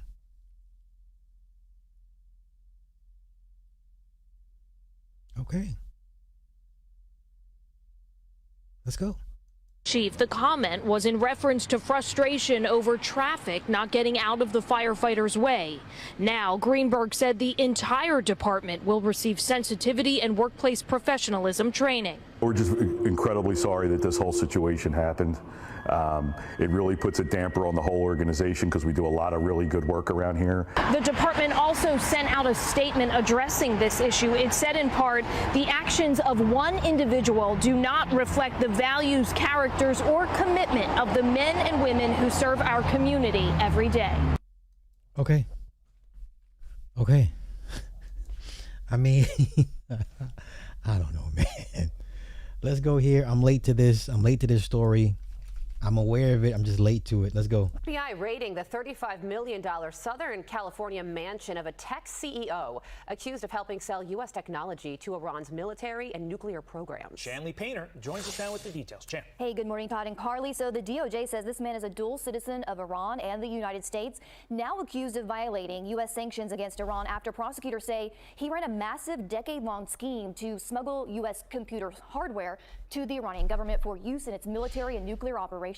Here he is, 63-year-old Jamshid Gom of Newport Coast, California. He is the founder and owner of an Iran-based technology company. Early yesterday, his $35 million mansion was raided by federal authorities, a home they say was purchased by illegal funds. Gomi is arrested for conspiracy to violate the International Emergency Economic Powers Act. U.S. Attorney Bill Asaley saying this, quote, Gomi is accused of aiding or declared... Sir, you're going under a federal prison. You are going under a federal prison if they don't charge you with treason. ...enemies by selling U.S. origin computer networking parts to Iran and earning millions of dollars in violation of U.S. sanctions law. Authorities say that between 2011 and 2023, Gomi used his personal eBay and PayPal accounts, along with front companies and freight forwarders in the UAE, to illegally route U.S. technology to Iran without obtaining the required licenses from the Office of Foreign Assets Control. Prosecutors say more than 250 metric tons of networking gear was smuggled to the Iranian government and government entities between 2014 and 2018 alone. The feds are also investigating Gomi for money laundering, tax evasion, and other crimes. But as far as this charge, Gomi could face up to 20 years in federal prison if convicted. His bail hearing is scheduled for later today, guys. Back to you. Quite the story. Shanley Painter live for us. Shanley, thank you.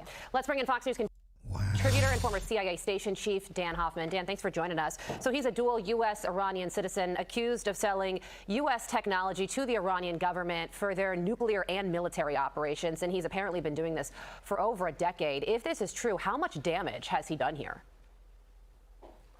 Well, that's potentially a lot of damage, and I can tell you we're in incident response phase right now because this has been going on for over a decade.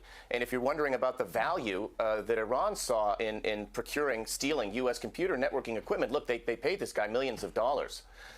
And so we have to assess how much damage was caused and how much Iran was able to augment their ability to enrich uranium and to build out their nuclear program with our computers, our sensitive computers. It's a counterintelligence success by the FBI. But at the same time... Okay, do you care? I don't care. I don't care. Some may care. I don't know. Oh, let's go here. This is sad. This is sad. Oh, my gosh. This is heartbreaking. I hate seeing people like this destitute. Okay, let's go. Way out here to Kensington, Philadelphia. Getting high. And what's your drug of choice? Crack and fentanyl. How long have you been using this substance for? Like 6 years. How did you start? At first I started with alcohol. And I went to rehab, and then I found out about dope, and then I liked it better. Well, the first time I OD'd, I loved it. First time you... She said the first time she OD'd, she loved... Oh, Lord, jeez. Save this young woman, y'all. Somebody. OD, you loved it? Yeah, I like that sleeping effect. It brings comfort. Sheesh. How many times did you OD? I OD'd like a few times. Like the last time I OD'd, I was like dead for like 10 minutes. And yeah, that was the last time I OD'd. How were you introduced to all these substances? Rehab. Well, my brother, he had an overdose, so Like addiction runs in my family. Addiction runs in your family? And what age did you start using? You 18. Said 18, okay. Do your family members know you're out here Yeah. living like this? And what's a normal day like for you? I don't sleep. I don't eat. I get up. I go like basically like myself for money, and then I come back, I cop, and I just do the same thing over and over and over again. And how much are you making daily? A couple $100, like maybe like $500, $600. $500-$600 Yeah. a day? How long have you been working the street corners for? Only a few weeks. Oh, are you like kind of new out here? Or? Yeah. And what brought you, like why did you come out here? You said the drugs. Because I like the dope better here. Dope better here? Any plans on going back to rehab? Yeah, in like a month or so. For my family. Have you ever completed the rehabilitation process? Yeah. I was just sober for like 7 months. What caused you to go back? I'm bored, I'm in loneliness. How often do you get picked up? I get picked up pretty often. And how many dates would you say you do daily then? I don't even fucking know. I don't know, maybe like over 30, depending the day. Depending how I feel too. Do you like dating? No. You don't? No, but it's quick money. You haven't tried any other ways to get money or anything? No, I have, but this is just faster. Faster. And what type of men do you come across? I don't know, like old men. That are, like, Old lonely. men. Get like no pussy. Coach Greg Adams. Do you want to get clean? No, but I need to. It's not really a want, it's a I have to. Do you have any kids or any? No. No? What do you want to do with the rest of your life once you get clean? I want to rehab. You want to do what? I want to rehab. Want to rehab. Any of your family members try to reach out to you? Yeah. Get you up off the streets? They try to get you help? Yeah. And I try all the time. And what's really stopping you? Is like the drugs are too strong, or? No, I like being not like, I don't know, existing. Are you afraid to die? No. No. Are you religious at all? At times. Where do you see yourself in the next 6 months? Either sober or like dead. Because if I'm still getting high in 6 months, I don't want to be alive. That shit's gonna be irritating. If you could make 3 wishes right now, what would they be? Probably get sober, have like a stable like life, and be in contact with my family again. And what are you doing with all the money you make? Spending on drugs. All of it? How much are you using daily? How many bags would you say? 10, 15. 10, 15 bags? Yeah. Are you also like supplying anybody else with bags? Like Yeah, sometimes. Yeah, so you feeding someone else's addiction? Not really, like only if they need it. Are they using you feel like at all? No, only if they're like sick, I'll give it to them. But otherwise, no, I don't give it out. I'd like to thank you for your time, man. Thanks. You've been a wonderful interviewee for me. Okay. And I'll be praying for you. All right, God bless you. Man, you ain't at least give her $20 for her time. I know she gonna use it for drugs, but I done gave her some. I'm like, you know what? Here, I know it's not gonna do right by it, but shit, for your time. Oh, come on, man, you just can't do that.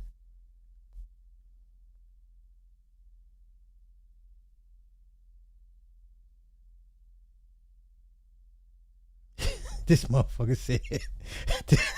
Oh my God. This motherfucker said this crack hoe makes $600 a day, and they say patriarchy and shit. Being female's a cheat code. Oh my God. What is wrong with people?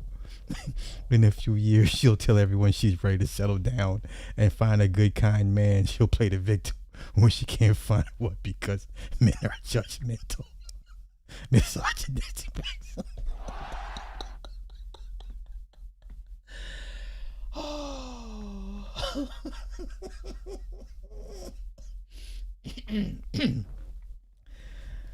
Oh my goodness. The people who watched her videos for entertainment are now watching this video for entertainment. She never stopped being content. That is the tragedy. Why not just F the drug dealer? Why go the long way? Oh my gosh. Why y'all like this?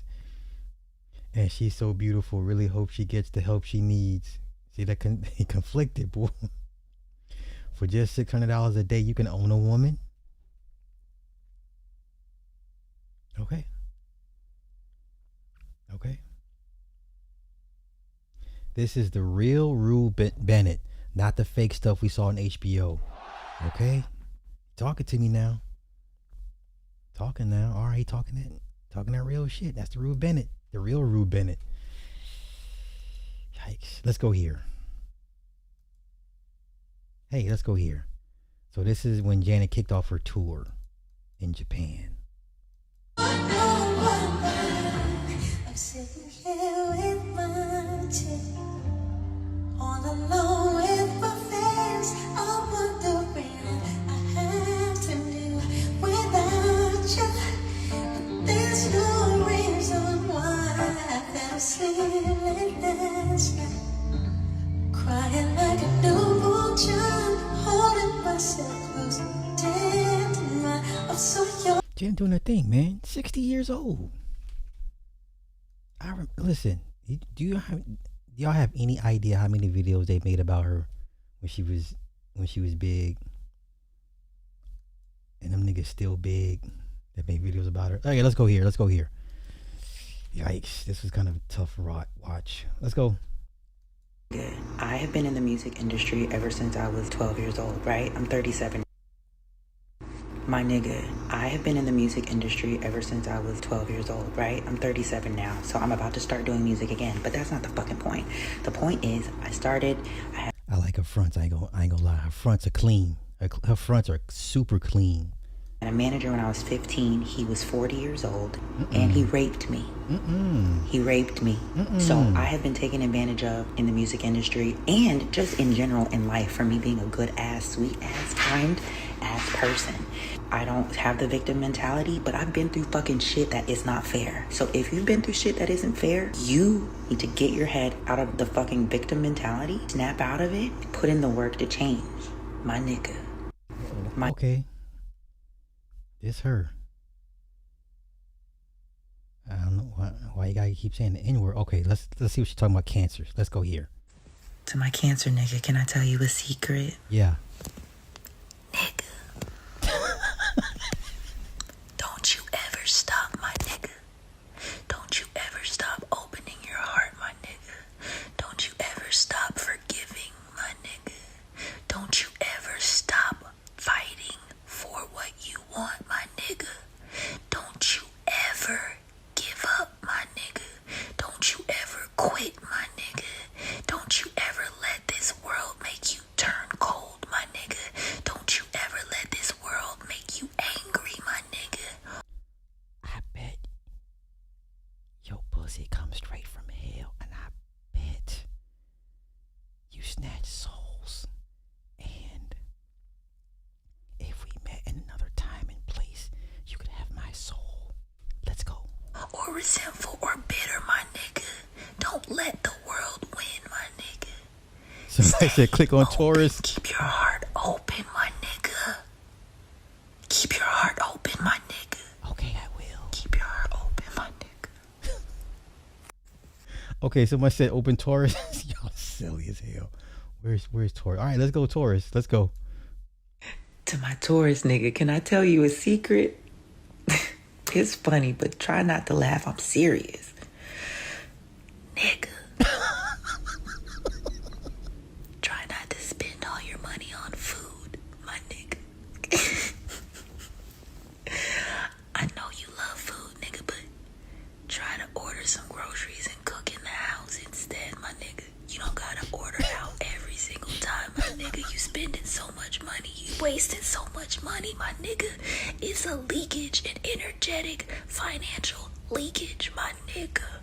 Slow down, pump the brakes, my nigga. To my Taurus nigga, can I tell you a secret? That was funny. Any other requests? You said Aquarius? Oh my lord. Okay, Aquarius. To my Aquarius nigga, can I tell you a secret? Nigga. Just close your eyes real quick and take one deep breath in. And one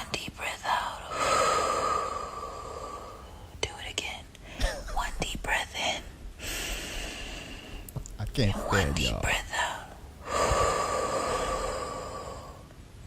Keep doing that shit all day, my nigga. Every chance you get, my nigga, you need to breathe, my nigga. I'm feeling you. You need to breathe. You're an air sign. Without air, there is no life. You need to breathe, my nigga. Breathe, my nigga. You got it. To my Aquarius. I bet she got some good snatch. Oh no. Oh, this is a woman you stay the fuck away from. But okay. Let me see. Someone said we got more requests. Y'all not gonna worry me. I'm not going through the whole damn zodiac sign. I'm just not. We did Taurus. Okay. What's next up? Somebody said Aquarius. Did we already do Aquarius? To my Aquarius, nigga, can I tell you a secret? Nigga. Just close your eyes real quick and take one deep breath in. Wait, we already did this. Okay, my bad. Okay, Aquarius, who's next? Let me see. Yeah, she's a demon. I'm game. Somebody said Capricorn, y'all not gonna worry me. To my Capricorn, nigga, can I tell you a secret? Nigga. All you gotta do is keep grinding and keep grounding, my nigga. Keep grounding and keep grinding, my nigga. I know you're going through a lot. You got a lot on your plate right now. And your heart is going through a lot right now, too. Emotionally and in your outer world, you're doing really good. So you got mixed feelings. It's bittersweet right now. But don't stop. Keep grinding. And keep grounding. Keep putting in the work. Don't stop the work. And keep grounding your nervous system. Regulating your nervous system, my nigga. You got it. Keep going. You're doing good. I love you. To my Capricorn nigga, can I tell you a secret? Where we at? So, okay, Taurus.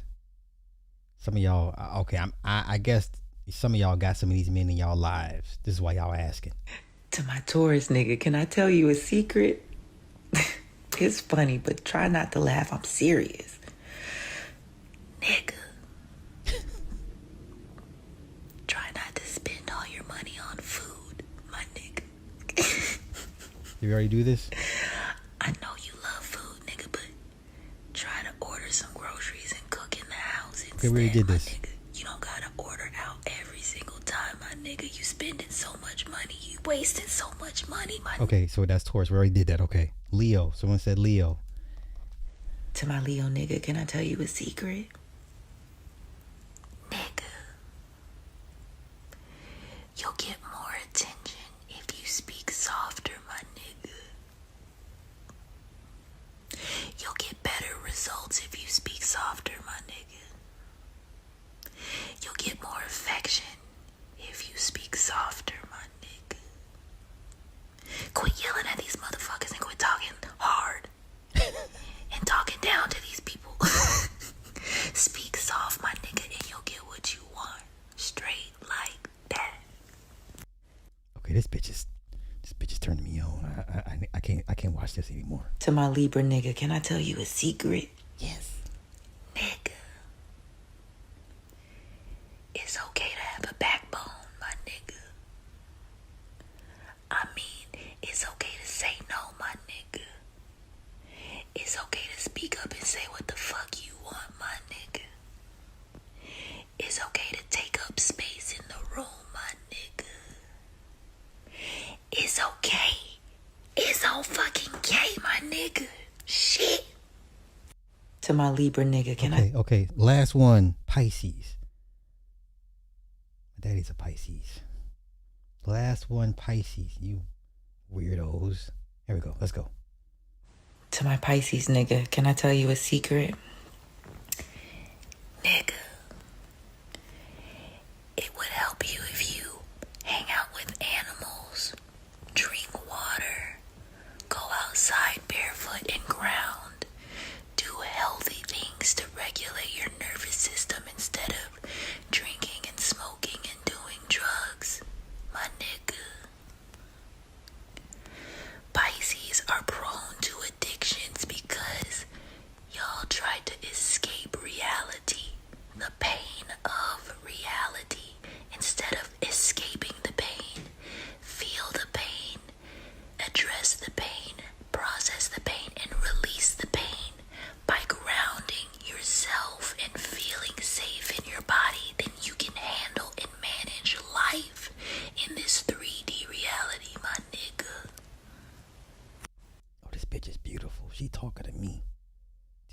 twin. Let's go here.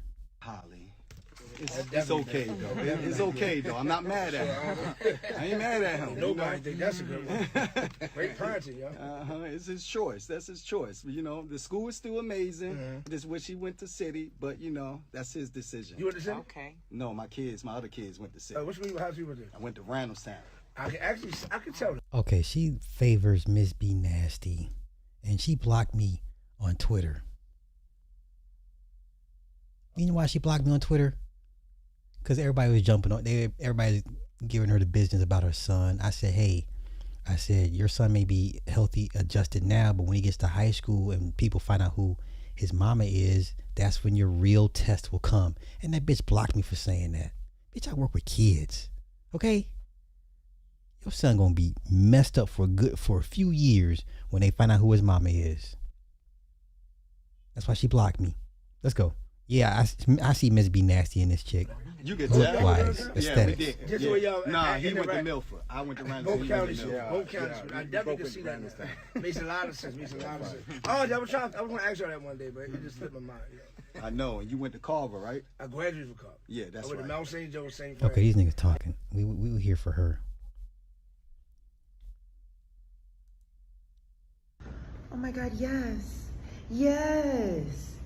Yes. Bitches, it's pretty, bitch. Kidding, it's Luxy, bitch. Let's fucking go. Okay. You can play that as loud as you want because it's really going into the neural connections. Okay. Stuff like that. So you have, when I say your mantras are not theirs, your mantras are based on your nakshatras. So that's why it's a nakshatra mantra in the day of the week. 2, and then sometimes placement. That's all that is. And you have neural connections, and they're blocked until you show them the key. The key is the music and the mantras. Okay. I like her. I like her.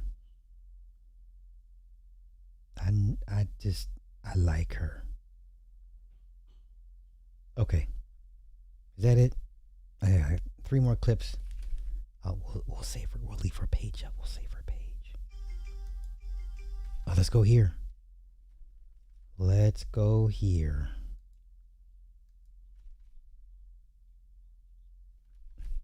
Wait.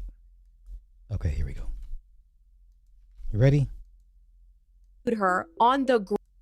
She chopped her mother up and barbecued her on the grill. Margaret Craig confronted her daughter Candace Craig after discovering that her daughter had been stealing money from her. Margaret threatened to report the theft to the police, and that's when Candace snapped. Candace unalived her 71-year-old mother by suffocating her with a trash bag. The next day, Candace's 19-year-old daughter Celia found her grandmother unalived inside a blue storage bin with a trash bag over her head. Candace tried to burn her mother's whole body outside in a bushfire, but when that failed, Candace bought an electric chainsaw. Candace then used the electric chainsaw to cut her mother's body up into 67 pieces. After cutting her mother up, Candace wanted to continue collecting her mother's pension and social security benefits. Candace placed the pieces of her mother's body on a charcoal barbecue grill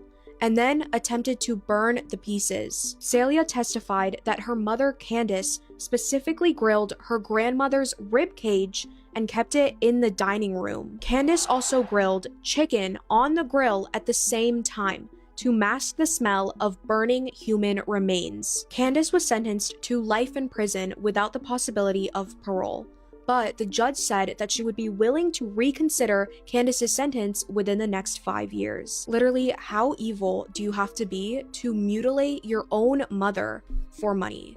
I can't wrap my head around it. But what do you guys think about this case? Okay,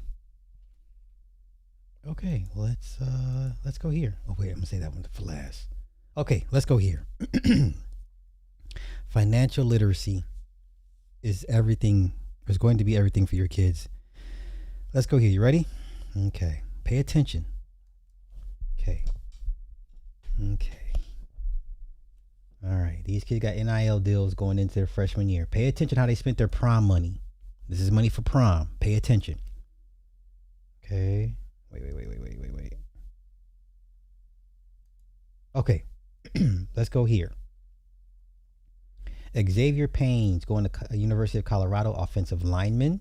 I just decided I'm going to do it. I'm going to do it right, and I'm going to do it big. Pay attention. His custom suit was $2,500. Christian Louboutin spike sneakers was $1,100.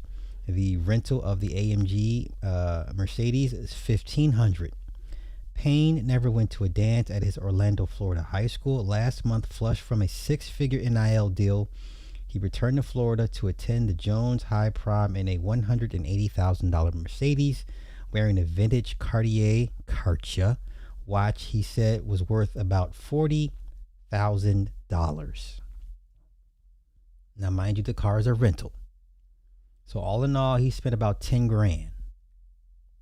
He spent 10 grand. Pay attention. So keep that in mind. Xavier spent 10 grand. Let's go here. Decorian Moore is going to the University of Oregon. He's a wide receiver. It was just an experience that I didn't want to miss out on. His event planner was $12,000. His Louis Vuitton sneakers was $2,000. His and hers post-prom ensembles, $10,000. A videographer captured Moore throwing $20 bills in the air as he walked through a flower arch and then leaving for prom in a chauffeured Bentley. Photos and videos from his prom went viral on Instagram, with thousands of fans and friends alike remarking on the extravagance of the occasion. He spent $80,000. Pay attention. Mark Bowman, University of USC. He's a tight end. This kid you're going to hear about. I promise you. I saw him 2 years ago. I promise you. This is the next Rob Gronkowski. He is the next Rob Gronkowski. But let me get to his monies that he spent. His suit was $100. His Gucci loafers were $1,000. The 2017 Lamborghini Huracan was free. Despite having secured a seven-figure NIL deal, Mark is very careful with his money. His parents said he got the suit for $100 in LA's fashion district and the loafers as a graduation gift from his mother. A family friend lent him the Lamborghini. His total cost, $1,100. This is why their kids succeed and your kids will not. Do I have your attention? Do I have your attention? Okay. All right. Last clip. What I hear are different entities. They're gods, they're demons, they're angels, they're whoever. Okay, they're from other realms and they talk to me. And sometimes they talk through me. Hi, you guys. My name is Damia and I am a diagnosed paranoid psychotic schizophrenic, according to my doctors, but they ain't shit. Okay, I was looking at my paperwork for disability because I got approved for disability. They're just taking forever to give me my money. It's my money and I want it now. Anyways, sorry, you girl, we got voices in our head, all right? I am labeled as schizophrenic because I have voices. I hear voices. I see things that other people don't hear or see, and I'm labeled crazy because of it. But the thing is that I am tapped into another dimension, another realm. They are coming through me. All right, I try to tell the fucking doctors this. They label me as crazy and they want to medicate me. All right, what it is that there is somebody or something from another realm that is communicating with me. I don't know how, why, who, or what, but I'm going to figure it out because what it is that they talk to me. All right, I hear voices in my head. It's them. When I tell the doctors this, they're like, oh no, we need to medicate you so you don't hear these voices. No, what is it that these voices are telling us that the doctors are so afraid of that they want to medicate us so we don't fucking transfer, what's the word? I'm not from here, sorry. So they don't translate. Oh my god, this is, oh, the fuck. Hold on. Fuck, we're jumping again. Fuck, my mind. Oh my god, fuck. This is what I deal with every day, you guys. Okay. All right. It's like everybody, it's like it's like a phone line is open. So imagine having a radio and the line is open and anybody could just like tap in and come through.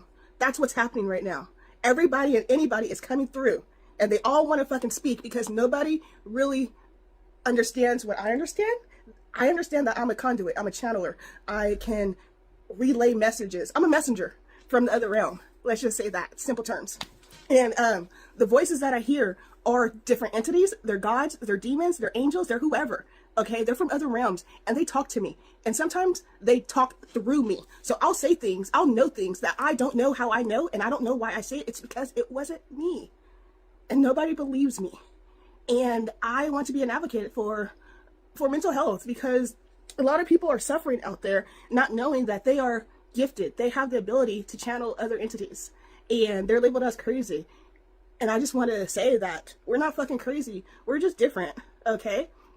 You know, there's something big going on. There's something big happening and they're going to need our help.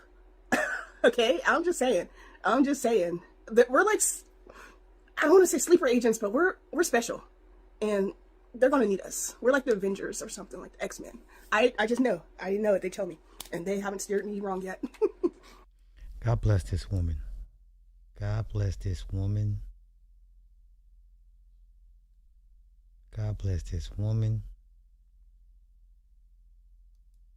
Hi, my name is Damia, and I am a diagnosed schizophrenic, according to my doctors. This woman would take your soul in bed with their eyes closed, not even trying. Oh my gosh. Honestly, they ain't shit. Okay, so the official diagnosis that I have on paper is schizoaffective disorder, bipolar type. All right?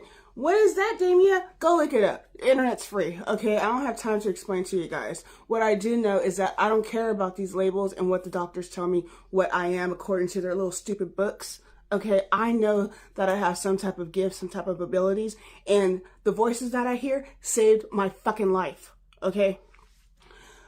Back in 2023, my psychiatrist wanted to put me on the medication Abilify. All right. I was talking to him on the phone and he was like, hey, let's try Abilify. And all of a sudden I got a wave of emotions. I started crying. I don't know why. I've never felt this before. And he was like, are you crying? I was like, yeah, I don't know what it is. And I heard a little voice like, don't take that medication. Don't take that medication. And so I was like, you know what? I really don't want to take the medication. I don't know why, but I don't want to take it. And he was like, all right, no problem. I'm going to take it. And so I didn't. All right.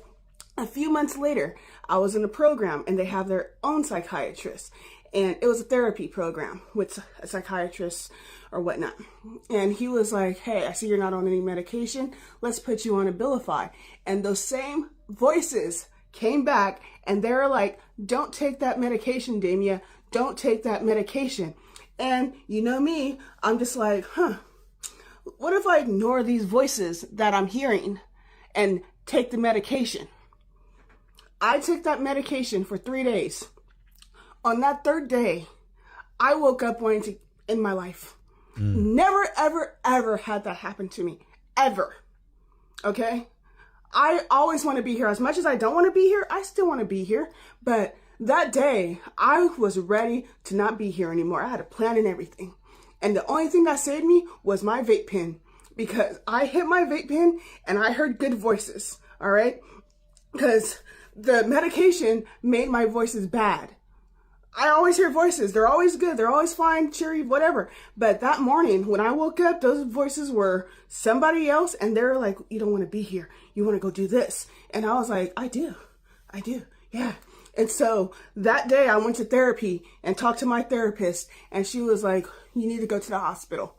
And that was the first time I was ever sent to the fucking psych ward because of medication. And since that day, when I got out, I said, fuck these medications. I'm not taking them. They make my voices bad. So that is why I do not take medication. Hi, my name is Damia. Wow. All right, let's that last one. Hi, my name is Damia, and I am a diagnosed paranoid psychotic schizophrenic according to my doctors. But what it is that it's something more than what they say. I hear things that other people don't hear or see. Okay, so nobody wants to So nobody's willing to, fellas, nobody wants to see you. So nobody wants to. Let's continue. Let's continue. People don't see, and because of that, I am labeled crazy. I'm labeled different, you know. But what it is that it's gifts. Okay, I don't care what you say. It is some type of gifts that were given to me, and the doctors, the government, they don't want us tapping into these gifts, so they label them as disabilities, so we're afraid of them, so we don't tap into them. You know, they medicate us so we don't tap into our gifts. Not me. I don't figure this shit out. Anyways, I hear things. Okay, it's usually me from another realm, another dimension, like a whole nother personality. Okay, so say we all know Patricia, right?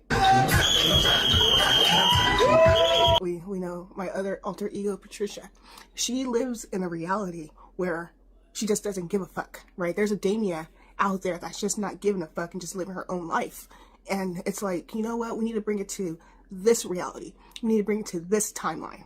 And so I'll just kind of like channel a whole different Damia. And because it's like, I know me. I know that I'm a shy, antisocial person. Like, I don't like to be around crowds or whatnot. Like, I'm just like, I'm a loner or whatever. But then you get Patricia, who is just like a social butterfly, will talk your fucking ear off. Like, she'll tell it as it is. She's very blunt. If she don't like you, she will fucking tell you. But it's all me. I know it sounds so fucking crazy. I know. But there's different me's that I channel.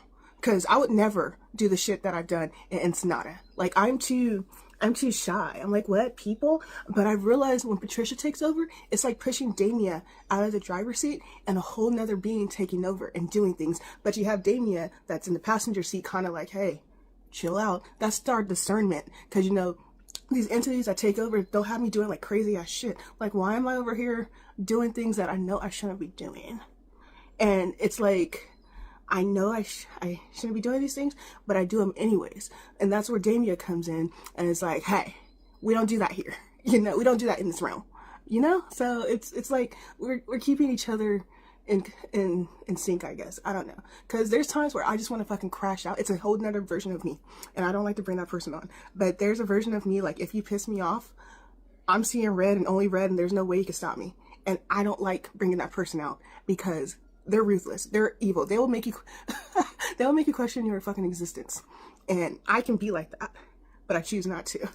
And a lot of people out there have like this ability, but they don't know that they're able to channel other entities. This is what I deal with every day, you guys. So yeah, hopefully that makes sense. Okay, God bless her. Shit, man. Okay. Throwback to when Patricia first appeared. Oh, we got it. We have to. Don't drop that. Poor thing ain't got no hips.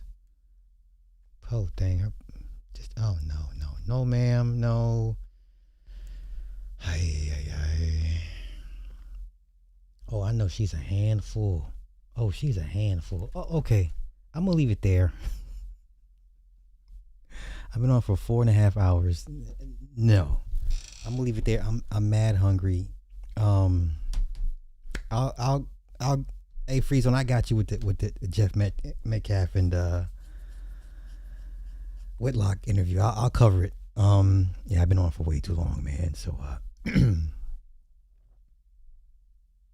so yeah, I'm gonna get out of here and grab something to eat. Y'all enjoy the rest of y'all's night. I will do the same. You know what? No,